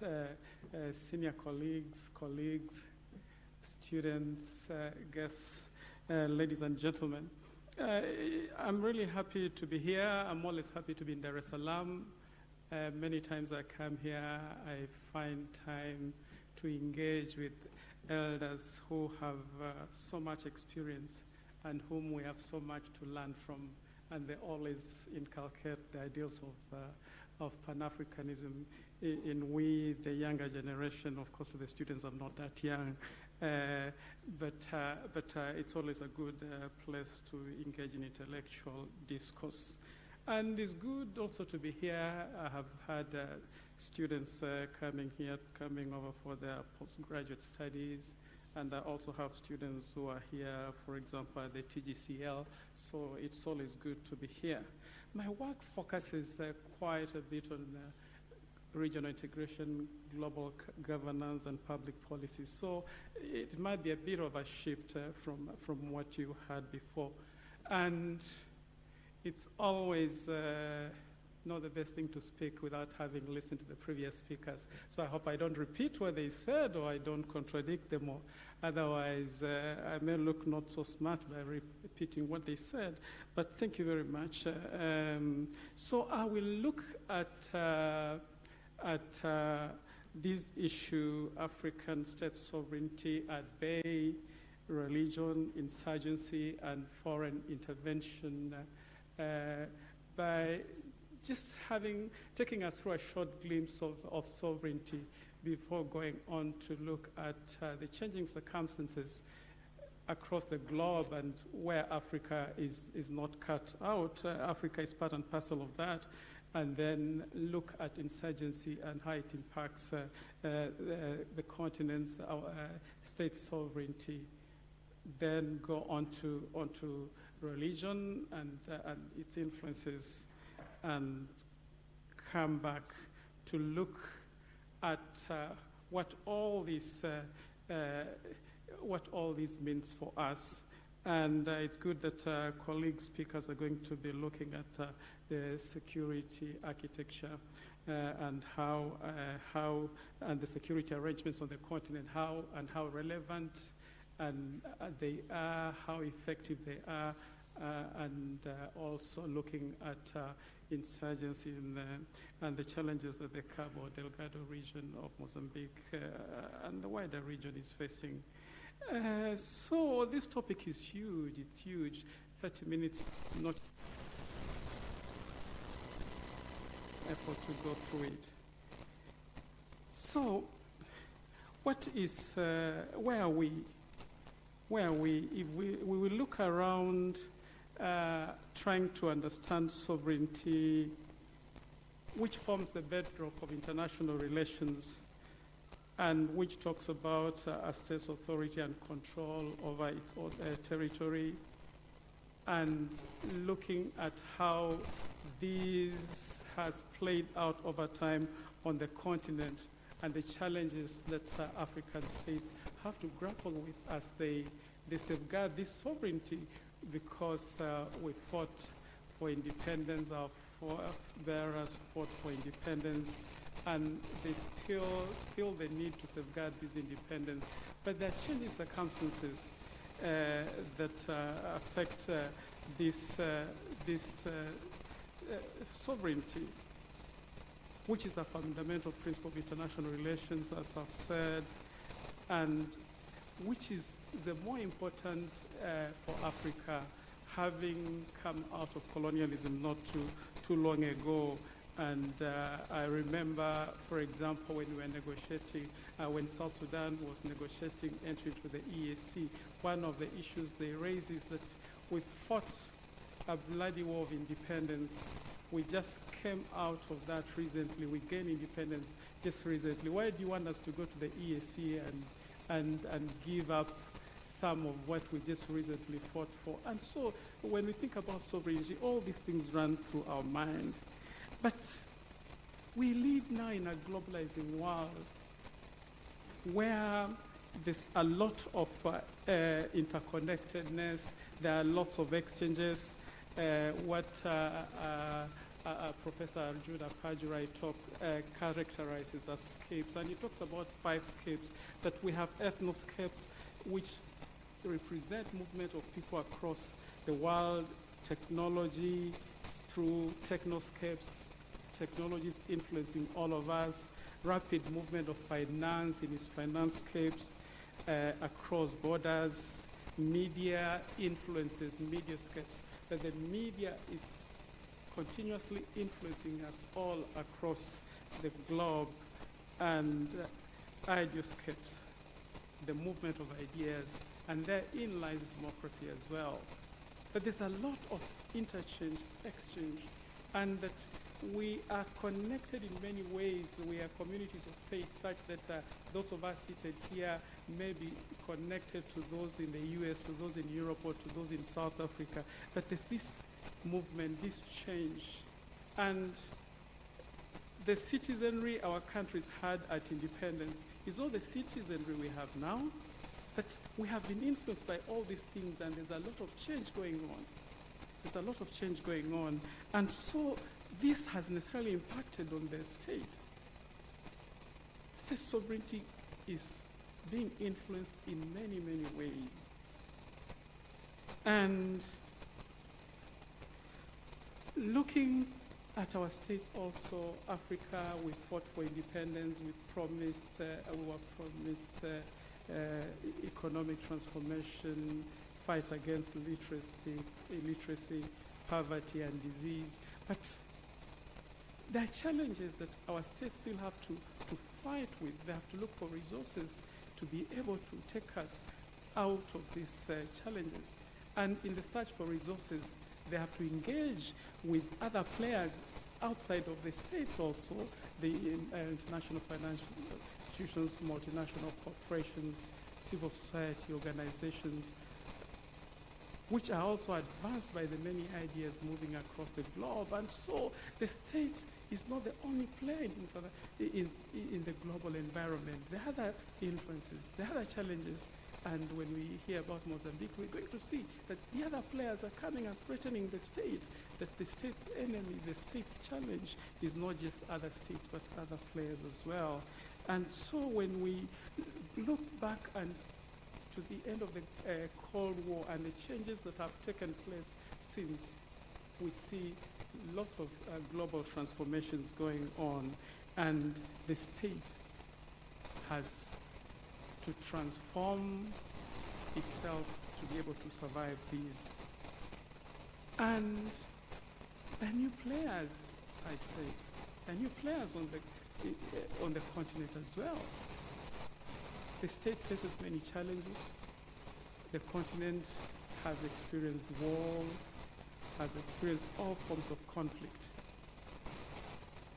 And the state has to manage these conflicts. And at present, if you look at the continent, Africa is experiencing many challenges. Looking at the Africa Integration Report, which is used for the media summit, the one that was used at the summit last year in June in Lusaka, there's a map there that shows hotspots, conflict spots on the continent where there's instability, and we see these dotted across from the north of the continent through the Sahel, the Horn of Africa, Central Africa, down to Mozambique in the south, and you see that these are challenges that states have to grapple with, threatening the state. And the problem is that some of these challenges don't just face one state, they face multiple states. And then we have challenges of COVID coming in and impacting economies and making the state even more vulnerable. So if we look at Africa's independence, we have had lots of different types of conflicts. Tiambe Zeleza groups these conflicts into 6, and I'll add a 7th one. And he characterizes the conflicts that have taken place on the continent as secessionist wars, irredentist wars, irredentist where people on one part of the one side of the border want to join up with their core ethnics on the other side of the border. We have had coups and wars seeking a change of regime.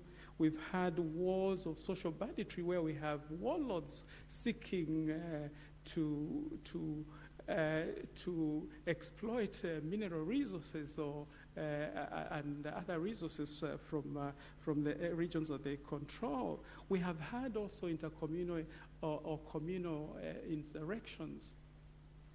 We've had people rebelling against the state. And then we have other forms of armed conflict. But beyond these, we have what we call the new wars, wars that were not there. And the new wars involve terrorism and extremist violence that are endangering the state. Violent extremism, terrorism, the big debate of the moment, looking at what is happening in the Sahel, what's happening in the Horn of Africa. In recent weeks, we have seen what happened in Uganda, in Somalia. And these challenges are challenges that the state has to deal with. And the question then, all along this journey looking at the challenges, is the state building capacity to respond to the old wars, the old conflicts that were there, as well as these new ones that threaten its sovereignty? Does the state have the capacity? Is the state transforming? Is the state working with other states to be able to address this? Because on its own, the state cannot be able to address these challenges. And so these are issues that we continue to face. And how does insurgency affect sovereignty? We know that there's a fight for territorial control, there's the fight for control of state institutions. We see state institutions being eroded. We see exploitation of resources, which I have already mentioned. And so the continent faces these challenges. And the question that we're going to look at later is how the continent is responding to these. And I could go deeper into the 7 different forms of conflict that have taken place, but I won't do that just yet, because we are already we're going to have this addressed by one of the panelists. So, and later as we move towards intervention, we see how is the state responding to be able to address this. We'll also see the search for external support, the intervention that comes in, some outside of the state's own requests that some the state has requested, and some other support has nearly been imposed on the state. And one question that comes to mind is, where does the state go to for help? And is the state going for help? Yes, the state is going for help. And we'll see that when we come to intervention. But let's go back to the Organization of African Unity being formed in 1963. States were fighting for independence. Those that were newly independence from the colonial powers, because independence is not just gaining territory, but independence, economic independence, independence politically, and we see those that are yet to gain independence fighting for independence as well. And at that time, the inviolability of territory is very important. All states are looking to protect their territory. And the question then later is, how do you survive on your own? The OAU operates 1999 in Sirt. The AU summit in Sirt comes to the conclusion that the OAU first was to fight for independence. We've attained this independence. In 1980, we have the Lagos Plan of Action, looking at to transform our economies. And yet, in 1999, the economies are not doing well. What do we need to do? In 1991, we see the Abuja Treaty that came into force in 1994. Africa says, no, we must do lots more. At the Lagos Plan of Action, Africa said, let's diversify our economies. In 1991, Africa in Abuja realizes that we can't go it alone, we have to work with one another. In 1999, the heads of state say, no, this is not working. So in search, they say, no, the OAU is not fit for purpose. Let's transform it into the African Union. And from CIRT, they go to Togo, later in Lusaka, and the African Union is launched in Durban. And a key issue is that we have seen what has happened on the continent. In 1994, there was a genocide in Rwanda. Africa at that time was talking about non-interference. But Africa realizes that now we have to stop indifference and take action when action is required. Are we going to wait for people from outside to come and address our problems? We also have new leaders on the continent at that time. Of course, there was President Kagame, there was President Museveni. There are leaders who had also fought their way to power. And they didn't fight their way to power from their own countries. They fought from other countries. They fought from outside. So for them, intervention was important. Of course, we can't forget Muammar Gaddafi, pushing for a new Africa, an Africa that is able to address and handle its problems. Otherwise, what is Pan-Africanism for if this solidarity is not also to address our problems? And so we see this shift.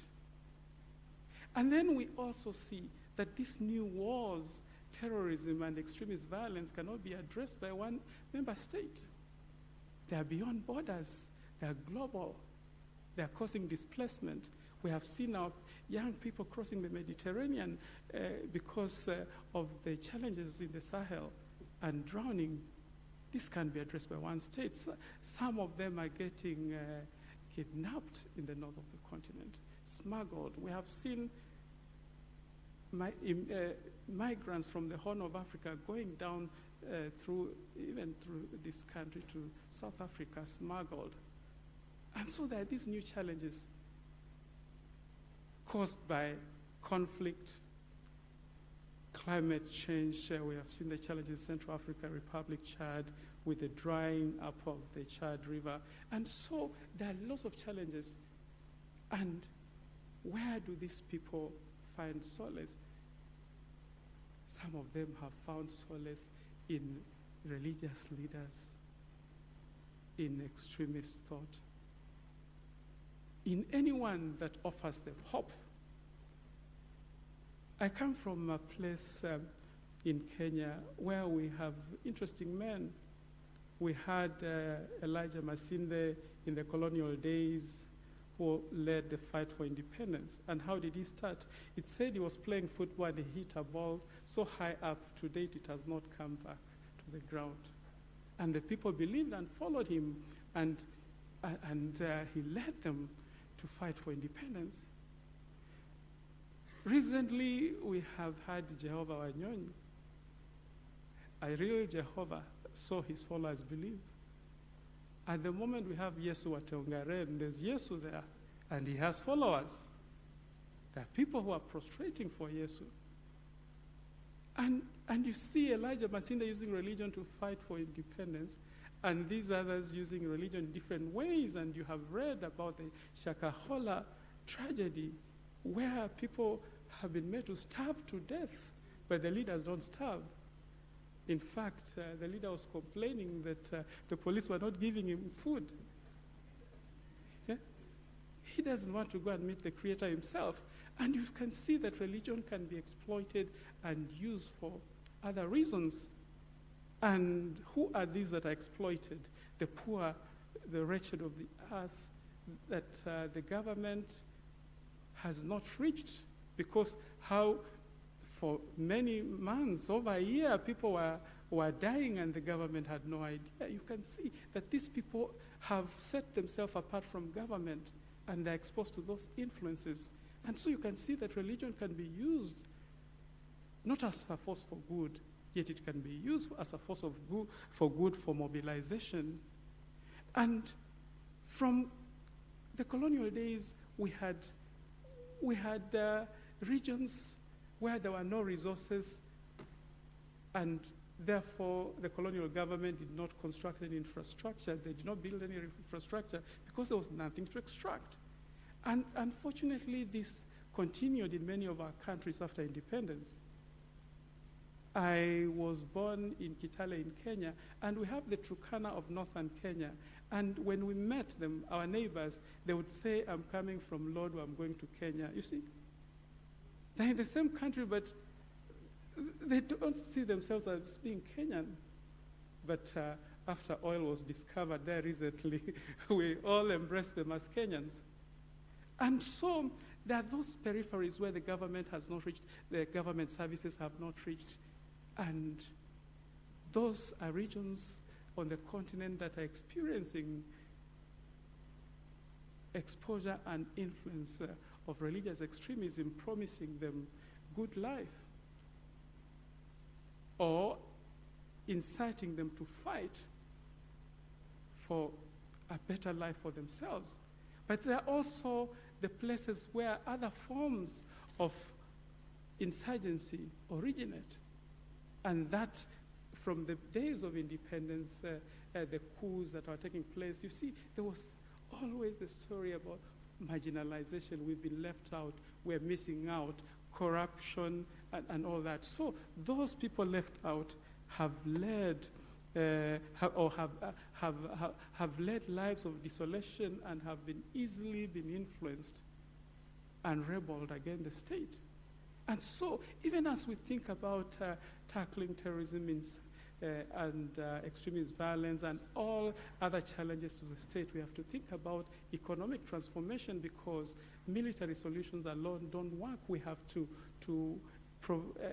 work to bring jobs to create jobs for our young people, and to get them to work, to get them to have hope and trust in the state, a state which itself in a dilemma, which itself facing challenges.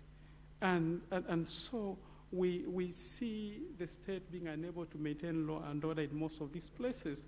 And those are issues that states have to grapple with to survive. And in the need to survive, the states have sought support from elsewhere. That the African state that was so vehement about protecting their sovereignty are now seeking support from outside. And we know that the war on terror and other challenges from violent extremism have caused a lot of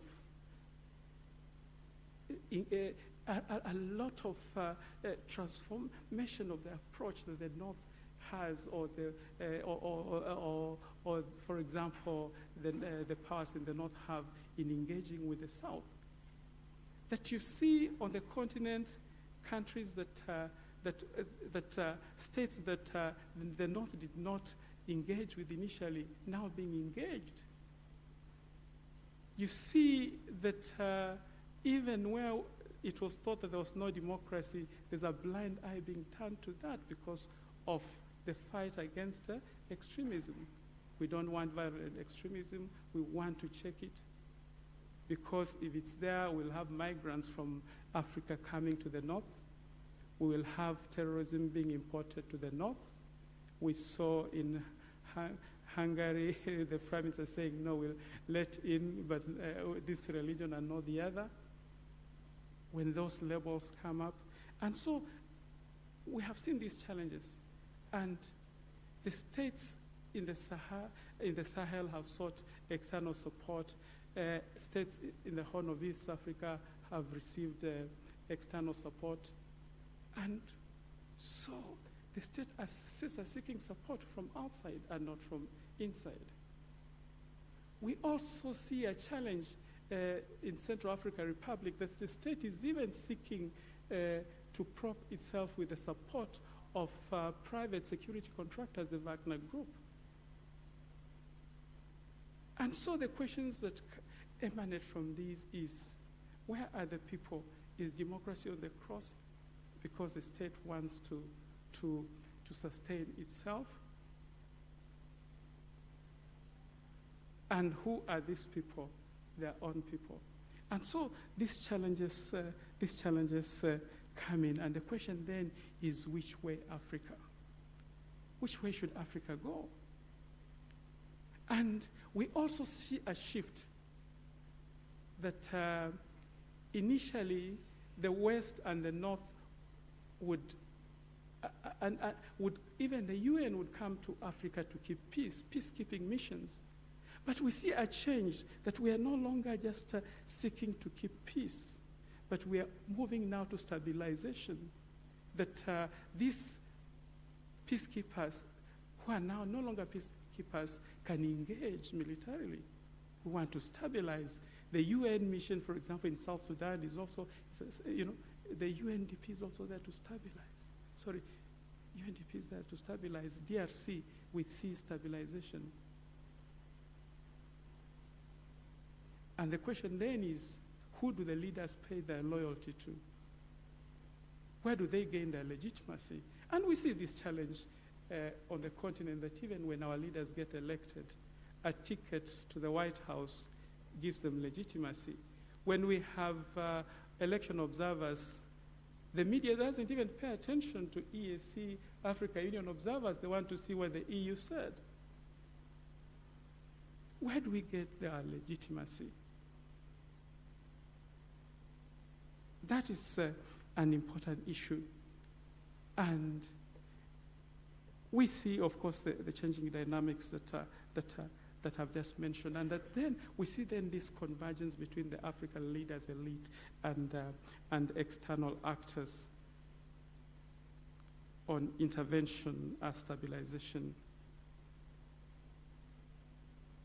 And a number of issues also come up, and we ask ourselves that maybe is foreign intervention a pointed that regional integration and African solidarity have failed? Because our leaders said that unless we work together, we'll perish. And anyway, why do we integrate? We also integrate to reinforce our sovereignty.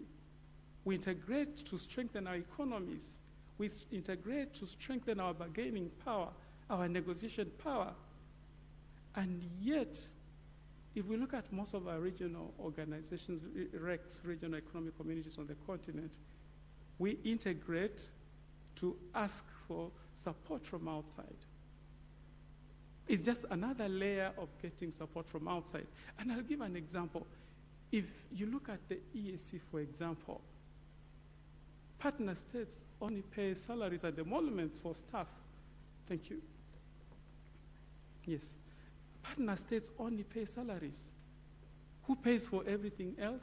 Development partners. The thinking, policy documents are done by development partners. So basically, the EAC is paying staff to work on advancing foreign priorities. And this happens. We have the African Union, the African Peace and Security Architecture. We have the Peace Fund.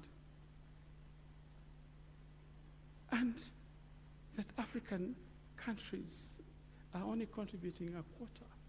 Who contributes the rest? If anything, at the AU, the Peace Commissioner held the most lucrative position because there were resources, donor resources that everyone wanted. That who pays for peace on the continent? We don't pay for it. And this is a big challenge for the continent. Because without peace, nothing else can take place. Insecurity is a big challenge on the continent. And if this peace is being secured externally, then there is a serious challenge on the continent. Of course, the continent has tried to address these issues. We have seen the African Peace and Security Architecture, the early warning mechanisms across the RECs. But what happens after these warnings? Is it just warnings for their own sake? Do African states have the capacity to address the situation? Do they have the capacity to address conflict? And I come back to the EAC also. Look, because it's an example at home, we have the DRC having joined the EAC. We're trying to address the challenge there. But even before that, there was the enlargement that brought in South Sudan, a conflict we have not addressed. And so we see that our regional organizations lack the capacity, because maybe the EAC should only enlarge and let in new members that are in conflict if the EAC has the capacity to address those conflicts. Because if you don't have the capacity, then the whole region gets affected, because the pace of integration is as good as that in the weakest member. And so the state is facing all these challenges. There is African institutions who, in the spirit of African solidarity, are supposed to help us to address these challenges that also face a challenge. But then someone could also argue that regional organizations are as good as their members. And so it's time for African states maybe to make these tough decisions, that we need to have regional institutions that work. We need to stabilize our region, but as we stabilize our region, we should not forget about the interests of the people, the rights of the people. That as we are stabilized, as we get external support, what are we paying in return? Are we losing the independence we fought for? Can we afford? And what should the state do? The state needs to survive. Will the state continue seeking this external support? And as Aristotle said, the state exists for the sake of good life, not just for the sake of life only, for the sake of good life, not just for life only.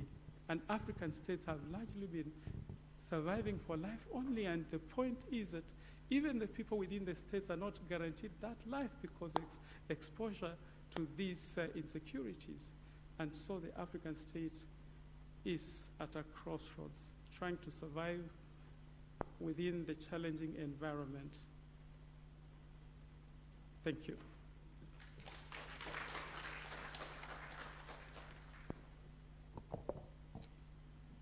Thank you so much, Professor Wanyama Masinde, who has just completed to give his keynote address on African state sovereignty at bay, religion, insurgency, and foreign intervention.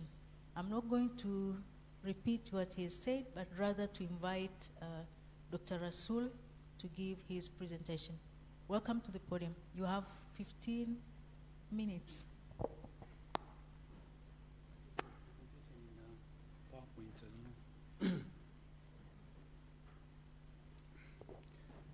I have my presentation in a PowerPoint because I'm going to share some figures.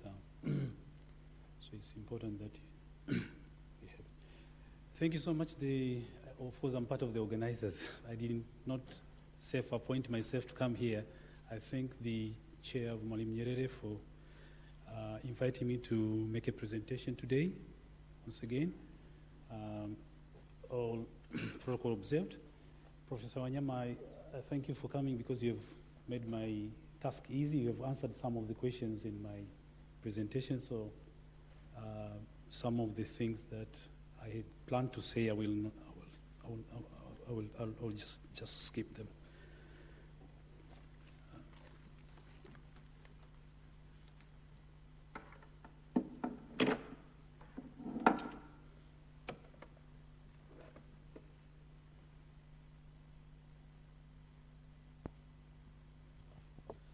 Okay, we can continue.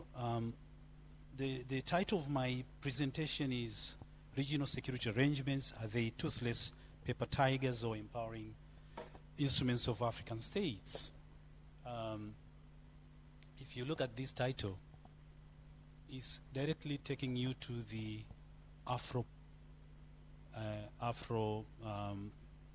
pessimism, optimism debate. And you'll be asking yourself, is, at the end of this presentation, is the presenter bringing optimism to the African Ken, or is he another prophet of the doom? I leave it out to you to make a judgment at the end of the presentation. But you can.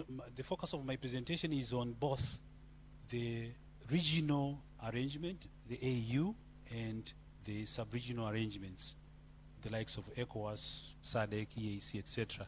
Because you cannot talk about these sub-regional arrangements without looking at the continental peace and security architecture. So this is how I've planned to go through the presentation. After the introduction, I will go straight to the state of peace and security in Africa, and then I'll touch a bit on the assessment approaches. I'll go to the assessing the capacity of African regional security arrangements. That will take much of my time, and then I'll make a conclusion. That's how I plan to go. After this introduction, the state of peace and security in Africa, then assessing the capacity of African regional security arrangements, and then the conclusion. As I've said a few seconds ago, my focus will be on regional and sub-regional arrangements, and we are told when the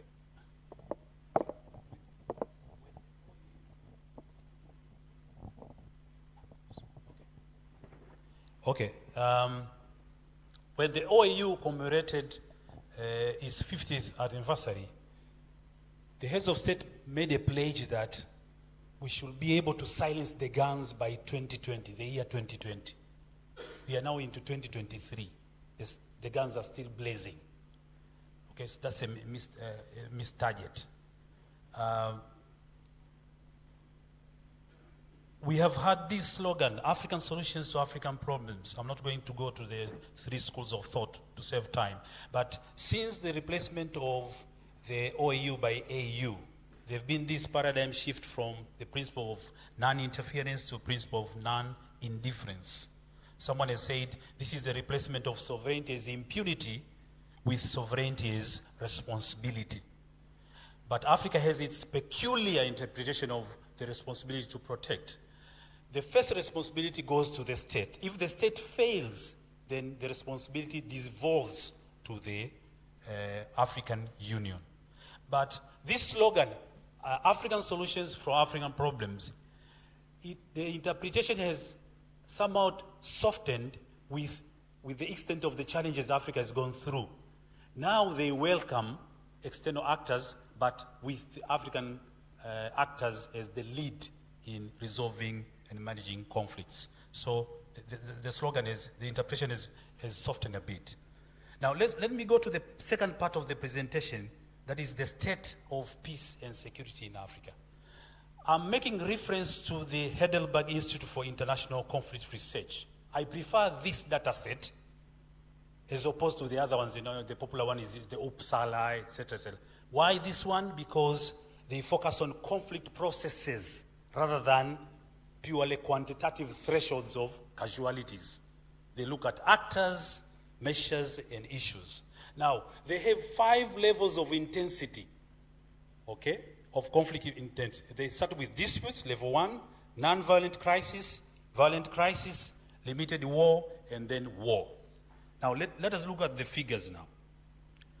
Their latest data is saying in 2022, there are 90 active conflicts in sub-Saharan Africa, which is an increase of 3 compared to the previous year.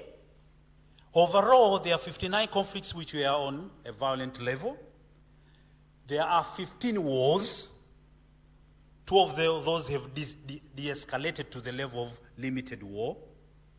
And then there were 5 limited wars.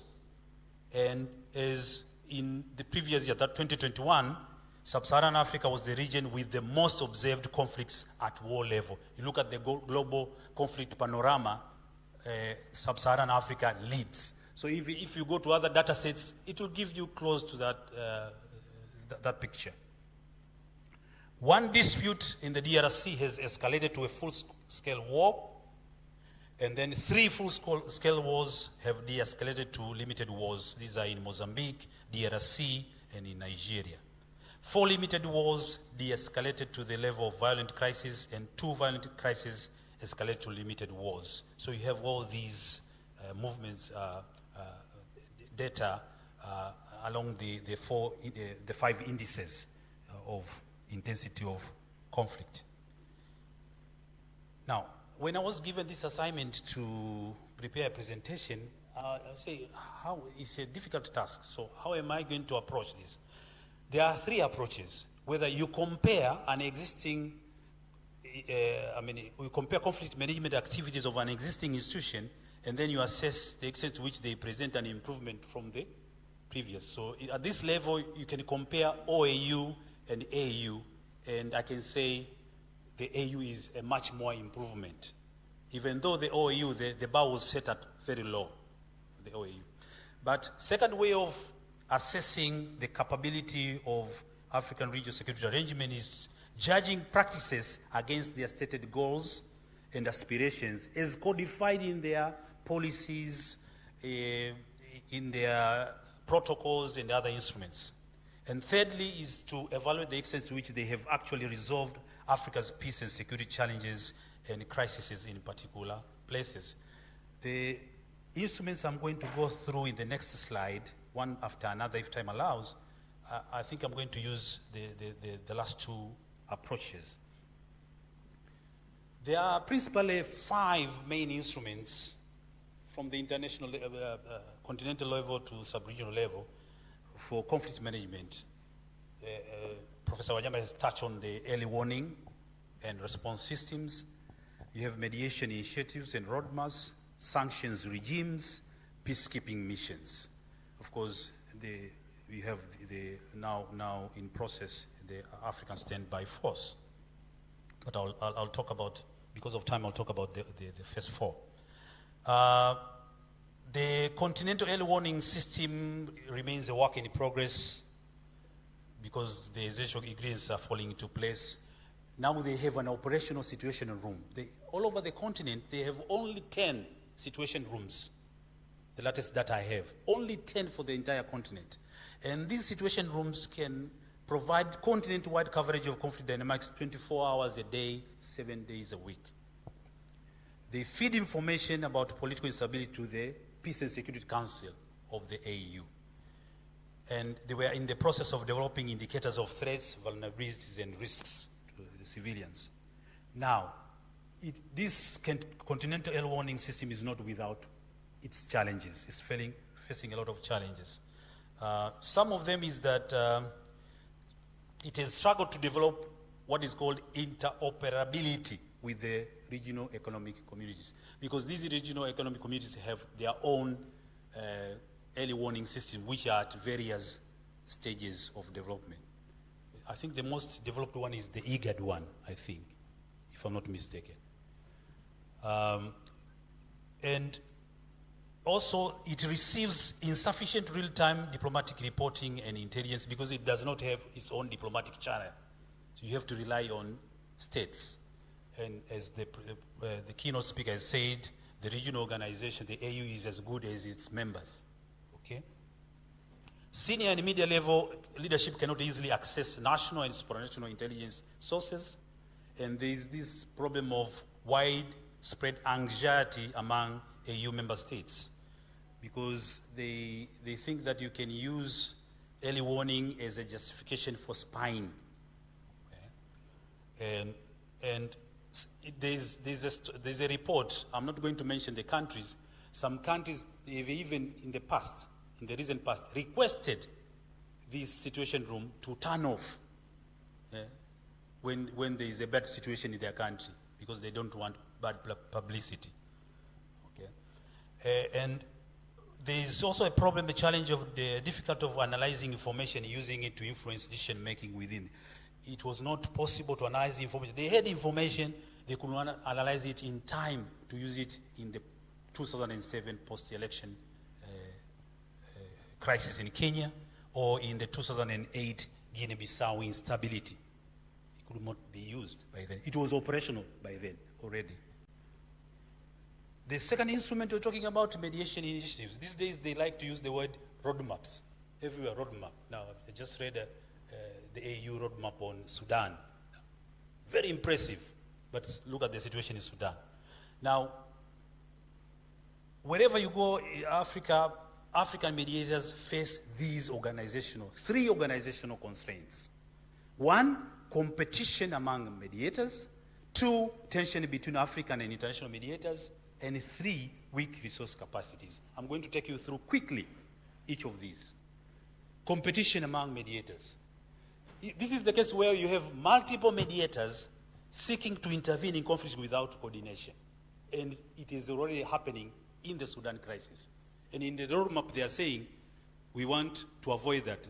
They are stating somewhere, because now they are involving, it has started by the US and Saudi Arabia, now, and the other, Norway, etc. Now they are saying, we don't want more mediators to come in. So this is the case. Case examples are multiple in Burundi, in the DRC, and Sudan. In one of these case studies I will touch on briefly, you'll see this. The second one is tension between African mediators and external actors. In the Great Lakes region, some mediators have complained of the excessive intrusiveness of Western envoys on local processes. You know, they want to control the process, but they will face this pressure from the external actors who have a vested interest in the conflict. And there's the problem of inadequate resources. African mediators face the dilemma of inadequate financial resources to competently organize and sustain mediation. So when they look for external resources, they are likely to incorporate the views of external actors during the negotiation. A very good example where all these three organizational constraints have been experienced is in this one. The AU-UN Joint Mediation Support Team in the Darfur conflict. And the person we're going to, the chair is going to give an award tomorrow, was very much involved. Dr. Salim Ahmed Salim. First he was involved with the, I think, Korean Foreign Minister, Pronk, and then the Dutch, he was the Dutch Foreign Minister. And then he was replaced by someone called Ellison. So the Salim-Pronk partnership and the later Salim-Ellison partnership was always trying in the Darfur conflict to preempt the problem of competitive mediation initiatives. So the point I'm making to you here is, it's not only about the documents you have, they're very impressive. Sometimes these are the vested interests in the conflict. They faced the escalation of mediators from Libya, Eritrea, Chad, which had considerable influence on some of the parties. Because they could not forge any unity, they could not bring the parties to the table, then they resigned. They resigned in June 2008. And then the AU and UN appointed another mediator, who was the ex-Burkinabé foreign minister, Djibril Bassole. This coincided with the emergence of Qatar as a major player. As a major player in the Darfur mediation. So this newly appointed mediator was overshadowed by Qatar, which had massive financial muscle and influence on the parties. I think I will go through, because I have less than 5 minutes, I will go through the Libyan crisis and then go to the peacekeeping issue. The UN, you recall UN Resolution 173 of 2011, which imposed a no-fly zone on Libya, which was initially enforced by the Stuttgart Stuttgart-based AFRICOM, and then NATO took full command under Operation Unified Protector. Now, the funny thing about this, the AU appointed a high-level panel, a committee of 6 presidents, to go to Libya. You know what happened? The first time they tried, they were denied permission by NATO to go to Libya. So they had to relocate to Mauritania. Okay? This was very embarrassing. Finally, they were later allowed to go to Libya. Now, these are the words of one of the presidents who was there, Museveni. The refusal to grant permission was decried by President Museveni, who said, and I quote, "It was contemptuous of NATO to prevent a team of 6 presidents with the AU mandate to try and resolve the Libya issue from traveling to the country. African presidents on African soil carrying out an African mission were ordered by NATO to go back." Okay? This was a contempt. It was contemptuous. So sometimes African mediators face that one. But let's not only spare the AU. What about the AU roadmap for Libya? Yes, Gaddafi accepted the AU roadmap, but the National Transitional Council in Benghazi did not. There are several reasons that are given. I won't go through, but some are saying, my professor will remember there, using the Hartman, Professor Hartman's, Zatman's mutually hurting settlement had not been reached by then. Some are making that argument. But did the roadmap reflect Africa's common position on the crisis? Because there were some African members in the Security Council who voted for the resolution 1973, which imposed a no-fly zone on Libya. And you remember Kagame's open criticism later on AU's tepid response. I will not go through the ECOWAS and Mali or ECAS or EAC mediation of the Burundi. You know, in EAC, in Burundi, Nkurunziza had just extended his term limit, and then they appoint President Museveni to be the mediator. It was funny. So there's a lack of regional convergence of norms is lacking. Given the limited time, I don't know, 2 more minutes or no more? Okay, let me go to the conclusion then.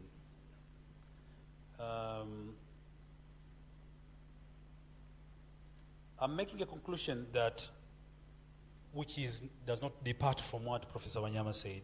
Regional security arrangements, practical capabilities suffer from a persistent capabilities expectations gap. They suffer from a persistent capabilities expectation gap.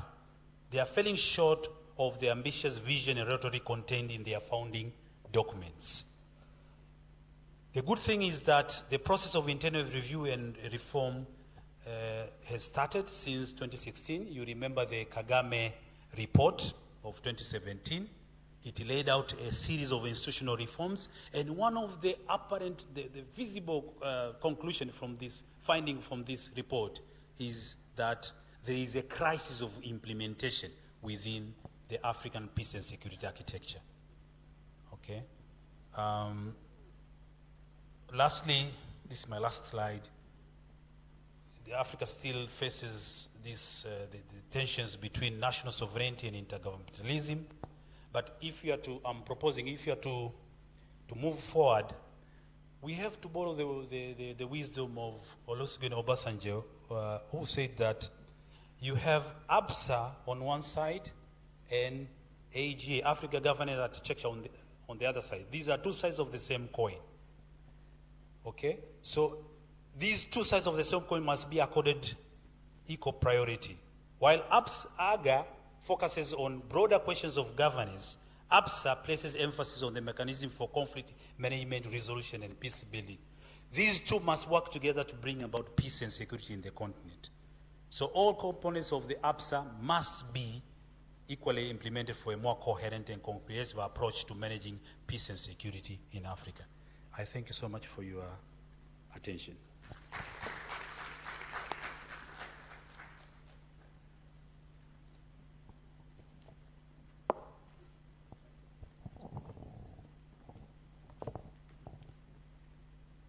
Thank you very much, Dr. Rasul Minja, for the lecture the paper that you have presented, or topic on regional security arrangements. Are they toothless paper tigers or empowering instruments of African states? Now I would like to invite Dr. Masabo to present on insurgency threats to national and regional security, the case of Mozambique. You have 15 minutes, Dr. Masabo, at most 20 minutes. Welcome. Thank you very much. Dr. Lucy, the chair of this session, my professors present here, the vice chair of CIP Africa, Mama Balozi, Honorable Zakia Megji, distinguished guests or participants, ladies and gentlemen. My task today is quite challenging because I've been given the subject that has been topical in our region for some time. And many have researched on it, and a lot has been written about it. And it's difficult to get and add new value in it, but I'll try. What to be presented today is part of the finding of ongoing research project that is conducted by CIP Africa on the state of security in southern Tanzania and northern Mozambique. So, ladies and gentlemen, first of all, I would like to draw your attention on the theme and the task that perfectly sits well on the overall address that has been provided by Professor Wanyama on African state sovereignty and flowing from the previous presentation by my senior, Dr. Minja, with equal respect to his brilliant expose. I wish to tease out some few issues that we've got to think about. First, there is general public perception, or at least in the media, they want us to believe that the religion or the religion question is central to insurgents in Cabo Delgado. Here, I would like to propose a takeaway that we need to deal with this perception because it tends to weaponize religion, while at the same time vitiates and cloud our own analysis. So we've got to rethink a little bit. And secondly,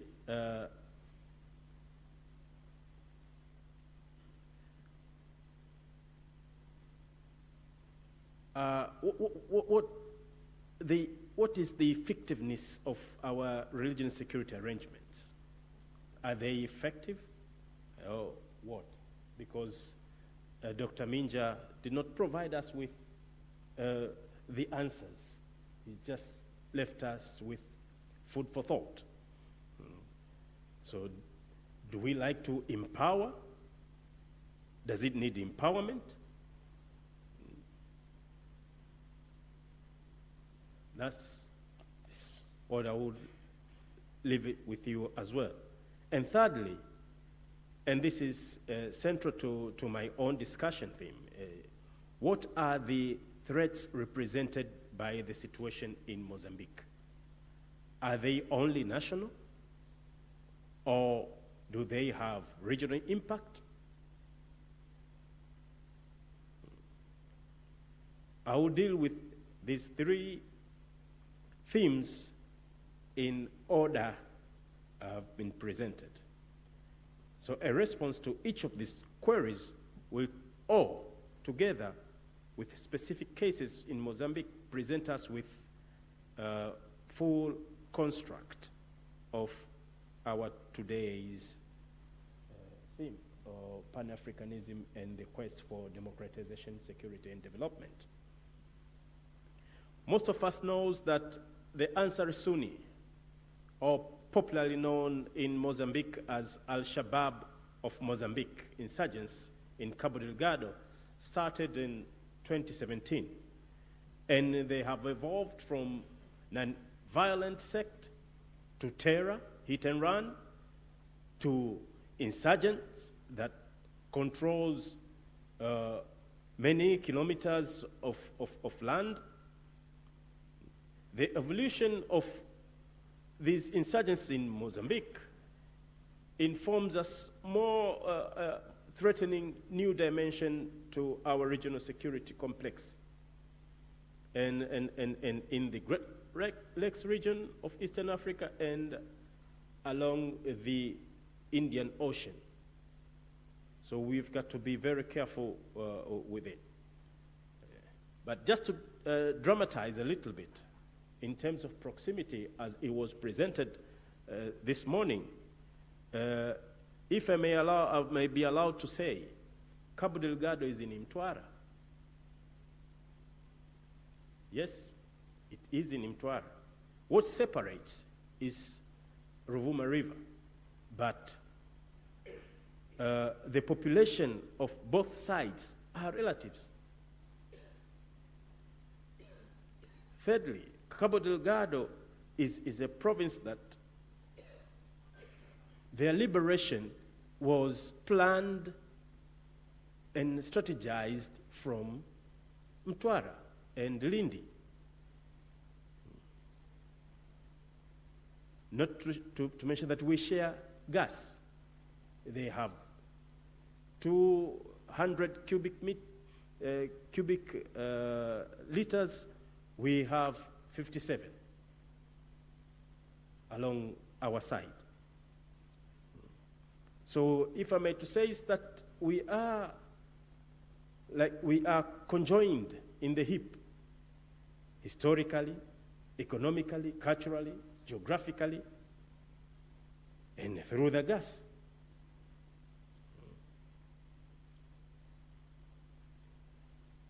In Cabo, the three biggest towns are Pemba, Palma, and Musimbo da Praia,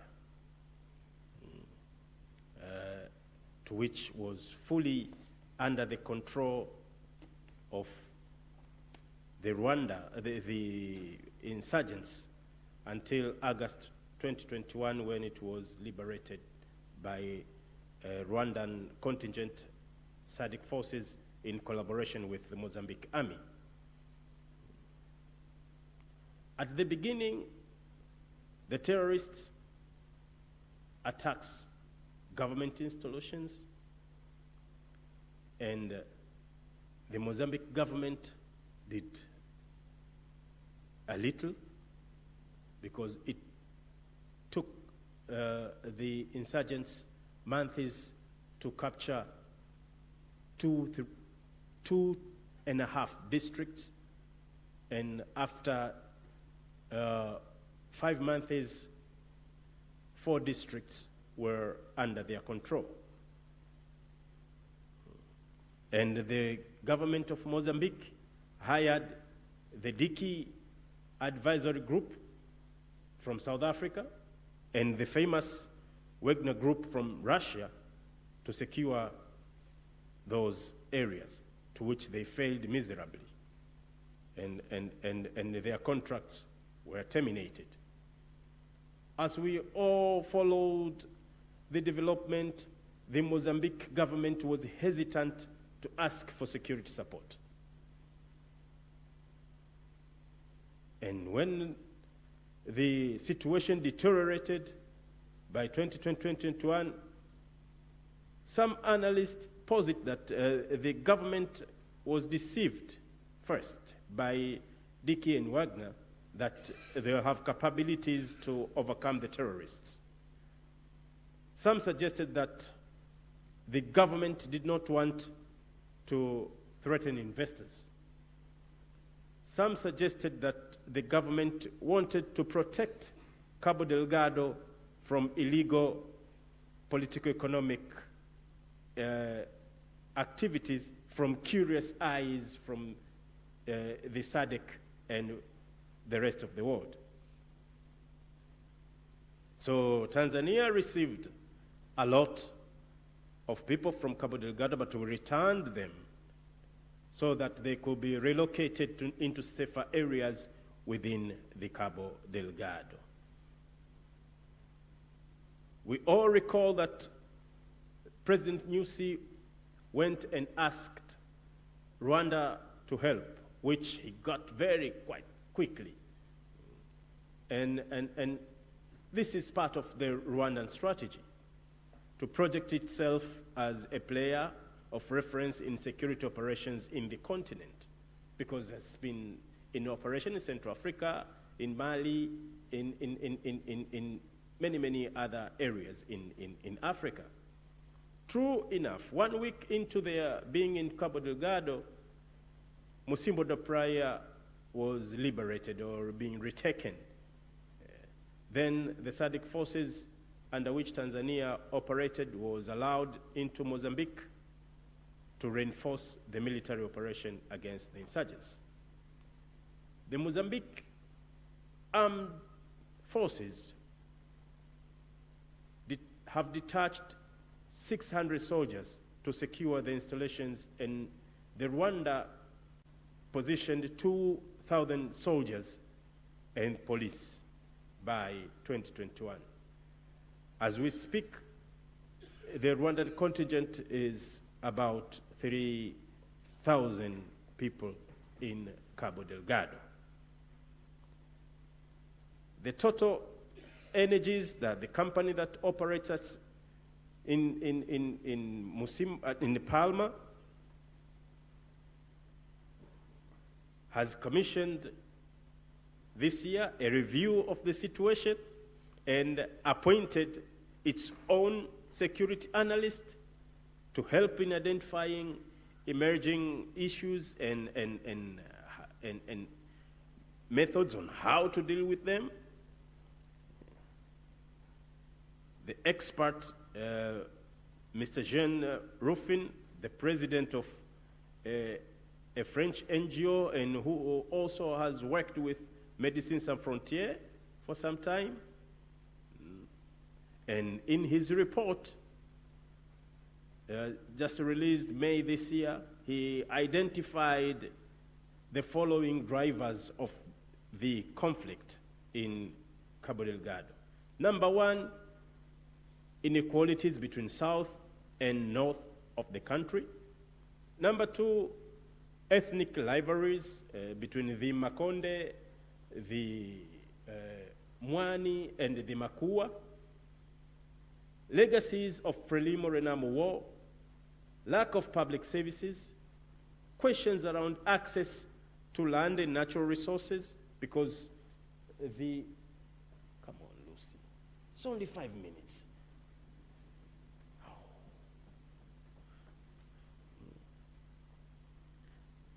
And lastly, international jihadists. The further analysis of the dissect suggests that most of these drivers roam around what CIP Africa was calling around the crisis of governance. So Mozambique suffers the crisis of governance. Subsequently, the report recommended actions to be taken by Total Energies. Number one, the creation of a fund of 200 million euros for 10 years for CSRs in Cabo Delgado, starting around Palma and radiating through the province. Secondly, by bringing these 200 million, that means each year the Total Energies will be giving the NGOs in Mozambique 20 million euros per year as CSR, in a province where the government is allocating only 5 million euro per year. I think we are seeing it clear that at the end, the government will be unpopular automatically, because the NGOs, they will be powerful and they'll be delivering what the government cannot. The report also proposed that the Rwanda forces should cut ties with the government forces and they should be working for Total Energies alone. So they will be commissioned the area around the LNG plant. What we are seeing here is a bad response to the crisis of governance in Mozambique. And also the presence of Rwanda and Rwandan army in the Musimbo da Praia and Palma would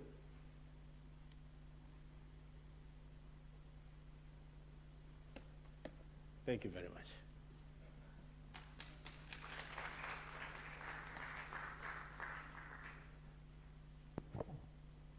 Thank you very much, Dr. Masabo, for the lecture, or rather a talk, or rather a presentation that you have just given on insurgency threats to national and regional security with the case of Mozambique.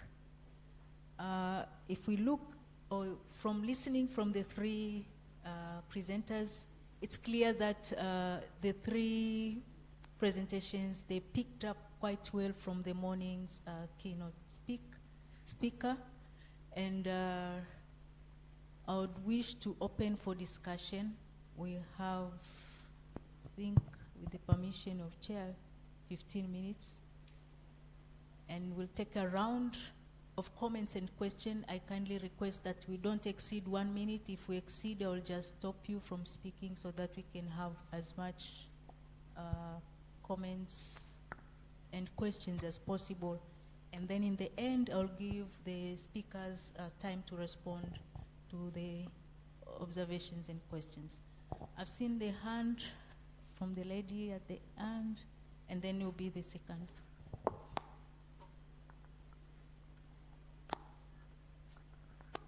Thank you, presenters. I only had a concern. What is the difference between insurgency and terrorism? Because the first presenter talked about terrorism and the last one talked about insurgency. So when does one become the other, or are they two different things? And then I had a concern, a brief concern. When we say terrorism and extremism, how do you define terror?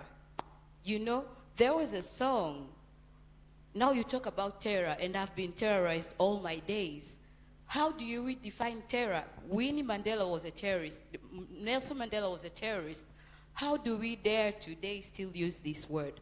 Do we need to find new words, or is it still a relevant word? Or are we prolonging the colonization of even the language in which we seek to liberate ourselves? Thank you. Thank you. If you can kindly introduce yourself so that the presenters can know whom are they addressing to. My name is Diana Kamara. Okay.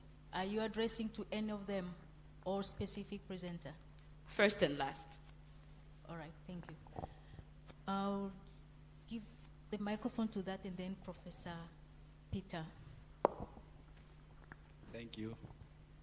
My name is Ezeus Thomas Ponsian, and I'm a student of political science and public administration. So I would kindly ask my teacher, Dr. Rasuli Minja, that I should ask a question because he was my teacher. So there was this, one of the things that was also provided by the presenter. It seems like we have this, the security architecture in Africa, which are quite viable, that the aim is to make sure that we have peace and security in the continent as well. But still, we have these insurgents, and we keep having this, like, what we say, limited wars and violence in nature and stuff like that. So if we are to ask ourselves that we have this security architecture that are quite there to make sure that the continent is quite at peace, and yet the security architecture from the presentation that most of you have provided, we still have, and are not quite giving to what it's supposed to be. So what directly the future of the security architecture? Do we actually need this security architecture, or do we actually need to reform this security architecture, or what should be done? And what is your take on that? What should be done in totality? Thank you very much, Professor Peter. Thank you very much. My question is directed at Dr. Minja. If you look at the two periods, 1963 to 2002, during the OAU and the African Union, you didn't dwell much on the African Union, on the OAU period. Save for the wars between between Tanzania and the Uganda and the Biafran War, most of the conflicts were really wars of national liberation during that period. And these were wars which are legitimate under international law. Unlike when we look now. Now, without inviting you to commit treason, if you compare the rulers, I don't call them leaders, the rulers in the OAU, and the rulers and the African Union, don't you think that the rulers during the OAU were more serious? Because I couldn't see NATO stopping Nkrumah or Mwalimu, but they could do that later on. Can you comment on that? Thank you.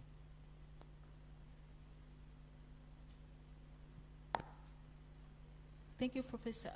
I would give a microphone to that gentleman, and then I think he'll be the last one, since there are no any other hands. Thank you, Madam Chair. My name is Rashid Kasim. I do have a question, especially to Dr. Rasul. How far do you think that the AU can achieve the goals? Taking an example of the most successful regional integration like EU, who the members are just trying to engage to another military alliances like NATO. And besides, this is the most successful regional integration. So how do you think Africa we can achieve if those most successful regional integrations are still engaging to other security mechanisms?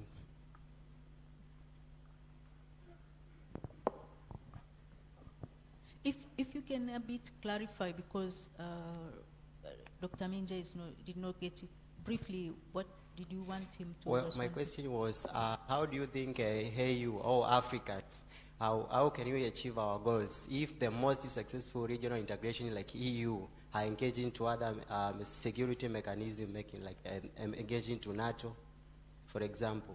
So how can we Africa achieve those if EU, the most successful regional integration, have failed to achieve those security, their goals, I mean?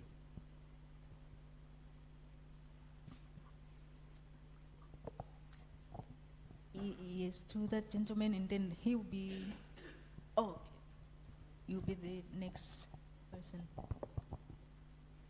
Jina langu naitwa Aishi Hussein Mashaka, ni mwanafunzi wa mwaka wa kwanza, nachukua political science and history. Na comment also na swali. Katika ili Mwalimu Nyerere katika kitabu chake cha Tujisahihishe alikusema kwamba daktari mbaya ni yule ambaye anatoa dawa au anamponya mgonjwa pasi na kujua ugonjwa anaumwa huyo mgonjwa. Huyo daktari hatari sana. Maneno haya yanafanana na maneno ya Sun Tzu aliyozungumza katika kitabu chake cha Arts of the War karne 4 kabla hajazaliwa Yesu. Alisema kwamba washindi hushinda kwanza ndo akaenda vitani, wakati walioshindwa huenda vitani wakatafuta ushindi. Hii ina maana kwamba katika nchi zinazoendelea kama sisi hasa za Kiafrika tunapambana na maadui ambao watu hawajui. Maadui wetu wamesimama katika sehemu 4. Wamekaa katika social, political, economic and ideology. Katika ideology wamejificha sana katika masuala ya education, social media na katika masuala kama vile religion. Sababu dini zinatumika sana katika kugawanya. Angalia migogoro inaendelea Mozambiki, nyingi inatumia kivuli cha dini. Angalia migogoro ambayo inaendelea sasa hivi Nigeria, nyingi inatumia kivuli cha dini. Lakini katika economic ni katika masuala multinational corporations, these companies, through investment. Angalia migogoro ambayo inaendelea Mozambiki sasa hivi. Tatizo ni nini? Ukiangalia katika uchumi katika hizi nchi ambazo zinaitwa Palma ambazo zinapatikana northern part of Mozambique, hizi jamii zina Waislamu wengi, alafu also ndio zinaongoza kwa umaskini. Sasa panapopatikana resources inakuwa ni rahisi kuwatumia watu hawa kwa kuwapandikiza chuki na kuaminisha kwamba if mkatumia dini yetu kwamba tukampambana kwa ajili kesho kutwa mtakuwa na maisha mazuri. Na katika social wanakuja na vitu vingi hasa katika masuala ya ideologies. Yaani vitu vingi ambavyo vya kuchanganya hasa vya kijamii. Haya yote yanatengeneza uwanja mpana wa nchi zetu za Kiafrika kushindwa kujikwamua katika nchi katika kutoka katika makucha migogoro, umaskini na kadhalika. Sasa katika dunia tulionayo sasa hivi ni dunia ambayo inaongozwa kwa akili kubwa sana. Sasa swali ambalo la kuwauliza hasa walimu wangu walisema mbele yangu ni kwamba swali lako unalielekeza kwa nani? Kwa dokta. Dokta nani? Rasul. Kwamba kwa sasa hivi sasa katika hizi nchi zinazoendelea especially katika nchi za Kiafrika hatuoni sasa huu ni muda mwafaka wa kuanza kuwafundisha wanafunzi kufikiri na sio kukariri. Na kupitia hilo linakamilishwaje? Asante kwa swali lako. Karibu mzee. Naitwa Ramadhani Kingi, miaka 31 nilikuwa hapa. Mimi niko baffled.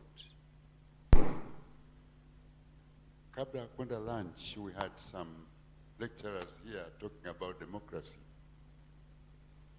But at this age, I feel I am tired over the definition of democracy. Russia claims to be democratic. Italy says it is democratic. English, though monarchical, says it is democratic. Tanzania says we are democratic. Kenya says they are more democratic than Tanzania. Uganda, democratic. We had just a definition of the Greek, kwamba it is for the people, of the people, and people, and people, and people, and everything. My please, anyone, Wanyama, this man, Rasul, because you are here, can you help me get out of this word democracy? Where does democracy from the Greeks between Russia and China, who is more democratic? Asante sana. Asante kwa swali lako. Sasa I will welcome the presenters. Professor will be the last one. I will reverse the order, but I will give 3 minutes each. Dr. Masabo, I would wish if you can respond on the role of SADC in Mozambique. If you can provide some reflections. How do you see SAMIM and its role in Mozambique and the future of regional security? And then I'll welcome Dr. Minja to respond to the questions which have been raised.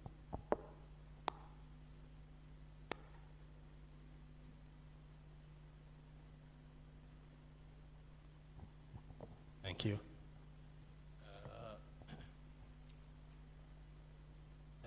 With Lucy's question, mine too. The difference between terrorism and insurgents. Diana, to make it simple, terror most of them terrorists, they do operate on hit and run basis. They do not acquire and maintain territory. The maintenance and acquisition of territory differentiate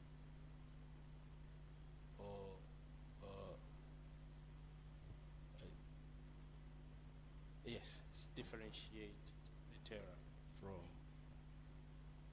insurgents.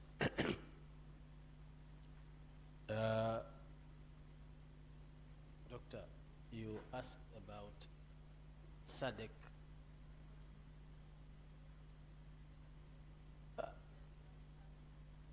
Samim is doing a brilliant job. He's doing a brilliant job. And that's why he entered with 3 months mandate, and which is extended because the insurgents now have turned into being terrorists, and they have spread the entire northern and central parts of Mozambique. Some have tried even to cross to Tanzania. Last few months they tried to attack somewhere called Michenjele, but they were naturalized. But they do operate in Ngade, in Mozambique, Niassa, Mtopwezi. In those areas, they are still in operation, but on hit-and-run basis. For that case, the SADC force is still needed because it is reinforcing security in the area, and secondly, it is also needed because it is assisting the Rwandese forces on the northern part of Mozambique at Musimbo da Praia and Palma. Thank you. Thank you, Dr. Masabo. I'll now invite Dr. Minja to respond to the questions. 3 minutes. Thank you so much. Thank you for all those who commented on my paper and the other panelists. I will start with I didn't get the name, the PSPA student who asked about, do we actually need the security architecture? You are referring to African peace and security architecture. I think my conclusion was very clear that Africa peace and security architecture suffers from a persistent, expectation capability gap, but it doesn't mean that the African peace and security architecture has not made any strides. They have made several strides in the instruments that I mentioned in my presentation. Yes, the continental early warning system is a work in progress, but it's operational, it's up and running. They have mooted a peace fund. Yes, the balance still reads negative. The target is to reach $400 million, I think. The last time I checked, it was 240. So they are doing something, But what I was saying towards the end is the African peace and security architecture and the African governance architecture, they are two sides of the same coin. You cannot address one and leave the other. You have to address the governance side also. So we actually need it. And I think even Masabo was saying I was not coming out clearly the takeaway that are these paper tigers, or I left it out because I think the conclusion says it's all, and even Professor Wanyama was saying they are facing a capability challenge. Thank you so much, Professor Maina. You want me to commit treason. Compare the period 1963 to 2002, and you see maybe those leaders, the early statesmen, were more serious than today's. If you take the numbers that Dr. Lupa shared with us on the coups, okay, in one region only, West Africa. You know, in West Africa, I think it's the regional organization ECOWAS is the one which has imposed, suspended its members for unconstitutional change of government. Only 4 countries have been spared. Nigeria, Ghana, I think, I don't remember the other 2. Only 4. If you go by those statistics, these are not serious. These are not serious leaders. But wait a minute. The challenges they faced are not the same. By then, today, intrastate conflicts are the most persistent threat than interstate conflicts of those years. And these, there are 3 key variables which determine and shape the dynamics of intrastate conflicts in contemporary Africa. One is the manipulation of ethnic identity. 2 is what I can say, the competition of access and distribution of resources. And 3, regionalization of these conflicts. Most of these conflicts have a spillover effect. They have a spillover effect. So the challenges that they faced those days are completely different. So on that note, I cannot completely conclude that maybe they are not as serious as their forefathers. This guy wants me to compare the AU and EU, I don't know, on issues of security. These are 2 different organizations with different security peculiarities. NATO is a different animal altogether. I think you need. I need to have well thought parameters to compare these 2. But you have there which on one hand you say these 2 are not comparable, given the capacity constraints they are facing, the African peace and security architecture. But on the other hand, you have organizations like EAC, which have copied almost all the structures from the AU. Not all, I'm saying it has copied most of the structures, but even within the AU, you have innovative structures like the Peace and Security Council, which has no veto powers and no permanent members. But intriguingly, you have one country which has always become a member of the Peace and Security Council, Nigeria.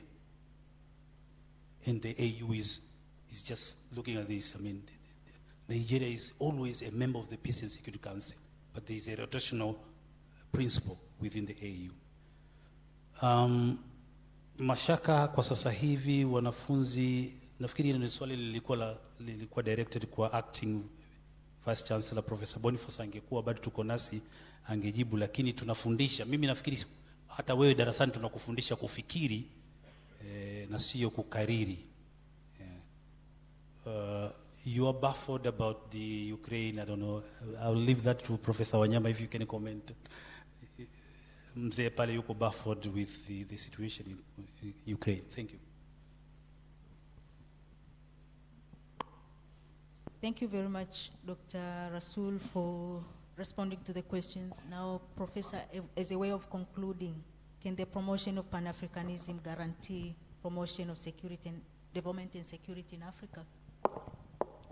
Thank you very much, Session Chair. And maybe I could also just touch on a few other issues. And one is the case of the EU and NATO.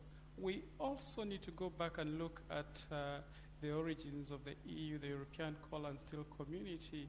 While it sought to secure peace in Europe, it started as a business organization to trade.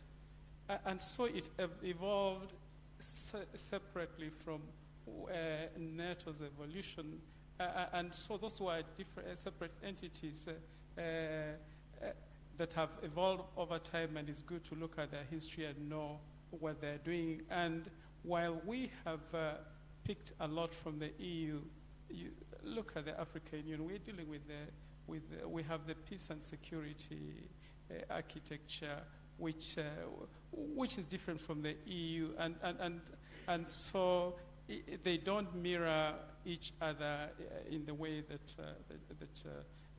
you are looking at it, and it's good to go and look at it a little further. And just before I come to that again, we look at democracy. Democracy is a journey, is a continuum, it's a process. We have young democracies and we have older democracies, but even the older democracies do have turbulence, do face turbulence, and we see Trump and his insurrection. So when someone says we are better democracy than yours, then it depends on where the person is standing and what they're looking at. And it's a journey, and we have no perfect democracy yet, but we're working towards that. And when we're talking about insurgents, these groups that pick up arms against government, and we have different forms of insurgencies which could incorporate all these groups, even of a terrorist nature. And many people hold different views, and many of these views are sometimes extreme. And when the people pick up arms, then they're becoming violent extremists.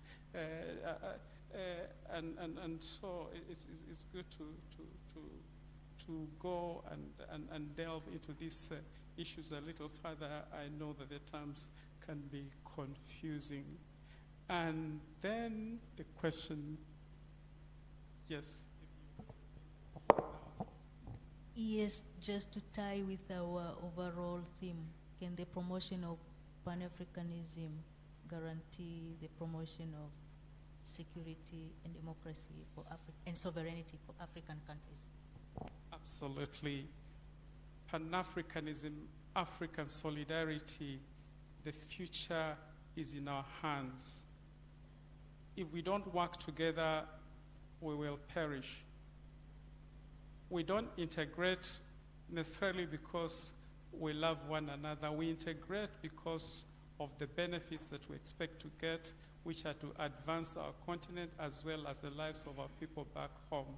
And without working together, then we were veering away from the aspirations of our founding fathers. And together, we will prosper. On our own, we open ourselves to external influences, some which are exploitative.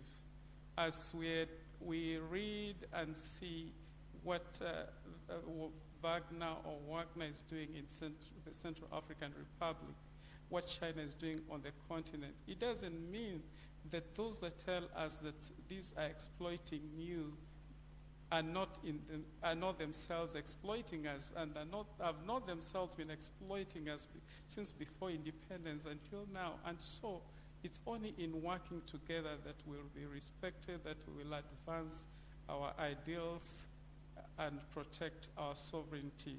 But it's important that we remember that we should not work together to protect what is undesirable for our people, but we should work together to advance what is good for our people. We should not work together to prop up those that exploit their people, but we should work together to advance those that advance the interests of their people. Thank you. Thank you very much, our keynote speaker for this panel, Professor Wanyama Masinde, and the two panelists, Dr. Rasul Minja and Dr. Ali Masabo, for this session that we have had. And also should thank the members who are present here, distinguished guests, for the interactions that we've had. I kindly request we put our hands together to conclude this session.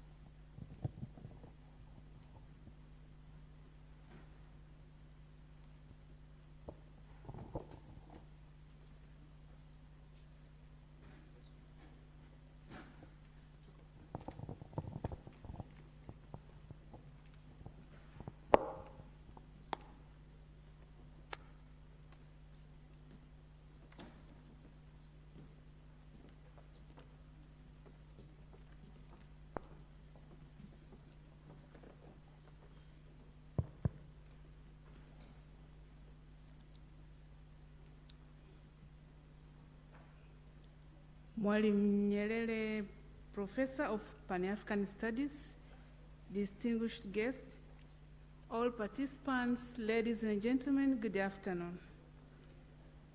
Welcome again to our second afternoon session. In this panel, we are going to have two presenters.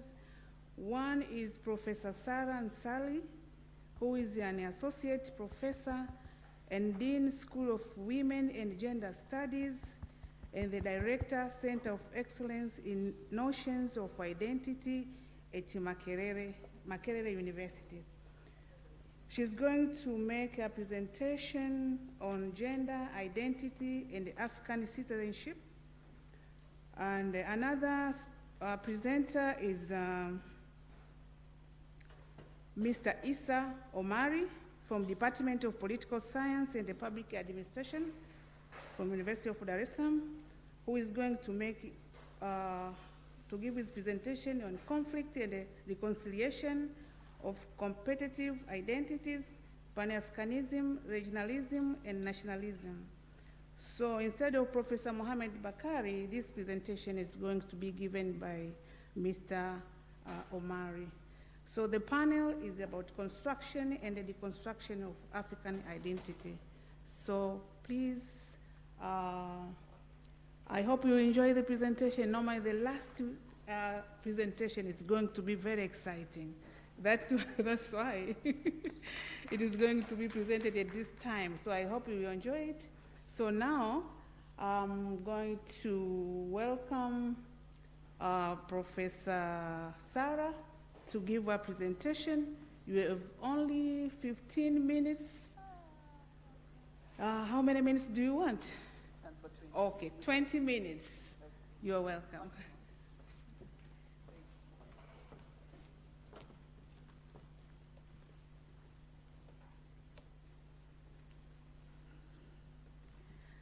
Good afternoon, everyone, or should we say good evening? I'm very privileged to be here. Do we say all protocol observed? So all protocol observed. Greetings to everyone, and I'm very privileged to be here to participate in this Mwalimu Julius Nyerere Intellectual Festival. There are mainly two reasons that excited me when I was picked upon. One is that in Makerere we have the Julius Nyerere Leadership Center, Mwalimu Julius Nyerere Leadership Center, and I am a board member on that. So this gives me an opportunity to see how things around that great icon are done in his homeland. So I was very happy about that. The other reason I was very happy for coming was that it would give me an opportunity to see my old REDET friends.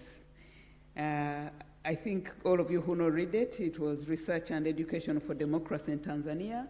At the time I was involved, it was led by Professor Mkandala. Thereafter, he became a very great man. Each time you had someone from Tanzania would tell you how he had scaled the heights and how he was in high society and not very, very accessible to lay people or common people, but it's good that we are here, and of course with Professor Msambai Katumanga. So I'm also happy and privileged to be giving a lecture on three key concepts that define our society today, and that is gender, identity, and African citizenship. The three concepts are pertinent today as ever before, offering us a lens to reassess the spirit of Pan-Africanism as envisaged by the forefathers, including Mwalimu Julius Nyerere, in whose name we gather today. This paper examines the nexus between the three, highlighting how they are endangered by neoliberal development strategy, which has weakened the state, undermining citizenship rights. It examines the dilemma of neoliberal policies such as decentralization, which, while purporting to articulate people's rights, become the medium of those very rights denial. In this paper, I use dispossession as a central organizing framework to argue that in privatizing African economies, neoliberal reforms have enabled the state to abdicate its responsibilities, but also enlisted the state in undermining the citizens' rights. Briefly defined, according to David Harvey, dispossession or capitalistic accumulation by dispossession refers to neoliberal capitalistic policies that result in the centralization of wealth and power in the hands of a few by taking away what have commonly been known as communal lands and communal properties. And Uganda has had its unfair share of these, either manifesting as land grabbing, or for agriculture, or for environment, or for any other, or mineral extraction. And 30 years of neoliberalism have shown us that while there is some bit of progress, there's also a bit of regression. And the key question today is, how do we achieve national development through dispossession of the majority? And by dispossession here, we are talking about both dispossession by international capital as well as local elite. And I would like to start this by sharing two stories. One is not really dispossession, but an illustration of the state's abdication of its role. 2 weeks ago, in the north of the country, that's in Gulu sub-region, a woman gave birth by the roadside after experiencing labor pains on a boda boda. A boda boda is a motorbike form of transport. According to the rider, the condition was so terrible, and he tried to help by rushing this woman to hospital for help. But on reaching the hospital, because he could, actually it was so terrible, so he couldn't get to the hospital, so he stopped somewhere and rushes to the hospital for help. On reaching the hospital, he was told there's no fuel in the ambulance, the driver's phone was off, and when he went to the maternity ward, he was told all nurses were too busy to attend to someone outside the health facility. And he was at a shock as to whether this was the right response he would have got for trying to be responsible. You all know motorbike transporters are not stereotyped for being the best of people, but he thought he was not received well. So I raised this mainly to show a case of state abdication of the right to care, even when a community member like a boda boda rider has tried to reach out for help. And the few stretched staff, the no fuel in the ambulance, the driver's phone being off, are all matters that have come to characterize our neoliberal health system, which we are accustomed to, but which actually could be better in serving the population. The second case is a clear case of dispossession. And in one village in the east, a group of farmers or a community threatened of losing their land to a big World Bank-funded development project. It's going to be an irrigation dam and largely for growing rice. And to the people's concern is the area is already wetland. Where they are, they do not really eat rice. They grow bananas, they grow millet, they grow other things. So why is the government interested in irrigating an area which never experiences drought? And when they tried to reach out and express these sentiments and say we are interested in partnering with government, but not in things that actually are going to chase us off the land, the response they got from state functionaries at local level was imprisonment. And so that made them actually get more infuriated, and the local leaders' accusation was that they were inciting violence. And to the local people, what is inciting violence when actually all we are doing is organize so that into a land cooperative so that we can negotiate and do things better for the state. But in addition to that, the government local leaders did not want outsiders like CSOs to pay attention to the affairs of this community, because in any case, if you're not an outsider, you don't belong. The community and its people were the only ones to engage in that matter. So identity and citizenship were at the heart of independence. And this raises the question of how did we get to where we are? When people were struggling for independence, whether you're talking about Mwalimu, Julius, Nyerere, Marcos Garvey, Frantz Fanon, all those people who played a role in liberating Africa from the different parts where Africans were, whether you're talking about the continent or you're talking about the Caribbean, black identity was key. citizenship rights were key. The right to self-determination was key. And these were the ethos around which independence parties were formed. They were trying to respond to years of subjugation, years of oppression based on a racial dichotomy that privileged the white race. So how come that now, many years later, we are going back to dispossession, this time not by the white man, but the major agent leading the dispossession is the African local elite or the African local leader, who is actually a state person. So, and of course the other thing, in addition to identity and self-determination, was the whole issue of social justice with reform. And here you have many countries, whether reform against cultural norms and values, such as was the case in Guinea-Bissau and Zimbabwe, or socio-economic reforms with development, such as was the case in the East African countries, being key.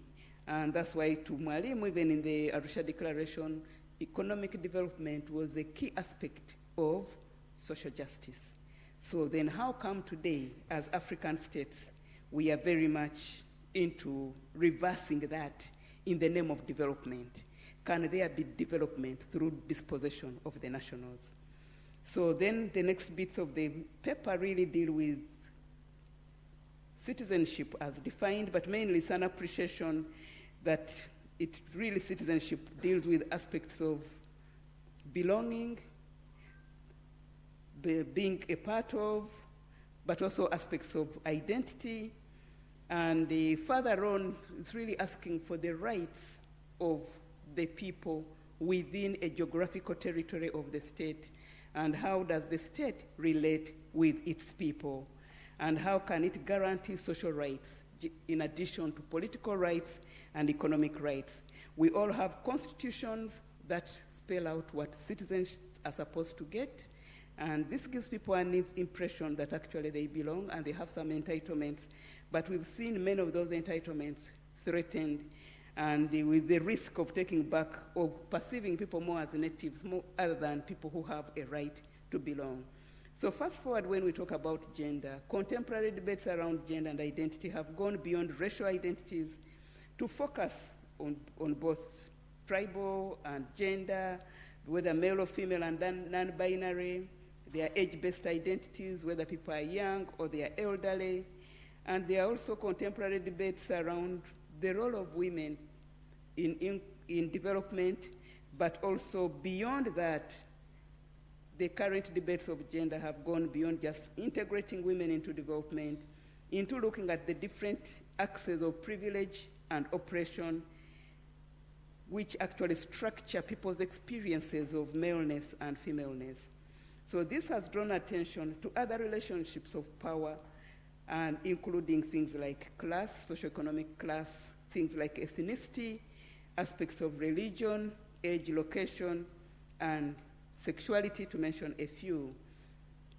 An intersectional gender analysis is significant here, considering its origins to amplify the intersection of race and sex in the US, where Kimberly Crenshaw, a practicing lawyer, decided to focus on the plight of black females in the US judicial system.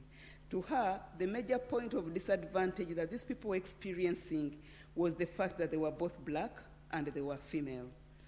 Beyond the US, in other parts of the world, this has been appropriated or adopted to make sense of the racial dichotomy beyond the West, between the West of the global North and global South, where the global North is distinguished as a site of development, and the global South, and Africa in particular, is distinguished as a site of natural resource extraction.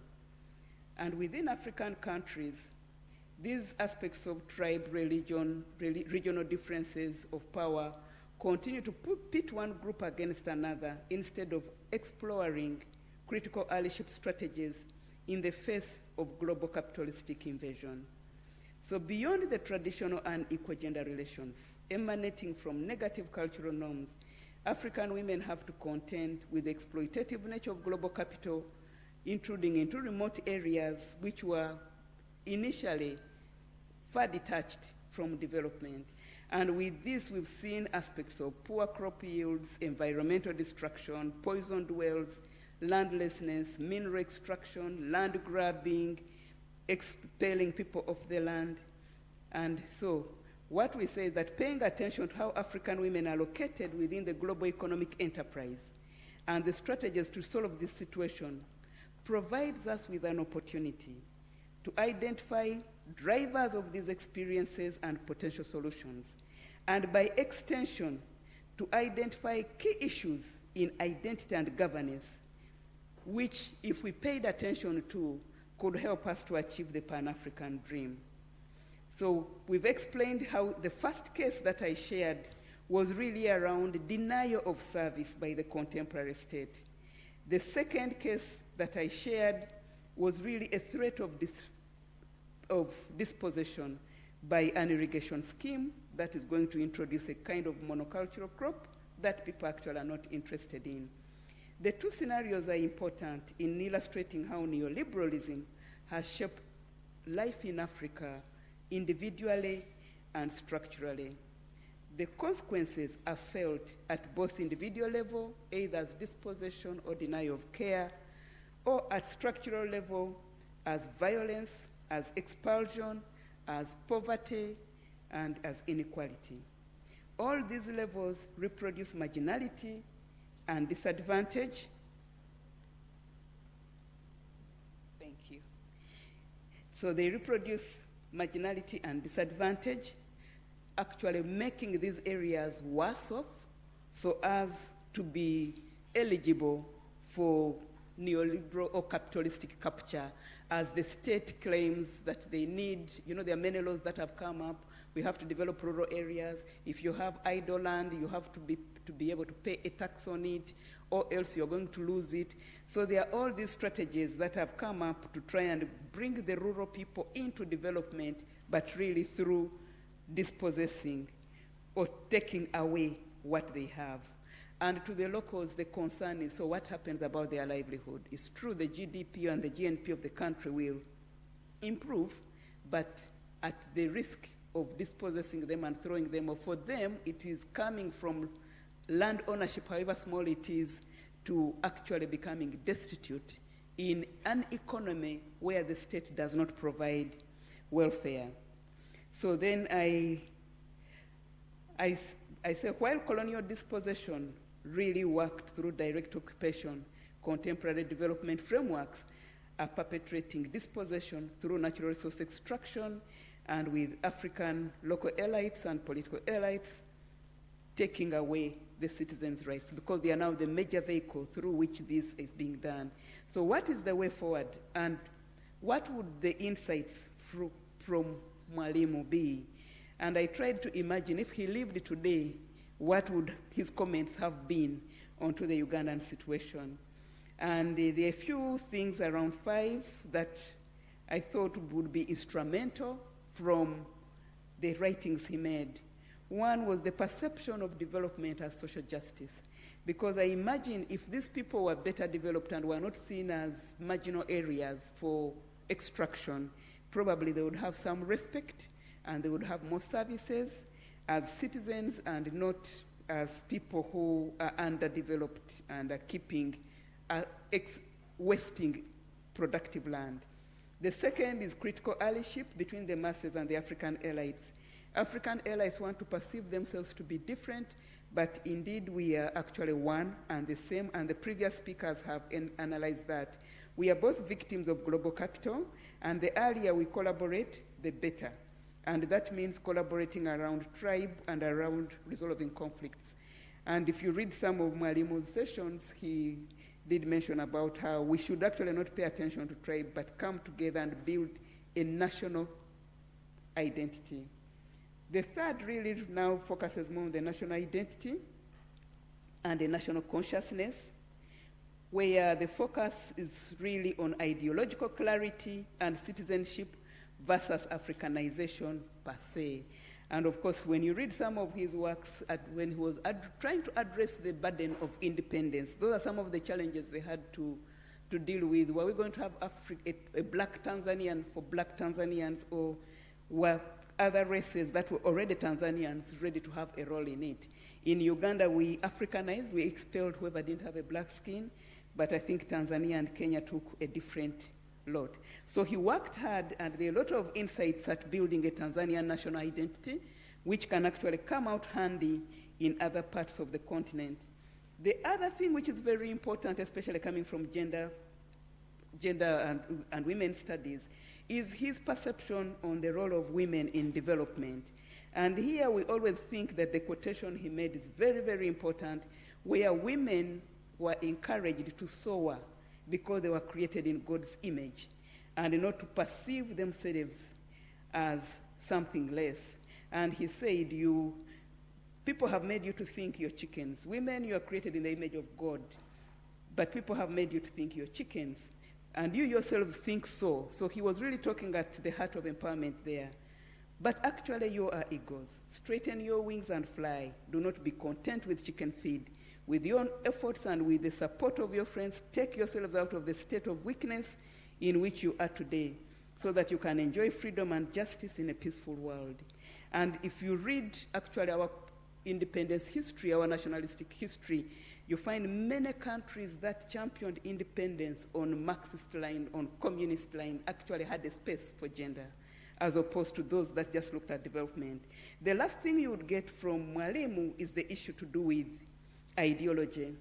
Most of the times when we talk about neoliberalism, yes, it's okay, the last point. When we talk about neoliberalism, the focus is on its economic impacts. Rarely do we pay attention to its non-economic impacts. And that's the destruction of ideology, the destruction of the national spirit. All these things we are talking about as corruption are all found there. So we are made to believe that actually we are the same country, the policies are the same, and as countries we are all subjected to the same treatment. How come others come out better and others come out different? There's a role of location, there's a role of context, there's a role of history, and countries have to come up with ideologies that are going to deliver them. The last quotation before I leave here is what I'm going to conclude with, and it's a quotation that Mwalimu made, I think, when he was addressing Accra somewhere in 2017. And his point was, my generation led Africa to political freedom. The current generation of leaders and peoples of Africa must pick up the flickering torch of African freedom, refuel it with enthusiasm and determination, and carry it forward. Thank you, Professor Mkandala and the rest, for giving us an opportunity to review that. Hope we shall go back as better people.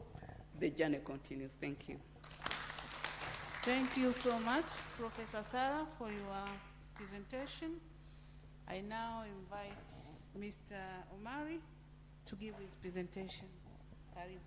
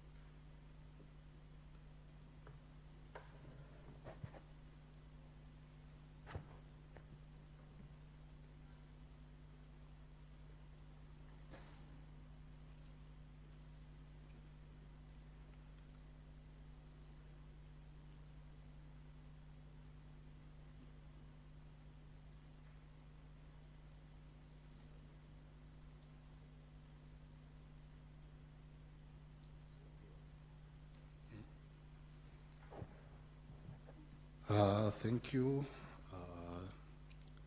Session Chair. Thank you, distinguished lecturer, Professor Katumanga.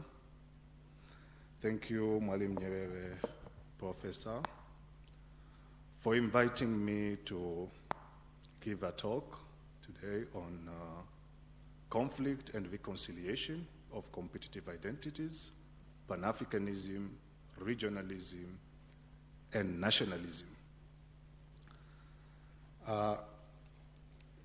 My talk will mainly focus on the realm of ideas in particular, trying to soften the statecraft and security craft that have been presented by our esteemed distinguished lecturer, as well as our esteemed past presenters. And this is about the triple identities in Africa and the aspirations of African unity, as has been clearly stated by the founding father of Organization for African Unity and the subsequent generations of African leaders. My presentation is summarized into 4 parts. The introduction, where I'll present my main argument, and then I'll proceed to try to contextualize my talk within the state of Africa today. And then I'll narrow down to discuss a bit about these competitive identities, the points of contradictions, divergency and convergency. And then I'll also proceed to look at the conflicting areas and overlaps. And finally, I'll conclude by offering some sort of a reconciliatory framework in order to reconcile these competitive identities. My main argument is that the regeneration of Africa, and by extension the revitalization of African unity, depends on the extent of our understanding of and reconciliation of these somehow competing identities, which sometimes clash within and across. And such contradictions have contributed to the balkanization of Mother Africa and the dwindling relevance and the dwindling aspirations of African unity by the African peoples here in the continent and in the Afro-diasporic world. But unpacking these identities, first I think I'll have to look at the state of Africa today. And this has been covered by the previous presenters, but I'll just go through them in order to give a context to my presentation. I think there are, when I look at Africa today, I see at least 4 things. First, in terms of security, you have persistent security challenges and protracted civil wars threatening national cohesion and regional security due to spillover effects, as Dr. Rasool said. These conflicts span regions, and they create what we call conflict formations. And then when I narrow down to look at the daily lives of the people, what I see in Africa is the exodus of African youth who legally and illegally immigrating to the West and the East, searching for livelihood opportunities due to poverty and declining standard of living across the continent. And this is a result of many problems, including climate change, unresponsive regimes, and others. Then, looking at the political institutions, what we see in Africa today, as it has been said earlier by the past presenters, including Professor Makulilo, is democratic backsliding. We are witnessing democratic weakening, and by democracy, in this sense, I mean substantive democracy, is that a democracy that not only focuses on the processes, but the substantive outcomes of these processes in terms of uplifting Africans from poverty. But we also have problems of unresponsive regimes or governance. And now we have regimes that rule by the law but not rule of law. And then you have the problem of rampant corruption affecting peace and development prospects across the continent. But a positive note I see in Africa is I see Africa's agency in terms of reacting to the continent's marginalization in the world economy and in the international system, including confronting global economic forces. And this is very important for this discussion because it also points to the contradiction between these competing identities.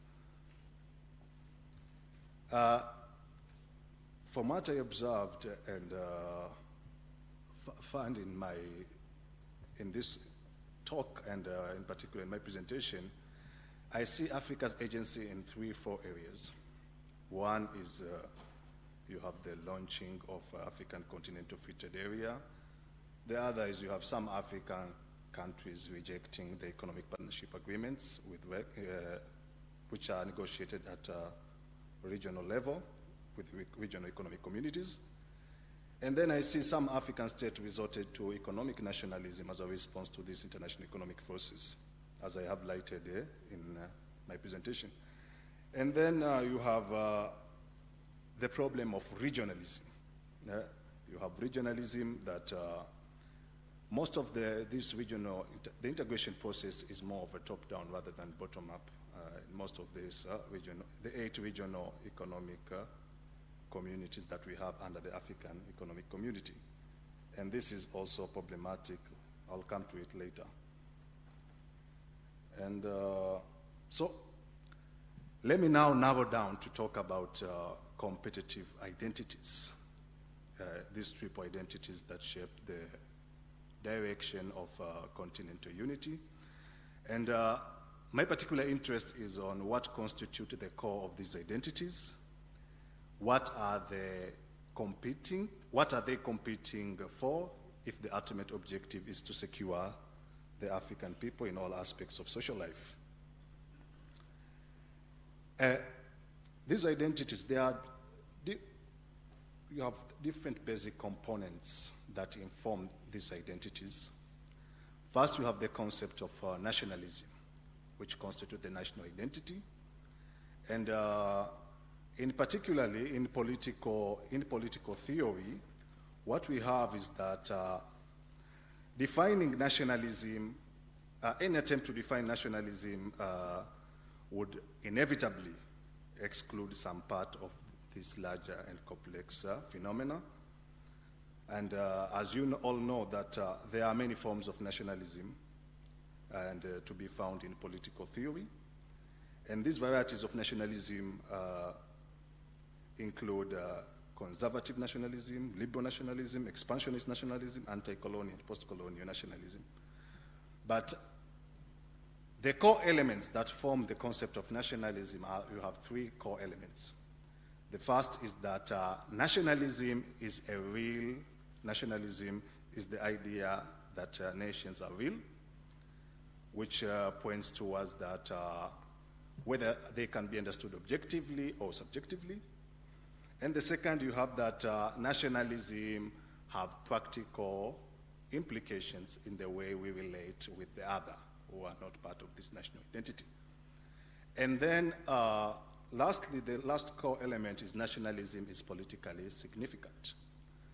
When you synthesize these core elements, what you have 2 competing perspectives of nationalism. One is cultural nationalism, and the second is political nationalism. On the cultural part or cultural perspective, nationalism is defined as a cultural communities, which they have a distinct national identity that is objectively understood in terms of physical or other characteristics, be it language, religion, or race. And this view is subscribed by Johann Herder, a German philosopher. And then you have a different contending perspective of nationalism, which sees nationalism as a political communities in the sense as a national project, which is a national identity that is subjectively understood in terms of a common belief in membership, or will to belong and associate together. And this view is shared across by some few prominent Western philosophers like Jean-Jacques Rousseau and Ernest Renan. But my interest today is on this second perspective of nationalism, which is political nationalism. And why is that? In modern Africa, the state existed before the nation, because the state that we have is the inherited colonial state. So it's a colonial inheritance, which reflects also colonial legacy. So the process of self-determination, or what we call African nationalism, was to constitute a nation within these territorial confinements, as our guest lecturer talked about it earlier. So African nationalism are the product of African nations are the product of African nationalism, and this is what I will focus when I'm trying to discuss about these competing identities. But again, you have another concept, which is Pan-Africanism, or another identity. Pan-Africanism builds on 4 elements. One is philosophical materialism. The second is ideological humanism. And the third is politically, the idea of a continental-wide state mechanism, or what we call a superstate, or the idea of supranationalism in particular, creating a supranational institution at the continental level. And then you have also what we call and then the fourth is economic, try to bring about economic transformation through industrialization, these mega projects that have been around.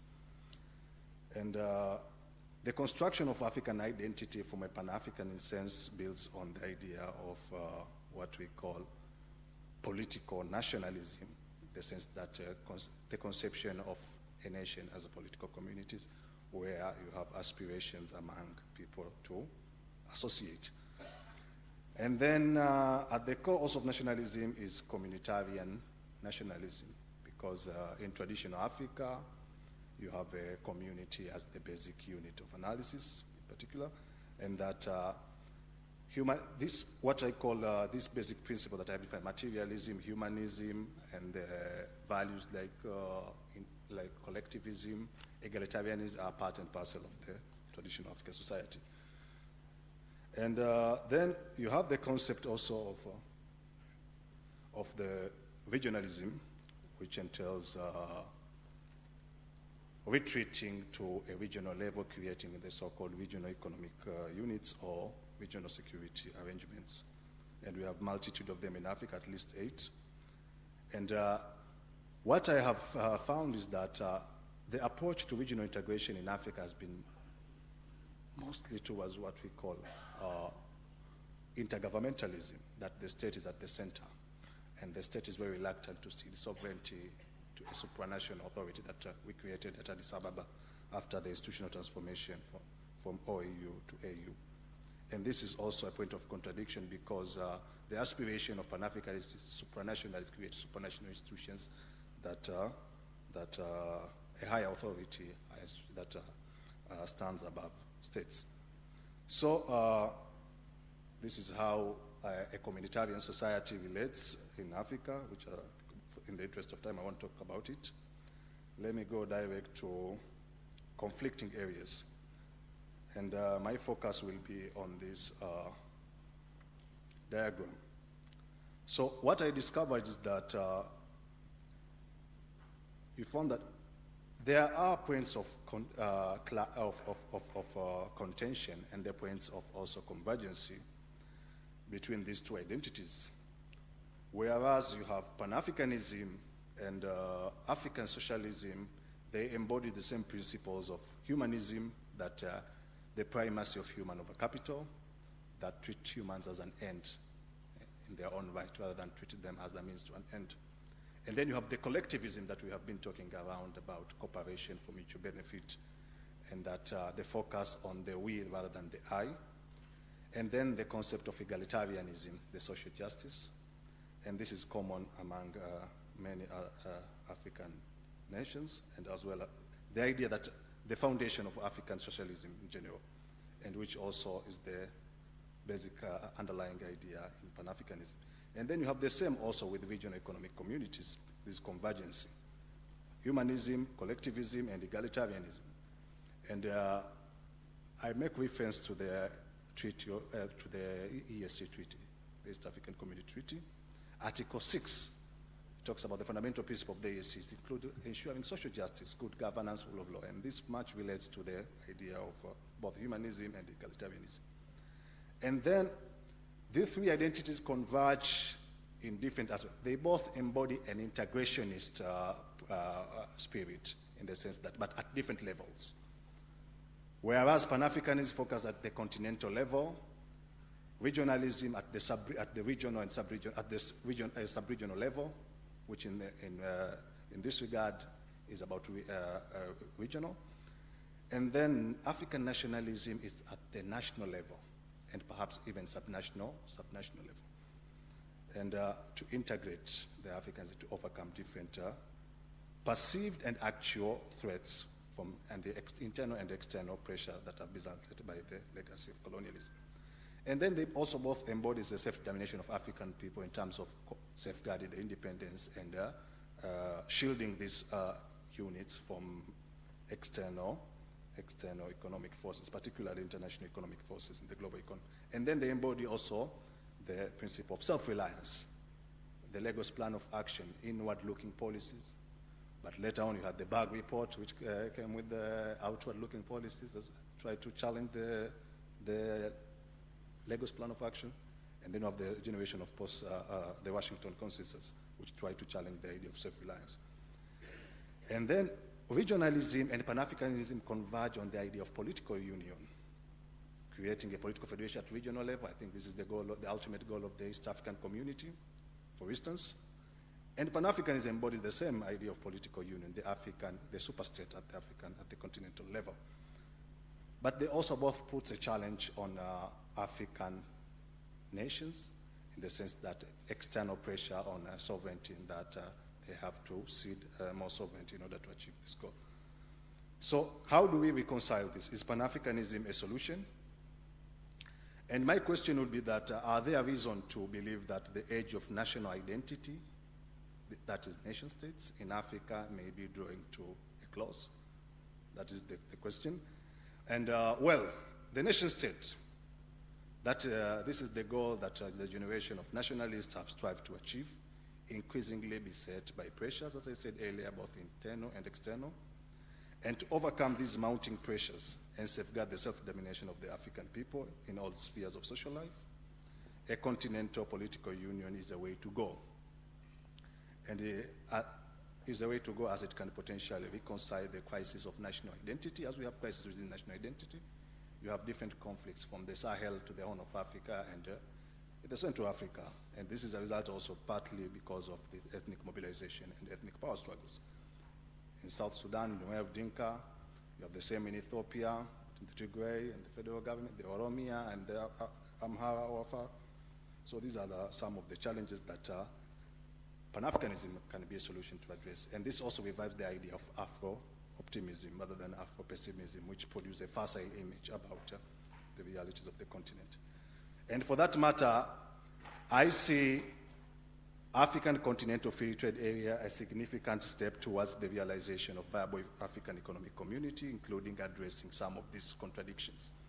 And that, as you can see, it has created the largest free trade area, belonging to, bringing together around 55 countries with a combined GDP of around 3.4 trillion. And this also is integrated part of the realization of the African Union Agenda 2063. So thank you for listening. Thank you very much. Asanteni sana. Thank you so much, Mr. Issa, for your presentation. As you listen to both presentations, they try to touch the issue of identities, but from different angles. Now it's time for us to ask questions and to give comments. We have 15 minutes for that. and we have only one round of about 5 questions or so. Yes? Ndio, karibu. Be brief and say you address your question to each presenter. Okay, thank you. Thank you, Madam Chairman. But I would like to use my local language. May I allow? Asante. Swali langu litakuwa kidogo linajielekeza kwa Mr. Mohamed Bakari. Okay. Oh, okay. Omari. But here it's Mohamed. Okay. Sawa. Swali langu limejikita kwamba tunajaribu kutengeneza reconciliations ya kutatua conflicts na vitu vingine. Lakini njia zote tunazozifanya wanaokutana na kujadili ni viongozi wakubwa, yani wazazi wetu. Hata huko nyuma baadhi ya vitu tumeviferi kwa sababu leo hii tumekiuka maadili yetu, tumevunja miiko yetu kwa sababu kuna gap kati ya watu wazee na vijana. Na hata haya masuala ya mahusiano nayaona hivyo hivyo. Watu wanaopata nafasi ya kukutana kujadili masuala ya kutatua conflicts huko na mahusiano ni watu wazima, wazee, professors na watu gani, nyerevo kubwa za elimu. Lakini vijana wanazidi kutengenezwa na kitu kinachoitwa competition. Yaani mimi kijana wa Kitanzania nataka nishindane na kijana wa Kenya, sio nishirikiane naye.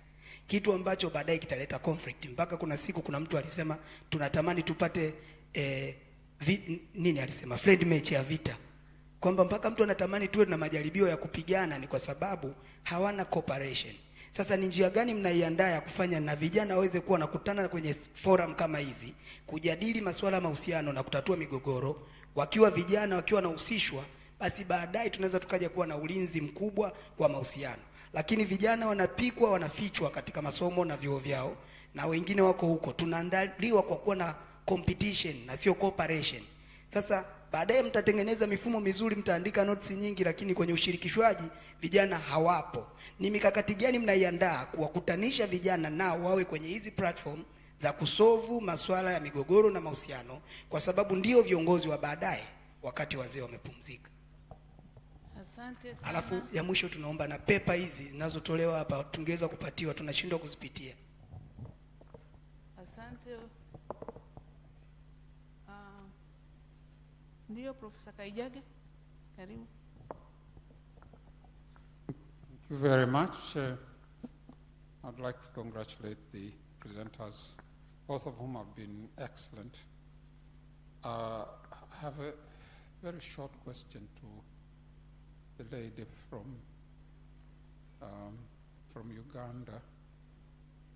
I see that neoliberalism is the ultimate demon in your presentation in terms of all kinds of evils, including disempowerment, dispossession of the already oppressed and so forth. We have, I think in the past, tried alternatives to the neoliberal social order. I was wondering, and I don't think they have worked, and I was wondering what is your prescription of the ideal way of organizing society. Just an addendum to my question. You talked about ideological clarity. I think would you be a bit more forthcoming about that? What actually do you mean by ideological clarity? Which ideology? Thank you. Very short question, I hope. Thank you. Professor Noe. Thank you very much to Professor Sally and Omari. My question goes to Professor Sally. I heard you speak about dispossession, which is done mostly by local elites and international capital. And we are also talking about the past liberation struggles, because in the past there was active resistance by different groups, including women. Now my question is whether something has significantly changed that we don't really hear about active resistance. What has happened to local agency to the extent that we don't hear resistance actively, or maybe there's a difference of the way resistance is done now and in the past?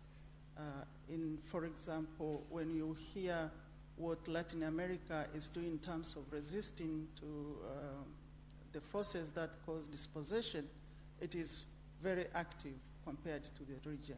Just to hear about your views, Prof. Okay. Yes, Karibu. Thank you. My name is Mr. Valerius William Juni from the Department of Philosophy, University of Dar es Salaam. My question to Professor Sari. I have heard you giving examples of how some people were not willing to receive the kind of development. And you spoke that the development is people-centered. My concern is, do you think there is a need of going back into our communities to see if there are values central to engage when trying to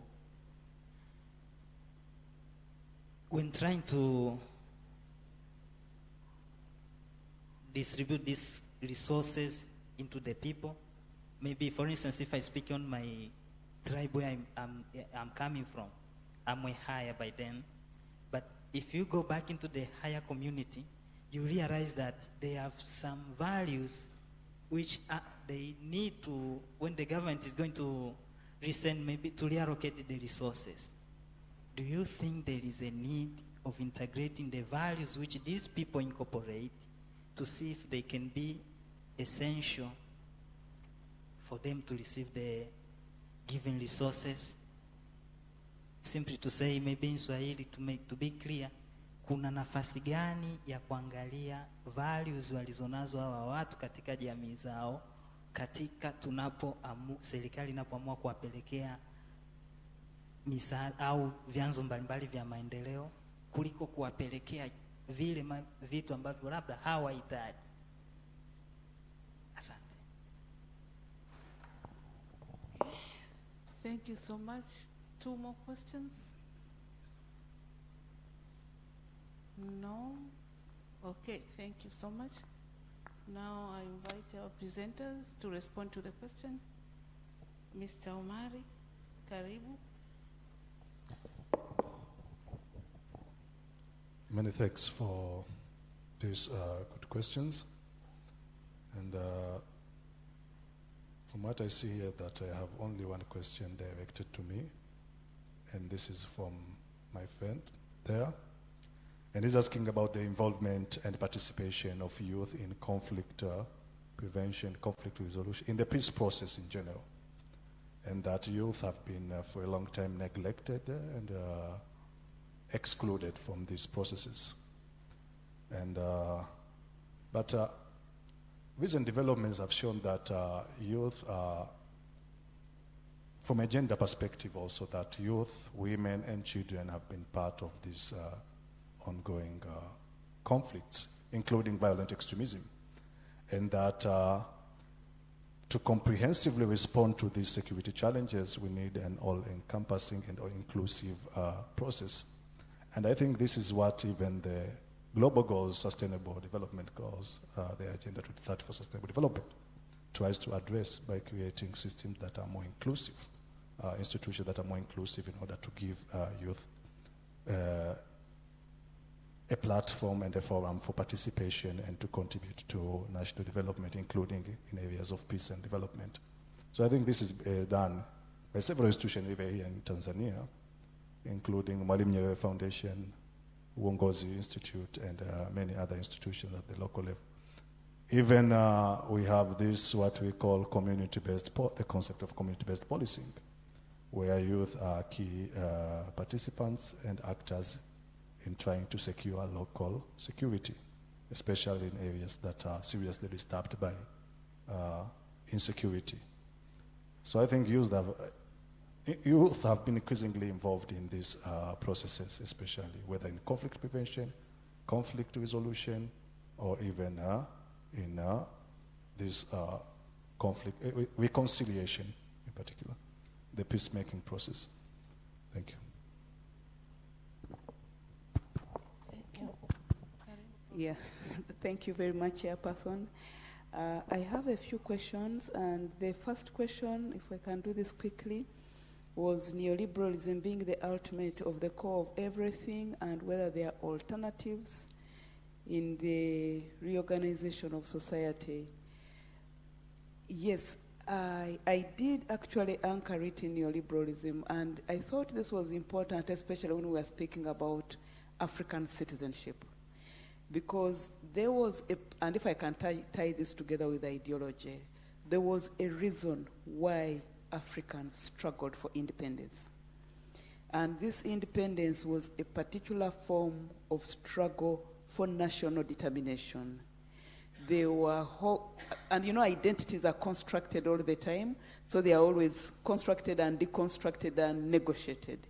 And at that time, they were rallied together because the racial dichotomy did not matter, so they needed to get together. And they did struggle and win that war of liberation. But we also know, for the reasons many people have said before us today, of what happened to the African state. And when we suffered the economic shocks, we suffered and went neoliberal the way we went. My concern with that is it let loose many other things, particularly the requirement of the state to abdicate from providing for the people in the name of markets, in the name of capitalism, in the name of choice, and all those things that ran around in the 90s and 80s. And where actually the state was only good to guarantee a good environment and leaving everything to private capital. When actually the people had been organized by the state, and people looked to the state for guaranteeing certain things, which actually the market cannot guarantee. So what we are seeing today is, one, if you have a situation where in the past rural lands were developed by extension services, and they were indeed productive. That's why when you go to many of these areas, you'll find railway lines reaching there. Today, the railway lines or the sleepers are idle, because there's nothing to come from those areas. Why? Because agriculture died, okay? And when it died, okay, peasant agriculture, it was peasant agriculture, but it did produce. So now the years of disinvestment in people are being used to construct peasants as people who are not productive, as people who are sitting on land that they are wasting durable land. And in whose interest is this land being captured? It's being captured for commercial farmers, and they could be local or international. It's being captured for natural resources and all the carbon credits, what today is being talked about in terms of climate colonialism. Is being captured for minerals. And we are not saying this is necessarily a very bad thing, but what are the rights of the people within that? So I talk about neoliberalism because it enables those kinds of things. And I talk about dispossessions because it reorganizes the relationships around how people relate with what they initially thought was theirs under the constitutional provision of citizenship. And then, of course, the past had active resistance to dispossession, and why don't we see active resistance today? Again, this is where I go back to the non-monetary cost of neoliberalism, in that the fragmentation of people, leaving people to their own devices, and in our parts of the world, you see, I mean, because, I don't know whether because Uganda has had a very long period of misrule, people even do not look to the state for anything. So it's like everyone is on their own and God is for us all. So even when people face challenges like lack of access to services and basic services, in spite of them paying a tax, they will not actually see the state as a problem. They will see themselves as not being creative and innovative enough. And of course, with the growth of evangelical churches, there's a lot of the belief system also whereby the state gets celebrated even when it's the biggest abuser. So you will actually not see active resistance. In the last election, you did have a younger group, people who actually classified themselves as people from the ghetto who had been, they were actually mobilized as people who had been shortchanged by the state. The brutality with which the state reacted to Bobi Wine and his campaign, it will take long for anyone to ever resist. I mean, younger people were targeted just for the sake that they were young and that they were staying in depressed areas in the city. So Uganda historically has not had a history of armed resistance because of the way we have been ruled historically. And also that means people don't blame the state even for what they don't have. People just know that, well, you pray to God, you do your best, you become innovative, and then you give up, okay? And why am I raising these things here? It's because Mwalimu Julius Nyerere gave people hope. And we are in a Mwalimu Julius Nyerere intellectual festival where some of these things should be reflected on. Why was there a struggle for independence? Okay, and then about the values, and I would want to handle the issue of values in society together with the issue of ideology. I know if we went to political science like we talked about the West and we talked about the East and we talked about communism and we talked about capitalism and everything else. But of recent, the more I've grown, the more I've realized that philosophy is not only resident in the West, okay? Ideology is not only resident in the West.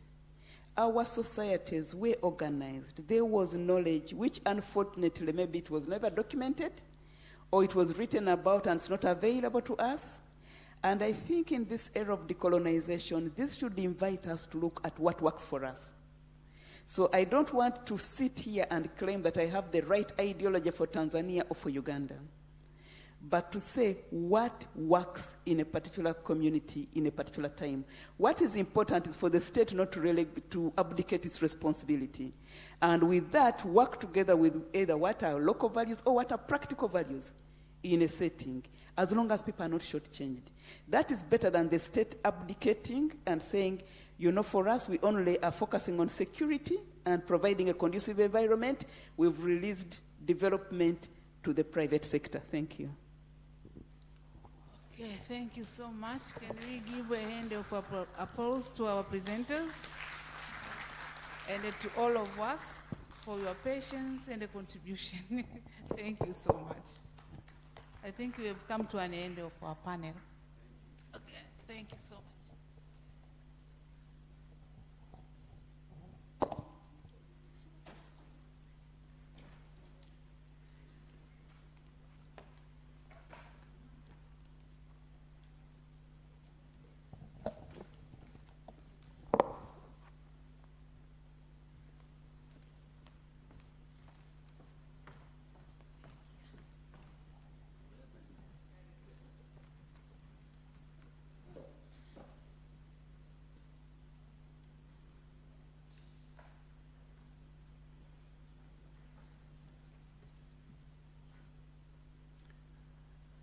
Ladies and gentlemen, another round of applause for our...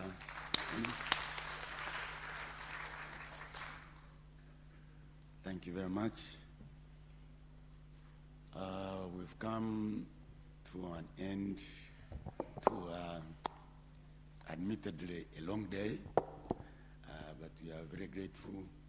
We thank you all for staying to the end. Tomorrow we'll start at 9. Now, unlike today, breakfast so will be served at 11. So after the first session. So we'll start at 9 until 11. We'll have the refreshments at 11, and then we'll continue with the other session. So please, I wish you a good rest this evening, ready for tomorrow. Asante sana, karibu tena.